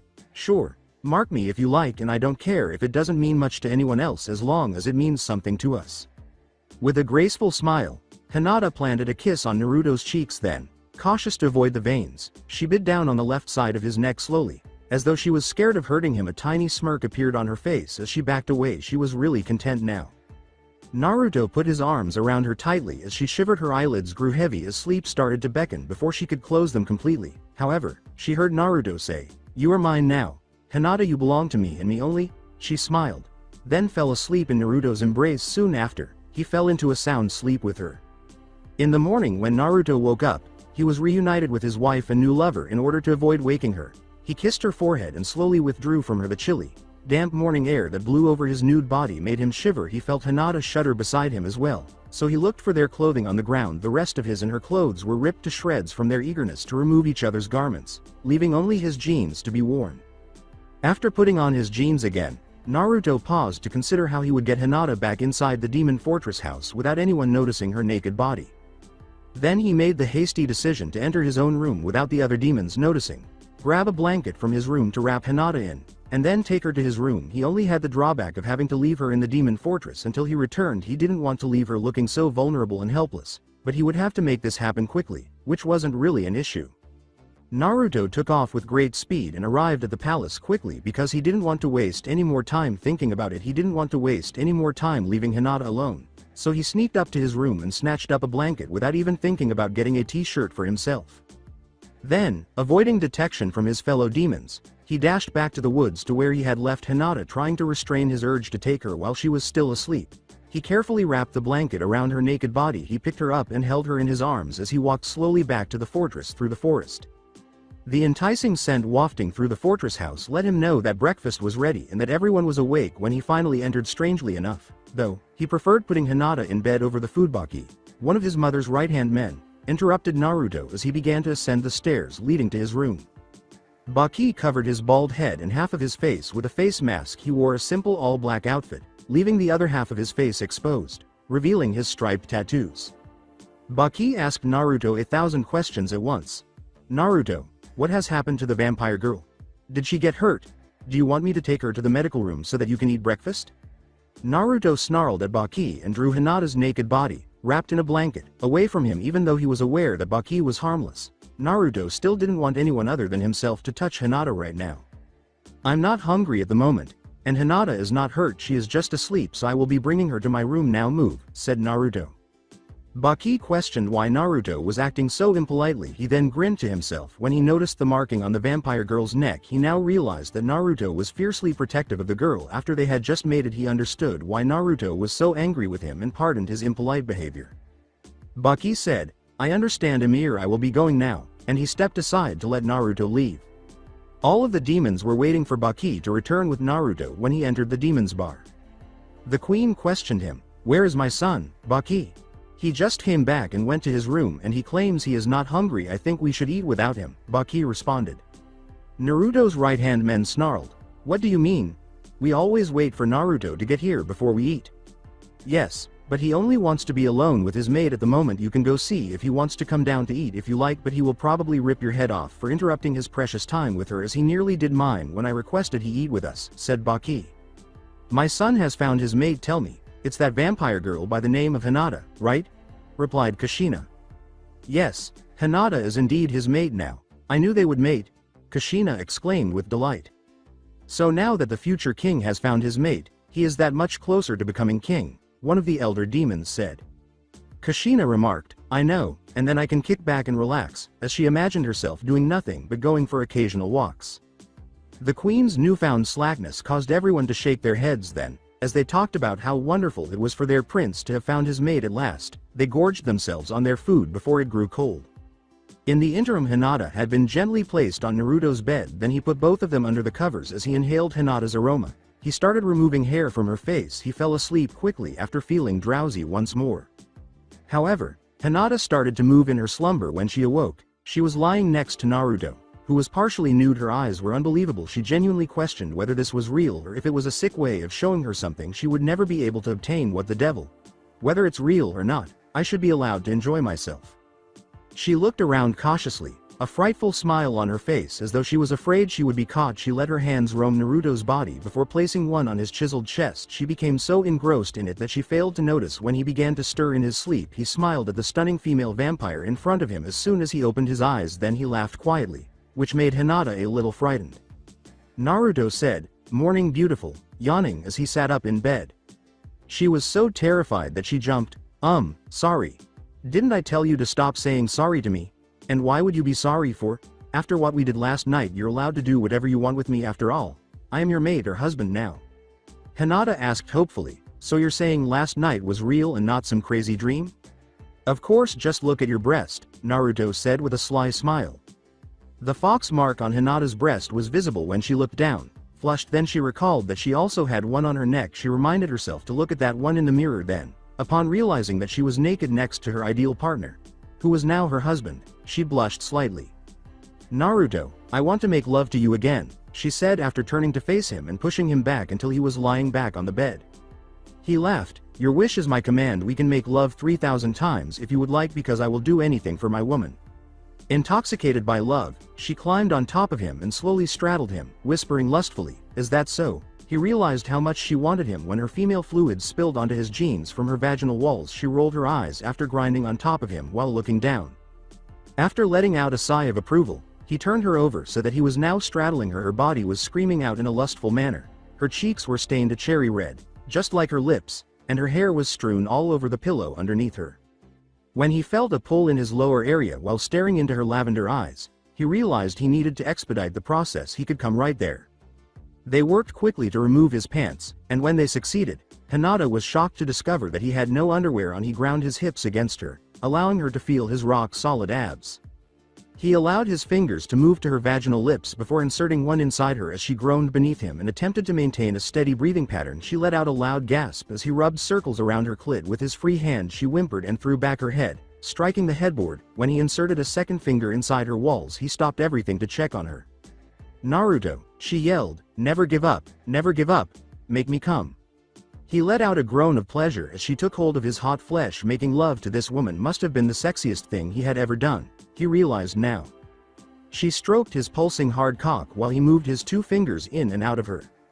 "I want you now," he said, pressing his lips to hers. "Me too."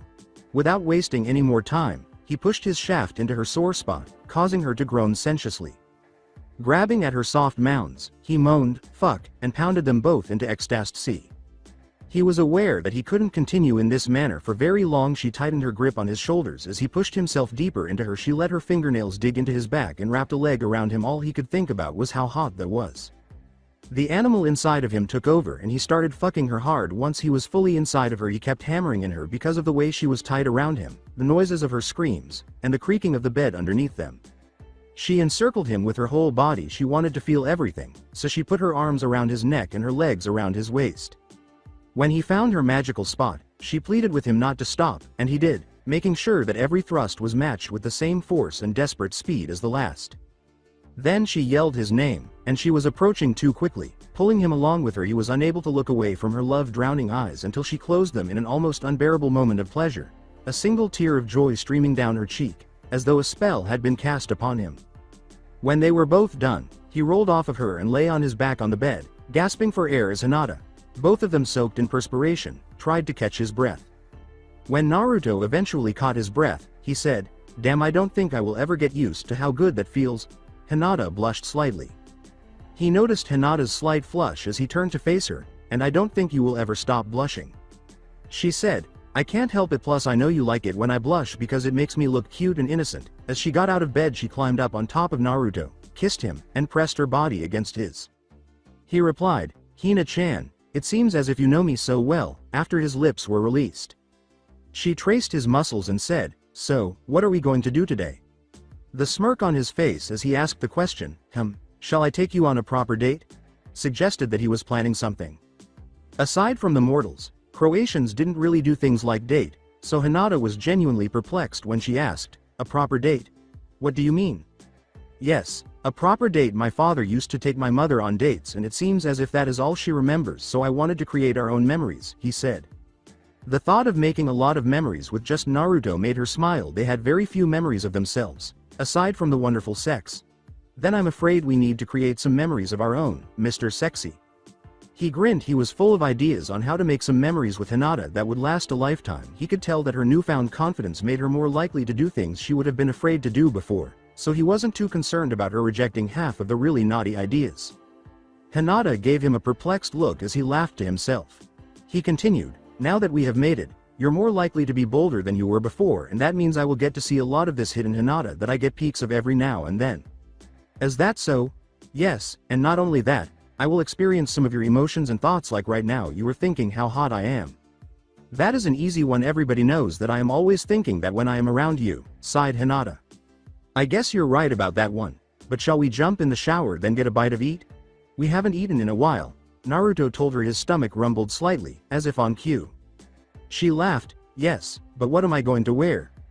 Don't worry, I will tell Temari to get you something.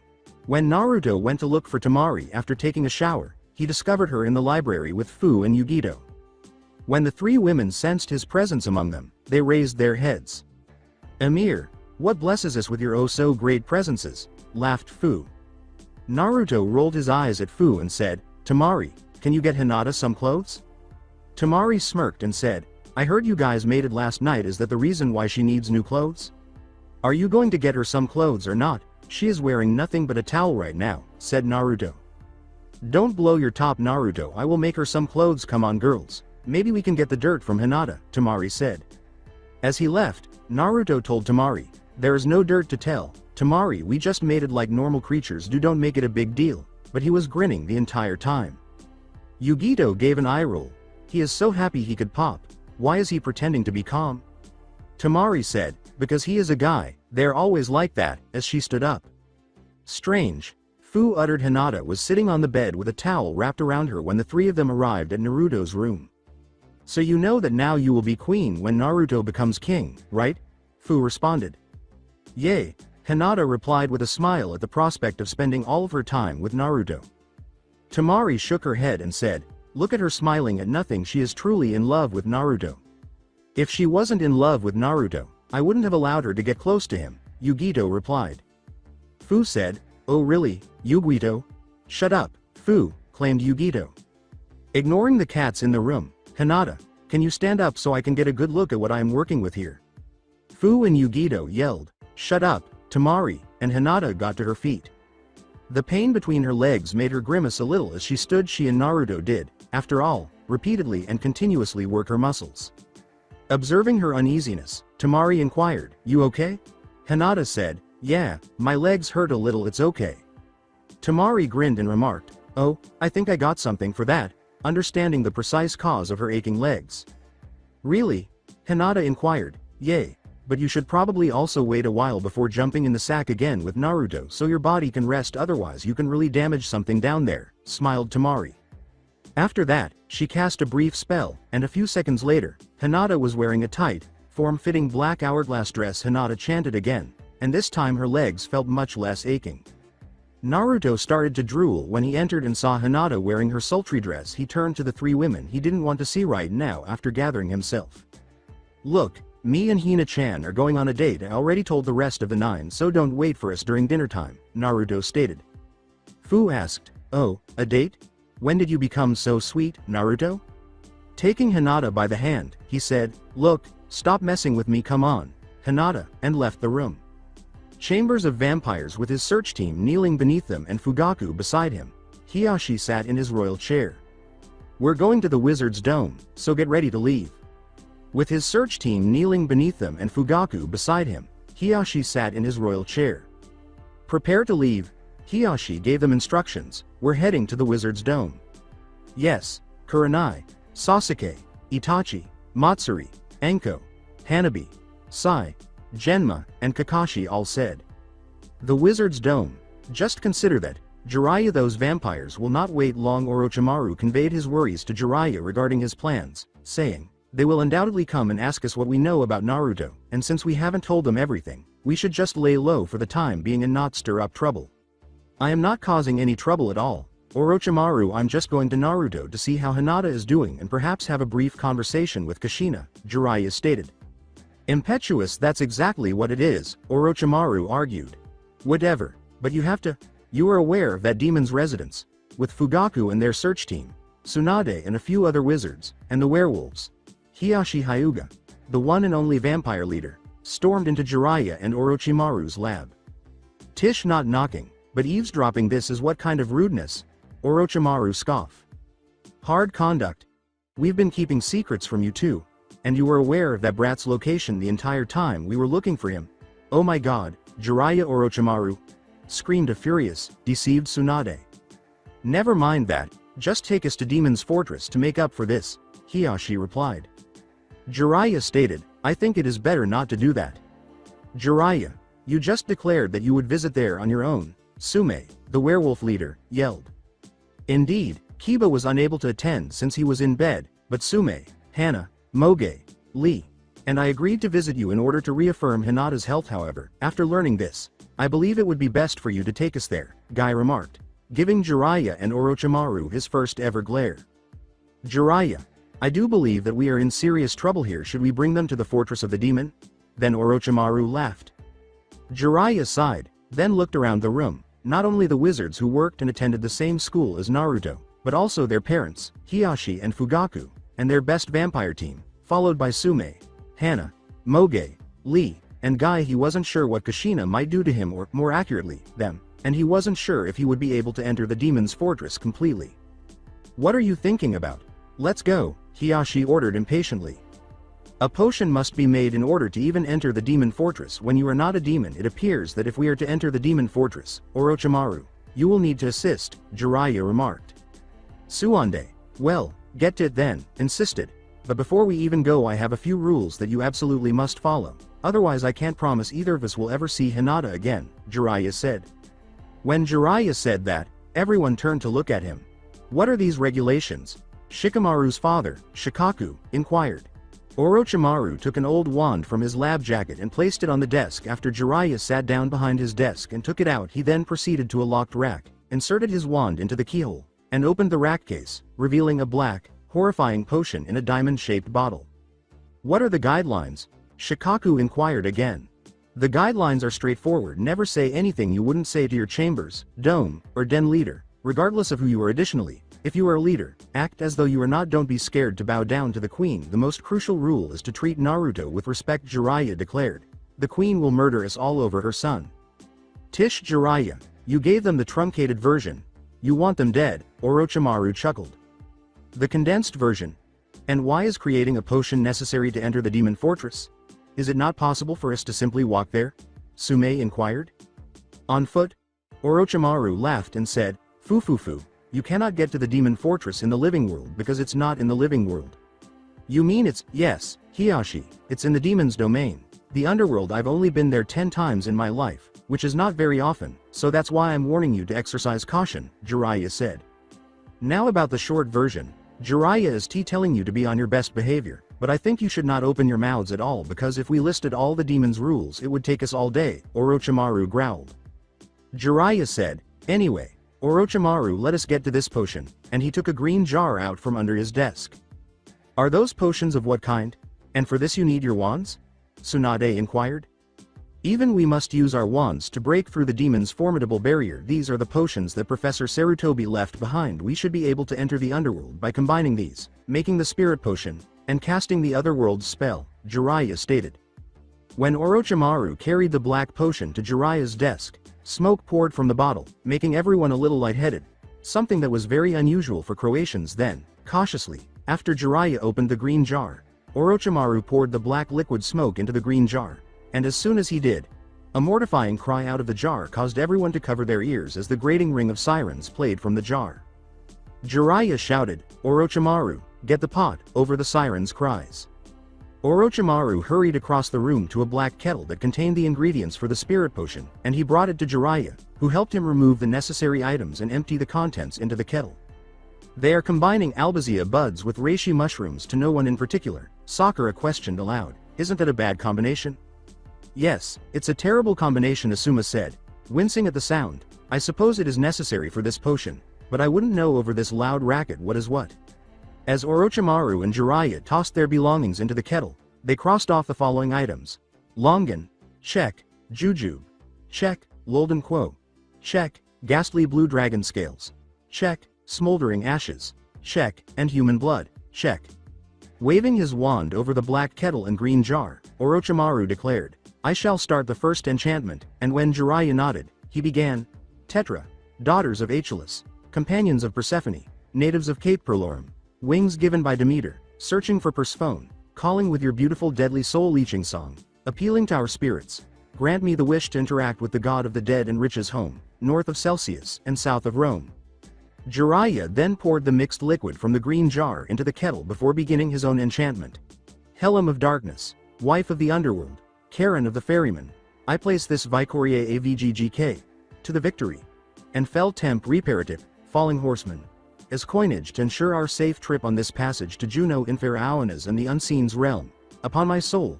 After Orochimaru completed the first half of the spell, the sirens stopped crying. He used the wave of his wand to finish his spell, and as a rush of red and black flames engulfed the kettle before fading, he grabbed a scoop and an empty flask from his desk and poured some of the potion into it. "Complete," Jiraiya declared. "That's it, Tish?" Konohamaru inquired. Orochimaru hissed, "Brat that has the power to melt you into two." "Well, if you guys are ready, then I will open the portal to the underworld," Jiraiya declared as she poured the flask's contents onto the ground. What the ground beneath them turned into a black portal, and before Tsunade could finish her question, they slipped into the world below, and the portal closed behind them. A dim green light glared at them from a distance as the group landed on the north side of Hell, which resembled a pitch-black cave with grim, ancient-looking walls. Dead swam down the river of Hades, or SDXC, as some called it, which sat between the narrow sidewalks of Hell, calling out to them and trying to escape their fate, but failing to reach them. The group turned away from the dead souls that were being dragged down the stream by the current, though they continued to the dead. "Okay, this place is scary," Ino said, clutching Choji, who was the closest object to her. "Yes, this part of Hell can be considered scary, but you're lucky we didn't end up on the east side of Hell," said Orochimaru. "Hell on the east side?" Kakashi asked. "Yes. Hell is divided into 4 sections. The north, south, east, and west. Then there are the parts of the south and west sides of Hell, which make up the basement of Hell. There are numerous sections because it is as large as the earth beneath us," Orochimaru stated. "Strange as it may seem, the main entrance to Hell is on the east side for the Karen to transport you across the Hades River. You must pay him on the east side. I'm not sure why Cerberus only allows the dead to pass, so if you're still alive, you'll need to find a way to get past him," Orochimaru clarified. "So, in comparison to the others, this is the good part?" Ino asked tremblingly. "No, the demon's fortress in the south of Hell, the west side of Hell where the dead stay who did nothing wrong, and the basement of Hell where Hades lives are the most peaceful places in here, and far nicer than the east and north sides of Hell," Jiraiya replied. "But when you cast the spell to enter the underworld, you never know what side you will end up on," Orochimaru murmured. "If this isn't it, is there any way we can leave and reach the demon's fortress?" Hiyashi growled. "Sure thing, follow me, my lord," Orochimaru said with a chuckle. "Watch your step though, even though you're not human. Following in there can still be the end if you get sent to the wrong part of Hell. One of the bloodiest parts of Hell is located on the north side. Murderers, rapists, and other evil mortals go there," Orochimaru chuckled. "It's called Tartarus, and it's the only place in Hell that no one would ever want to be because you're tortured for eternity doing who knows what. Would you mind discussing the more tranquil sections?" a trembling Konohamaru pleaded. "Yes," Orochimaru began. "As I previously stated, Hades, the god of the underworld, resides in the basement of Hell. But why do the demons remain so near the underworld god?" Sai inquired. "That I do not exactly know, but I know that all the previous demon queens and kings do not get along with the god of the underworld," replied Orochimaru. Anko remarked, yet they share the same space with him. Obviously, perhaps this is the primary cause of mortals' confusion or belief that Hades and demons are similar. Orochimaru left. But everyone should understand that a god is more powerful than any supernatural beings like ourselves or the demons. Jiraiya finally spoke, but they hardly ever see each other because they stay out of Hades' way and he stays out of theirs. So, who is in charge of the underworld, Hades or the demons? Konohamaru inquired. Boy, did you not hear a word I said? Although the demons do have some influence in the underworld, it is not as great as Hades, but the demons rule the entire south side of hell, which occasionally enrages the underworld deity, Orochimaru remarked. I just hope we don't run into him, Shikamaru sighed. It would be awful to have to confront a god, particularly the underworld's god. I would prefer to be sent to Celsius initially. I agree, Konohamaru and Choji muttered. Jiraiya said, you should also feel that way about the Queen of Demons then. As the sidewalk came to an end and they discovered a gate with the word Oni printed on it, glistening in a golden gleam, and two demons that resembled monks staring at them with a freighting gaze. Hasn't it been a while, Jubei and Raku? Orochimaru addressed the two monks standing watch at the gate. I don't know you, nor these other disgusting creatures, so unless you give me a good explanation of why you are here, I will be forced to send you to your pitiful death, said the blue-beaded demon monk. Calm down. Jubei, Orochimaru and Jiraiya wouldn't have brought these repulsive animals to our realm for no reason, the other demon monk told Jubei. They must have a good reason. We do have a valid reason. Raku. Orochimaru smiled warmly and said, but if you could open the gates, please, because it involves us speaking to the queen. No way. Haha, I don't mean to offend Lord Jiraiya, but tell me why I should allow some jerks to talk to my queen, Raku said. None taken, stated Jiraiya. The other people scowled at the impolite demon monks who refused to move. You're saying I can't enter even though my daughter is inside? Hiyashi growled. Do you have a loud voice for me? Jubei asked. Calm down, Hiyashi, Jiraiya muttered. What makes me need to relax? Hiyashi yelled, furious. A small blonde-haired, green-eyed demon rushed out of the Oni gates before anyone could react, slamming them shut behind her. Why do you stand outside the gates, Minnie? Raku, the demon monk, screamed. I wanted to find Amir, an adorable little demon with blonde hair named Minnie said.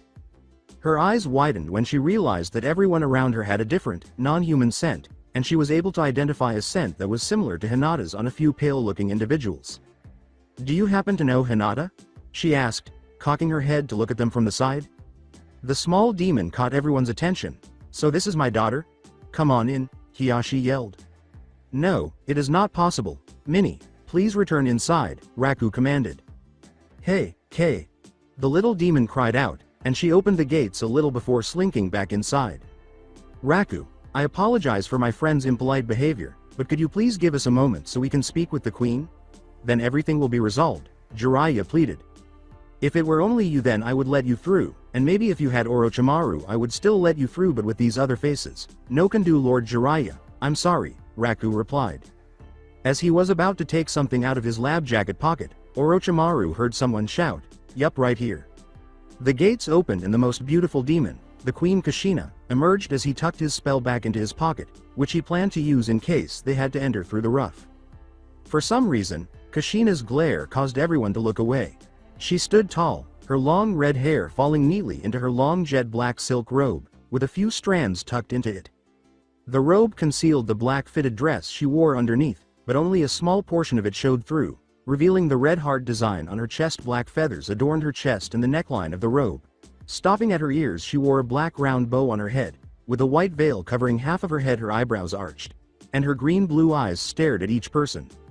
Are these the people you spoke of, Minnie dear? She said, moving her red ruby lips.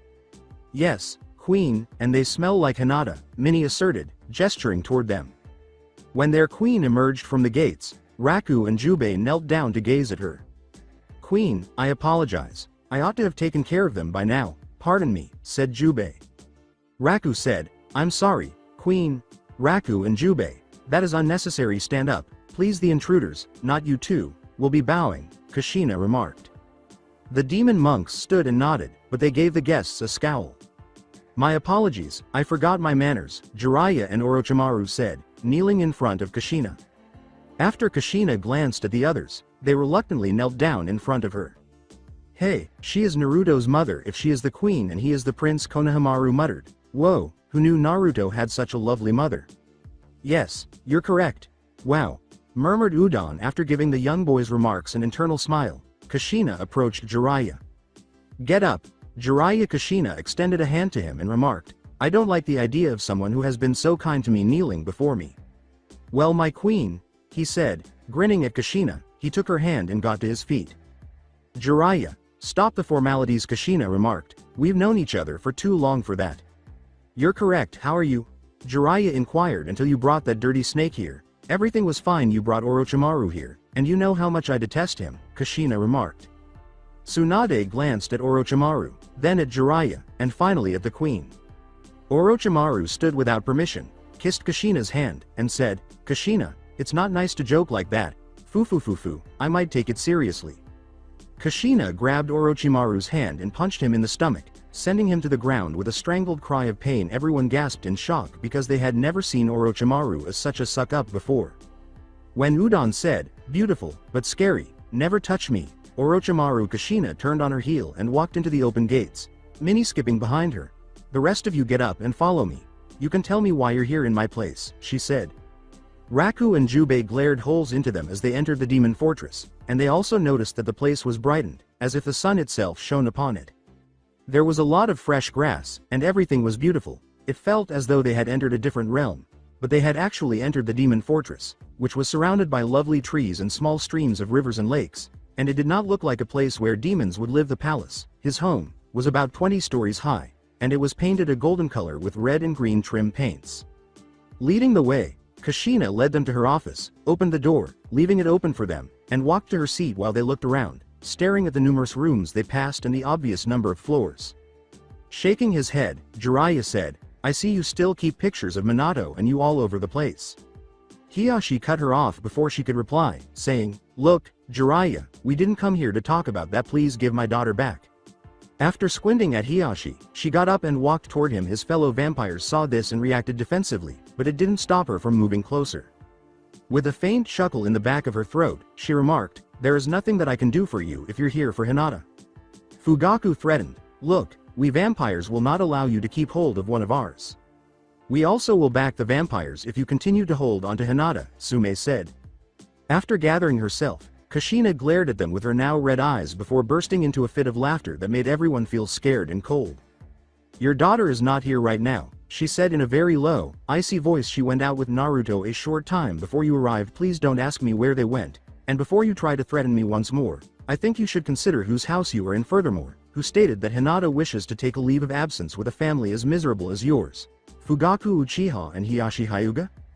As she sat down again, her eyes returned to normal, and she relaxed. Don't answer, just sit down and shut up, she replied on their behalf, gesturing to the black couch nearby. Sorry about their rude behavior, Kushina, Jiraiya said. You wouldn't have to apologize if you hadn't brought such disrespectful beings, she continued. We didn't want to bring them, but we had our hands forced, Kushina, Orochimaru stated. Shut up, Orochimaru, just the sound of your voice eats at me, Kushina growled. When Orochimaru said, Kushina, I know you still don't blame me for that. In reality, if I blame you, I would have to blame Jiraiya and Sarutobi as well, she replied with a growl, but I long forgave you guys for that. You'll quickly find out why I don't like you now. However, since you, Jiraiya, and Sarutobi prevented us demons from being destroyed by informing us of the other people's intentions to turn against us, I suppose I will be a little lenient toward you. Wait a second, are you implying that Jiraiya, Orochimaru, and Sarutobi, the wizard professor, let you escape during the Great War after your father was sealed and you two assisted in chasing out the few demons who were still willing to fight, and the other Croatians turned against the demons who assisted? Sume gave a fierce growl. Yes, but why? I had a newborn son who was only a few weeks old. Would you rather I had died with him? We're sorry to disappoint you, Sume, the werewolf leader, but there were plenty of people who would have assisted us even if those three hadn't. Please don't get too upset about people like Alex Uchiha and Terra the werewolf from the Eastern Valley, who came to me during the war to warn me at the same time. Nevertheless, Tsunade, Sume, Hiyashi, Fuguka, and the others scowled at Jiraiya and Orochimaru now that they were aware that the demons had survived because they had given them permission to flee years earlier. Well, is there any way to locate Naruto to inquire about Hinata's whereabouts if she is not present? Kurenai, who didn't care about the trivial topics they had previously discussed, asked with a worried expression. Are you not a Kurenai? Kushina inquired. Yea? Kurenai blinked, perplexed as to how she knew who she was. Well, given that Hinata mentioned how close you two were, I suppose you would be quite concerned about her. Well, she muttered, I can ask my advisors and my sons to look for him. Then, with a snap of her fingers, 16 new faces appeared in the room. I see you have guests. Queen, do you require assistance in getting rid of them? Zabuzu glared at them as he asked. No, not today, Zabuzu, but I was wondering if you guys can look for Naruto and Hinata and tell them to come back at once, Kushina replied. Zabuza said, as you wish, my queen, and he and the other demons vanished. Is that sufficient for you? Kurenai was asked by Kushina. Kurenai nodded, astonished that the queen had done it for her. All right, tell me, Jiraiya, do you still have Minato's belongings while we wait? Kushina inquired. Of course, if by things you mean his weapons and spellbook, could you tell me why? I wanted to trade it for Sarutobi's belongings. My dad's belongings? Asuma asked. You're Sarutobi's child, then yes, your father gave me some items to keep, but I promised him that I would return them as soon as I felt I no longer needed them. In addition, he handed me a scroll, which he claimed he trusted me to protect. However, the truth is that I no longer feel the need for them, and I would like to exchange them for Minato's belongings. Are you still smitten with him? And Orochimaru laughed. Poof, the 16 were back, but neither Hinata nor Naruto were present. Kushina rolled her eyes. My queen, the two told me to tell you that they will get back soon after they are finished with their activities, Tamari replied. Did Naruto do it alone, or did they both? Kushina inquired. Well, only Naruto Fu remarked, but Hinata said it with her eyes. So, what on earth are we meant to do? Hiyashi inquired. Kushina replied, now, just leave me alone, I'll send her back tomorrow. Tomorrow? Inquired Fugaku. Yes, tomorrow. Otherwise, I wouldn't be able to return her at all after requesting the first part. She smiled and added, now get lost, please. Well, I guess we will get going then, Orochimaru said, standing up and attempting to lead the group out. If my daughter is not back, Tomer. If she is not, then sue me, she chuckled, but seriously, I will send her back. Eventually, Hiyashi left with everyone in tow, grunting and muttering something under his breath that Kushina chose to ignore. Naruto said, Mom, you wanted to see us? As he and Hinata entered her tiny office. I did, indeed, but the reason for it has just departed shortly before your arrival, she replied. Oh, and that was, Naruto inquired. The Croatians came here asking for your wife to be placed back into the human realm among her kind, she replied. This caused Hinata to look up from the floor and meet Kushina's eyes, the worry still visible on her pallid cheeks. Squeezing her hands, Naruto helped her relax because he could sense her anxiety. No need to worry, I sent them back home, but I did promise that she would come back tomorrow, Kushina replied. What? Roared Naruto. Calm yourself, Naruto, Kushina cautioned. How can I be calm? You are telling me to let my maid to stay with them. How could you make this decision without me? Replied Naruto. With a sigh, Kushina said, look, it is not forever and I have a plan. I will have to kill those little lying bastards. They probably didn't talk to you besides telling you I wanted to see you, she muttered. But my father won't let me out of his sight once I get back, said Hinata. Ha ha ha, as if he will have to, observed Kushina. Naruto said, what do you mean, Mom? For starters, I only promised to bring her back tomorrow, so we didn't say what time, so whatever time of the day you want to go is okay with me. Then after we settle a few things here, Naruto can go back and get you. Plus when he finds out your mates he will have no choice but to let you be together, she continued. Hinata sadly remarked, he will just try to force me to mate with another vampire. Kushina laughed and then sighed. No, he can't see. You are bonded with Naruto. The only way your bond can be broken is if one of you dies. Trust me, Hinata, and just go back tomorrow. We will come back for you shortly because you are family now.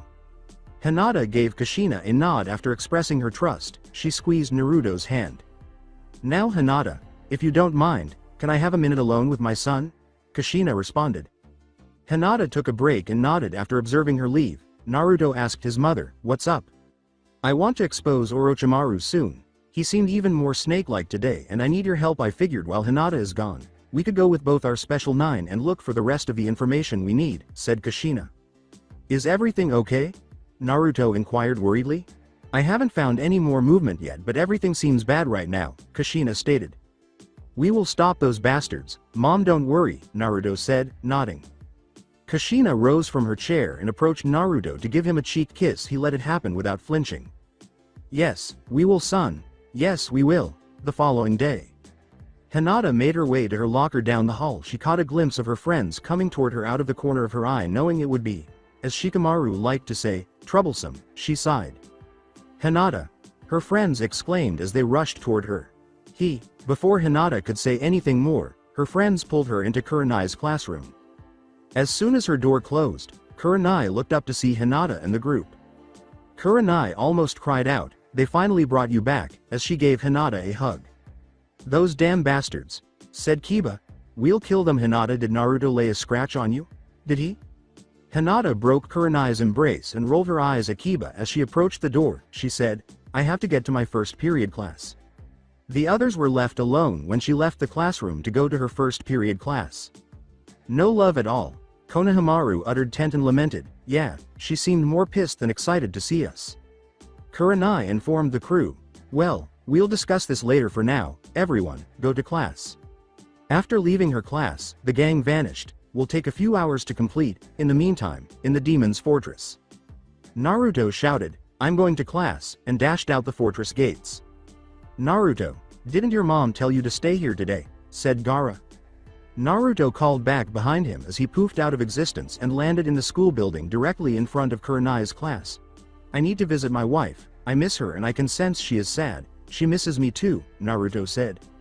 At that moment, Kurenai's classroom doors opened, and a group of students emerged among them. Naruto saw his woman. He waited until she approached and he took her hand, pulling her down the corridor to the lunchroom. A couple of the Croatians pushed him against the wall before they arrived, and since the hall was now deserted, no one had time to notice. "You dare show your filthy face here," Neji growled while he grabbed Naruto's collar. Hinata yelled, "Stop," as she attempted to free Naruto's shirt from Neji's hold. Sakura spat venomously. "Hinata, why are you standing up for him? Tell me you don't still like this ass after what he has done? He is a demon?" Hinata begged. "Sakura, everyone, you don't understand." Naruto grinned at their distressed expressions. "I just have to give them time, and this will all be resolved very soon," Naruto reassured her, sending chills down her spine. Kurenai's gaze shifted from demon brat to vampire princess. She wasn't sure how she felt or what to think, but she wanted to maintain as much harmony between the two races as possible. In the hopes that the blonde demon and the others would follow her suggestion, she said, "How about we all get headed to lunch?" The blonde demon concurred, saying, "Ah, very well said. Lunch is what I'm craving." As he started to go for lunch, he stopped and gave Hinata a slap on the ass before effortlessly releasing Neji's hold on his collar and pushing the others away. She blushed tenfold and gave him a lustful look when he winked at her, her bond with him making her want him even more. As he digested the ideas passing through his mate's head, Naruto licked his lips. "Hinata, be good," he said, growling ferally, and made himself turn around and leave. Matsuri asked Hinata, who was still in her daze, what the hell was that? Instead of responding to the question, she simply rolled her eyes and left for lunch. Naruto transferred his thoughts to his mate as soon as she entered the lunchroom. "Don't come sit next to me for now. Instead, when we have to go back to Kurenai's class, we can both pretend to go to the restroom and meet up at the gym. Nobody is ever there during third period," he said. Hinata responded, "Okay, but I really miss you," in her own words. Telling her, "Me as well, darling. See you soon. Love you." "Love you too," she said in response. Ino shouted, "Earth," to Hinata, "Are you there?" After finishing her mental chat with Naruto, Hinata glanced up at Ino. She said, Ino asked again, "What happened at the demon's fortress?" Hinata let out a sigh. "I know I will have to tell my father and everyone else later, so I don't want to say it now and have to repeat myself." "I guess we can respect that," Shikamaru sighed. Sakura questioned, "But he really didn't hurt you, did he?" Hinata's voice was dreamy as she said, "No, he was very nice and treated me like a princess." Kiba growled and rolled his eyes, saying, "Like a princess? Huh, he must have drugged you." Hinata was at Kiba's side in a flash. After he finished speaking, she pressed one of her long vampire nails against his throat after flicking her hand to reveal it. Hinata said, "I dare you to say that again, Kiba," in a demonic voice that was extremely lethal. Kiba swallowed without a word with a sly smile. Hinata pulled her hand away and pulled back her fingernails. Hinata smiled as she said to her friends, "Now, as I was saying, Naruto treated me like a princess and was very nice. If any of you believe otherwise, then don't talk to me about it because I don't want to hear it." Hinata returned to her seat and resumed eating the cinnamon buns Tamari had packed for her. shocking everyone at her table into silence. The Croatian teachers couldn't believe what they had heard or seen, and the other vampires at the table across from her were equally astounded by their heiress. Although Hinata spoke in a low voice and moved so quickly that no one could see or hear her, none of the humans were aware of any of this. In contrast, Naruto was laughing uncontrollably at his wife's outburst. Shoji said, so that's good," in an attempt to diffuse the tension that was now rising. "Yay, I told them boss would never lay a scratch on you," Konohamaru informed Hinata. Moge nodded and continued, "But was it not scary down there? Naruto's mom can be a bit scary too, although she is extremely beautiful." "It's not scary at all. Everyone is friendly and they all like me, and I guess Naruto's mom can become a bit scary if you piss her off, but she is really nice," said Hinata. "It looks like you had a great time back then," Shino said. "Yay, it was like a much-needed vacation," Hinata informed him. "Vacation?" exclaimed Tenten and Ino. Hinata said, "Yup," and they all started to perspire. When the bell rang and lunch was over, Hinata was about to tell them to stop asking so many questions. To empty their trays and return to their third-period classroom, they all stood up. Everyone, with the exception of Hinata, was a little uncomfortable or irate when Naruto also made his way to Kurenai's third-period classroom. He sat down beside Shikamaru without speaking to him. Kurenai practically raised his hand as soon as he started teaching. Kurenai said, "Yes, Naruto," or rather, hissed. Her tone betrayed anger, but he ignored it. "May I use the restroom, Kurenai-san?" He addressed her in a formal tone, which caused Kurenai to blink before responding, "Yes, but hurry back." Naruto said, "Yes, ma'am," and hurried out of the classroom. Shortly after Kurenai returned to her lesson, Hinata also raised her hand. "Yes, Hinata?" Hinata remarked, "I really need to go to the bathroom also." Since the majority of her students were human, Kurenai couldn't question Hinata in front of all of them, even though she knew that she didn't need to use the restroom. "Really?" she asked. "Really," explained Hinata. Kurenai said, "Okay, go ahead," as he watched Hinata hastily rise and leave the classroom. As Hinata began walking down the corridor, she ran into Matsuri. She nodded quickly to Matsuri and continued past her. "That's strange," Matsuri remarked. "Hinata never leaves class. I wonder what she is up to." Matsuri made the decision to surreptitiously follow Hinata to find out what she was doing. In the meantime, Naruto waited for Hinata in the gym. Within seconds of the gym's doors opening, Naruto was on Hinata. He sucked on her lips while holding them in his mouth, then pulled away to give her another kiss. He said, "I missed you, woman," as he withdrew the kiss. She gave him a strong hug. "I missed you too." They began kissing again. They started off with gentle pecks before turning into passionate, flaming, intense kisses as they hurried to be joined together. Their garments began to come off. She ran her fingernails down his back while he kissed her collarbone. After struggling to finally pull his pants down, he ground his hips against her vagina, which was covered in panties. She dug deep in his back, and he moaned. "I want you inside of me." She groaned behind his back at this. He rolled his eyes back, ripped off her underwear, and pulled down his boxers with her legs encircling him and her back against the wall. He slowly raised her onto him and pushed inside of her. She groaned in his ear, as he thrust himself inside her. In the corridor, Kurenai decided to see what Hinata was up to after leaving the class with a simple project. They were standing in front of the gym door when she ran into Matsuri, who informed her that Hinata had just entered. When they heard, "Harder," the two turned to face each other and opened the gym doors. They discovered Hinata encircling Naruto with her legs while he pumped inside of her. When the couple looked up, they saw intruders as Naruto swiftly pulled up his boxers and pants with a single swipe. Hinata swiftly moved away from him. Kurenai, who was now in her vampire form and prepared to attack Naruto, crossed the gym. As he was pulling up his pants, Hinata grabbed her hand as she lowered her claws. Hinata said, "What are you doing, Kurenai kindred?" Kurenai huffed, "What am I doing? What am I doing?" "So you're sleeping with this demon now?" asked Matsuri as she approached the disturbance and shook her head.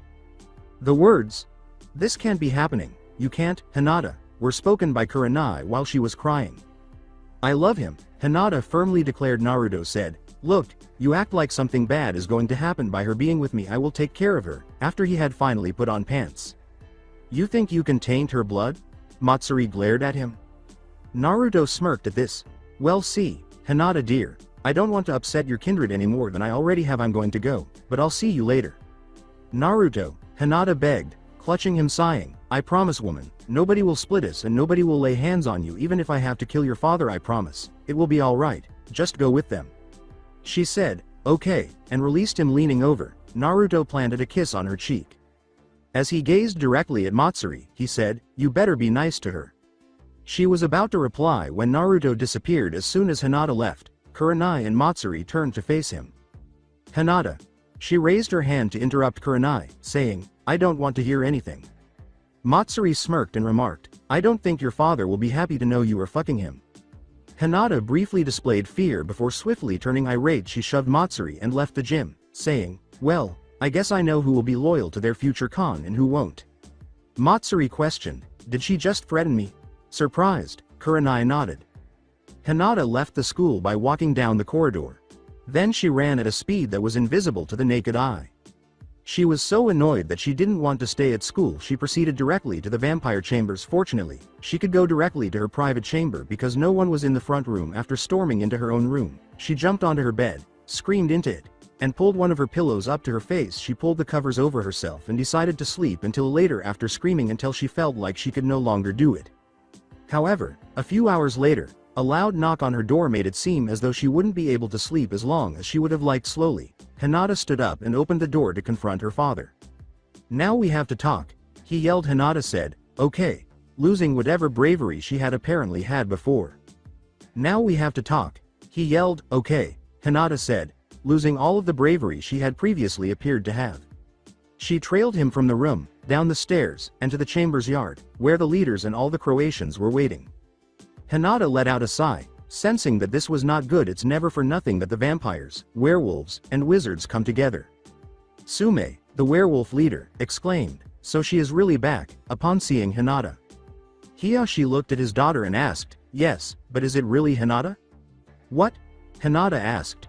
"You've changed in the short amount of time that you have been gone. The others have told me what has transpired today," shouted Hiyashi. He spat in disgust. "Allowing that filthy vermin to have his way with you," he said. "Oh please," said Hinata, rolling her eyes, "there is nothing you can do anyway." Everyone's eyes widened as Hinata Hyuga simply responded to both her father and her Khan. They all agreed that she had changed. As he got closer to Hinata, Hiyashi screamed, "How dare you raise your voice at me?" Somewhere Naruto begged his mother to sign some scrolls, saying, "Mom, please hurry up, Hinata's in trouble, I can feel it." Naruto's lucky 9 was next to him, and Kushina's lucky 9 was next to her as she signed one final scroll. Her words were, "Okay. Let's go." They vanished and then resurfaced in the vampire's chambers in a flash. As he watched Hiyashi get closer to Hinata and lift his hand, bringing it down mercilessly, Naruto scowled. However, Naruto seized Hinata before he could attack, dragging her aside and keeping her near him. He growled, his voice full of venom, "Touch my wife and I shall see that your death is the most painful one that anyone in Celsius will ever mention," he said. "Wife?" Tsunade asked after revealing a mark on Hinata's neck by pulling back her long hair. Naruto showed everyone his neck, which also had the same mark. Jiraiya questioned, "You have made her your mate?" "Yes, I have, she is mine," he growled defensively. Hiyashi snarled, "What? Hinata, this is beyond." Kushina rolled her eyes in frustration and said, "Hiyashi, will you stop talking? God, you're such a kid." He gave Kushina a fierce look and said, "You're telling me to shut up? Where is that snake?" she asked, laughing at her own joke, "before you go getting all vampire on me." Fugaku inquired, "What games are you playing at?" When Kushina said, "None, I'm talking about Orochimaru." Everybody looked around, but Orochimaru was nowhere to be seen. Naruto then growled softly, but everyone could hear it. "He's not here," Naruto uttered while clenching his jaw. "What is it?" Hinata inquired, glancing at her agitated partner. He said to her, "That piece of shit has played us all." "Played us? The only one that has played us is you and Hinata the prophecy." Tsunade, "You wizards think you know everything, but fact is you need the second piece to the prophecy, which is the witch reading," said Kushina. "Ha, we don't need no such thing. Our prophecy says bad will be brought upon the Croatian world and you demons are it," Tsunade replied. Kushina grumbled, "No wonder Sarutobi didn't try to seek you out for help during the legendary war, because you're so naive and easily let your emotions overtake you." Tsunade became enraged by this and raised her hand as though to cast a spell, but Jiraiya intervened.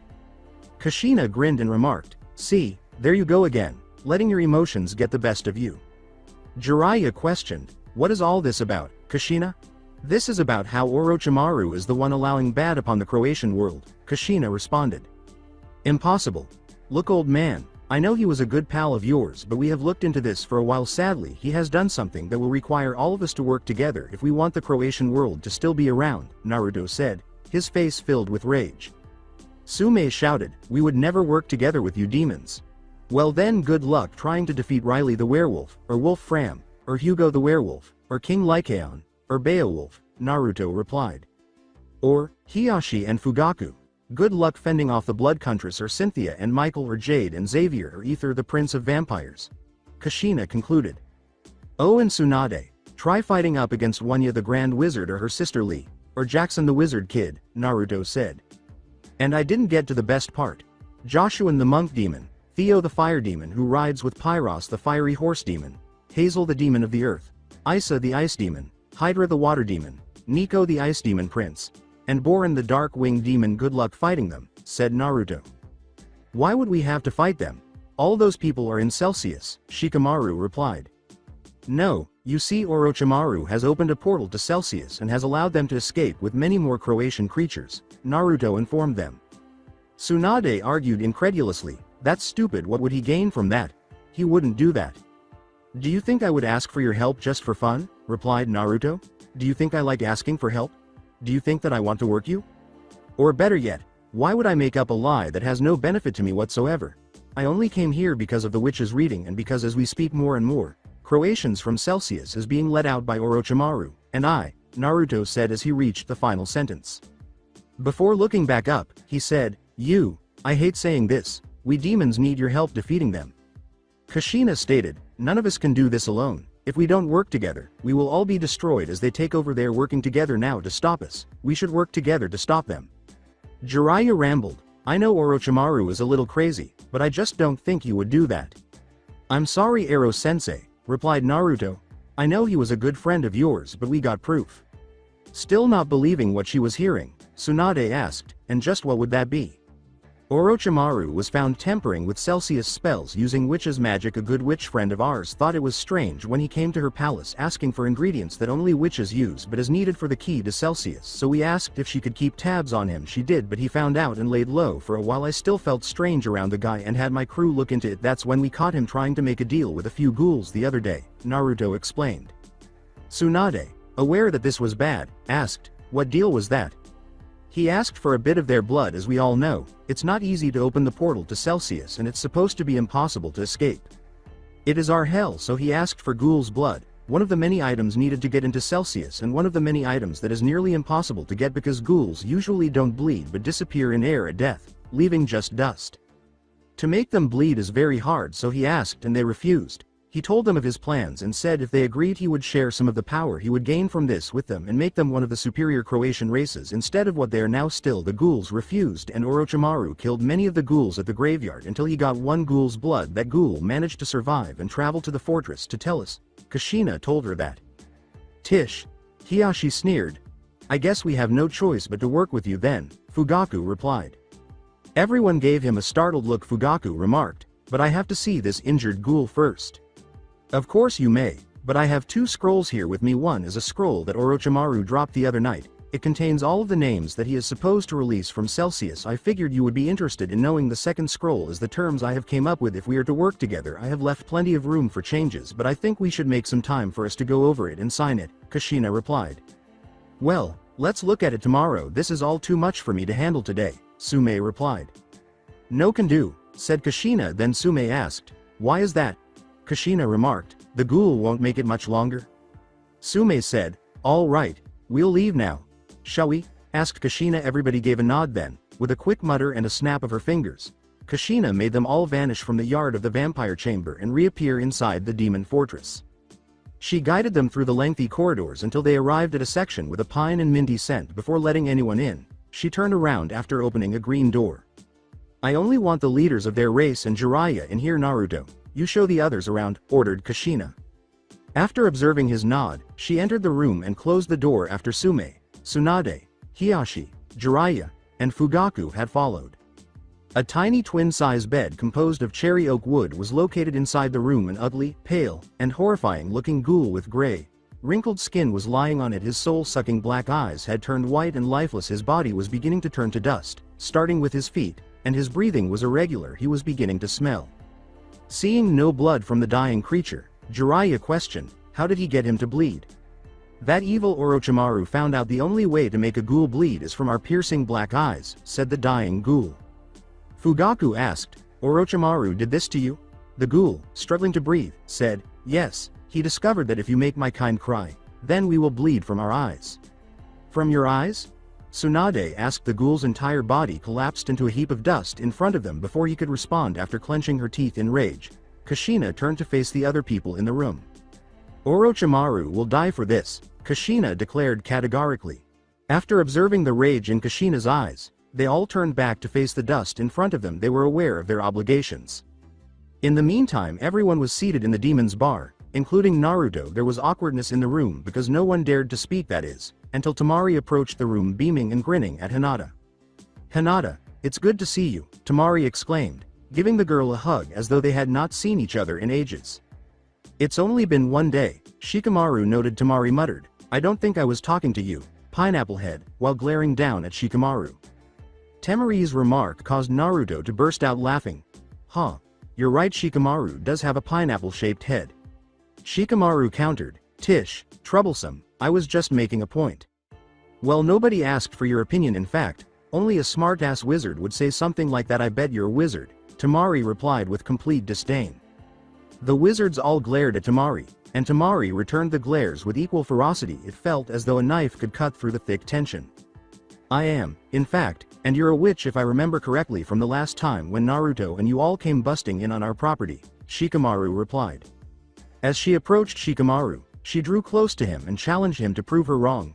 You were right about me being a witch, but wrong about us breaking in. We actually smoothly travel onto the property, which is technically not yours. If we were to really dispute the land and look at the land's origins, it belongs to a few half-breeds who were half-wizard half-witch, making that witch's property also, Temari said. Shikamaru simply turned his face away from the witch in front of him after blushing at her closeness. Under his breath, he muttered, troublesome, and started staring at the walls as though they were the most fascinating thing in the world. Shikamaru could only say, well, it's ours now. At the end, knowing she had won the argument with Shikamaru, Temari turned on her heel and left the room with a sly smile. Temari called back to Hinata and said, Hinata, you have to come see this new outfit I have. I think it will be beautiful on you. Hinata was happy to have an excuse to leave, so she kissed Naruto's cheek and followed Temari out, eager to get away from the tension and stares of her kindred. Naruto pouted as soon as they departed, saying, damn, Temari, stealing my mate. Shikamaru muttered, Temari, noting the name of the female witch. Naruto gave Shikamaru a strange look and said, I think you like Temari. Gaara, who was also one of them, turned to face Shikamaru and looked him down. At this point, Gaara asked Shikamaru, you like my sister? Now that everyone's eyes were on him, Shikamaru flushed with a violent cough. He shook his head and said, no, I don't. Gaara said, his eyes turning red with rage, then you dislike her? His tone was very upset. Sensing that he was getting into trouble, Shikamaru shook his head once more. No, I neither like her nor dislike her. Gaara appeared quite perplexed at this point, but she didn't elaborate. The argument that just broke out in front of them caused everyone to perspire and shake their heads, but Naruto simply grinned in his heart. He still believed Shikamaru harbored feelings for Temari. Asuma and Konohamaru had the same thought, but they chose to keep it to themselves. As much as it seems fun to hang around and entertain Amir, I think I need to feed my bugs now, Fu stated to Naruto. Naruto pointed to Shino, who was now examining Fu. Yes, go ahead and deal with your creepy bugs. You're just like Shino here. He likes bugs just as much as you do, Naruto said. As though she had just discovered her best friend, Fu was also staring at Shino. Fu asked Shino excitedly, you like bugs also? After giving a nod, Shino lifted his long-sleeved hoodie to reveal all of the insects that were crawling on his arm. Fu let out a gleeful scream at once. Awesome. But I bet you never seen anything like mine before. I've been collecting for a long time, Fu replied. Shino stated, I have a great collection also, not wanting to give the impression that she had a better collection than he did. Fu grinned and said, I have a Dryococelus australis, as Shino's eyes widened. No, impossible, replied Shino. Hey, bug talk is boring, take that to your room or something, Yugito yelled. She asked him like a child, fine, Amir, is it okay if I let Shino see my bug collection? Yay, Shino is cool. Naruto remarked. Fu gave a girlish squeal that seemed completely out of place for what they were going to do. She was so excited that she practically dragged Shino upstairs by grabbing his hand. Shino didn't mind at all. He was as excited as she was, and he was grinning broadly beneath his mask. As he and the 4 others fled, Utakata remarked, "Ah well, Amir, Han, Killer Bee, Roshi, Yagura, and I all promised to train, so we must leave you with your guests now."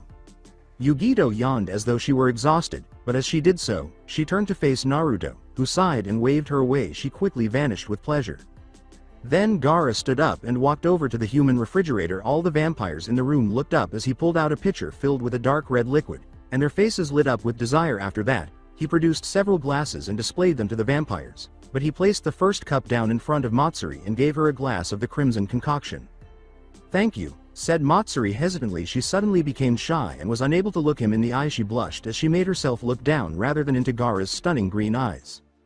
As he poured the blood of the other vampires into the glasses, Gaara gave Matsuri a quick smile before wiping it from his face. Naruto said, "Ah, good thinking Gaara, we should totally feed our guest," as he stood up. With a, "Amir, it's fine, I will get them food," Gaara prompted Naruto to take a seat again.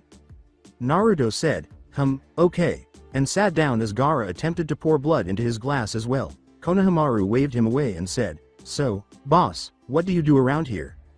After giving Konohamaru a cheeky smile, Naruto leaned forward to greet him. "I can't tell you in front of everyone else."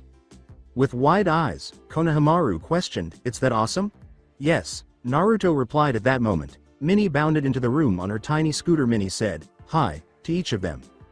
"Hi," each of them said to the tiny demon. She questioned the Croatians, "What are you doing here today?" Unsure of how to respond to the little demon child, Asuma said, We came to get business done." Minnie said, "You're not going to steal Hinata again, are you?" with a dejected expression. Sasuke said to the child in a monotone, "Your prince stole her, not us." Minnie abruptly got off her scooter, ran up to Sasuke, and gave him a surprise side punch before beginning to bite his leg. Minnie spit out, duck butt, meanie vampire, ugly, mean vampire," as she bit her teeth. All of the leaders entered the room to observe the peculiar circumstance before Naruto could take any action. Jiraiya laughed to himself, Hiyashi blinked, and Tsunade arched an eyebrow. Kushina and Fugaku just stared without saying anything. Sasuke's eyes started to twitch with irritation. Kushina asked in a kind but firm tone, "Minnie, will you get off of him?" Minnie understood that she meant right now. Minnie stuck her tongue out at Sasuke. Instead of biting him, she yelled, "You can't take Hinata away." Naruto remarked, "It's okay Minnie, Hinata is not going anywhere." "Yes, because she will be at the vampire's chambers," Hiyashi replied. Naruto argued, "No, she will be with me," while glaring at Hiyashi across the room. "My daughter will be under my watch," Hiyashi declared. "My mate and wife shall be under my watch," Naruto declared. According to Hiyashi, she has duties at the chambers. "And she will have major duties here too as soon as I become king in 3 months and become full demon," said Naruto. "Then become king first," exclaimed Hiyashi.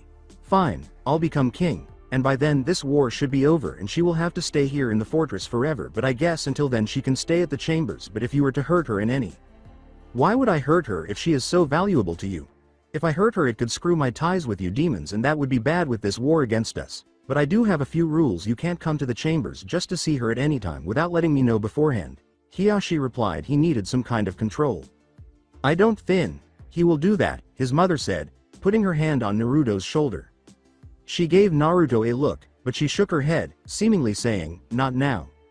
Naruto's shout, "Ah Hinata," caused everyone to cover their ears. Temari and Hinata hurried down the steps. Thanks to Temari, Hinata was wearing makeup and a gorgeous, smooth, white gown that embraced her body. Naruto uttered the words, "I love you," losing his anger. So whipped, Temari chuckled. Kiba was pondering the entire situation in the corner of the room. Gaara appeared to be attempting to flirt with Matsuri, who was absorbing everything, while he was making mental notes. "Is that all?" blushed Hinata. He let out a sigh. "No, I just made a deal with your dad. He can keep you until I become king, so you have to leave with them." Hiyashi attempted to correct Naruto by saying, "I made the deal, you agreed." As Naruto retorted, "No, I made the deal and you agreed." The pair exchanged a scowl. "The point of the matter is that you cannot stay with us, but you're welcome to come over anytime. Also, your father has given his word not to show cruelness to you if he does. Then you're welcome to come here and you won't have to go back. I know how harsh Hiyashi and Fugaku can be, so please don't stand for it. Okay, sweetie? Said Kushina as she embraced Hinata. Harsh! Exclaimed Fugaku, and Hiyashi Kushina gave them both a fierce look. Yes. I knew of 2 vampires who always had to put you 2 in check often. Kushina caught the attention of both Khans, Makoto and Jun, Kushina said, startling the other vampires as well as the 2 men. Fugaku inquired, when did you get time to meet them? When they lived in the vampire chambers before the legendary war, we used to hang out, but that was back in the days, said Kushina. Kushina remarked, now you guys, get going, Naruto declared, I'll open the portal, though. Hinata questioned, wait, where's Shino? Oh, yay, Shino. Naruto exclaimed. Shino and Fu descended the stairs. There was a huge bug in the case that Fu was holding. When Naruto told Fu, they have to go, she gave Shino the bug after giving a sorrowful nod. He gave her a startled look. It's a gift from one bug lover to the next, reported Fu. Shino nodded his head and grinned. Alright, are you ready? Naruto inquired after they nodded. He sent them back to the upper world by opening a portal and kissing Hinata. Kushina called after Naruto and said, I will schedule a meeting for tomorrow to update you on our discussions. He made his way to his own room via the stairs. So that's it for today. I hope you guys enjoyed it. Don't forget to like, share and subscribe to the channel for more awesome stories like this. Thank you. See you all in my next video.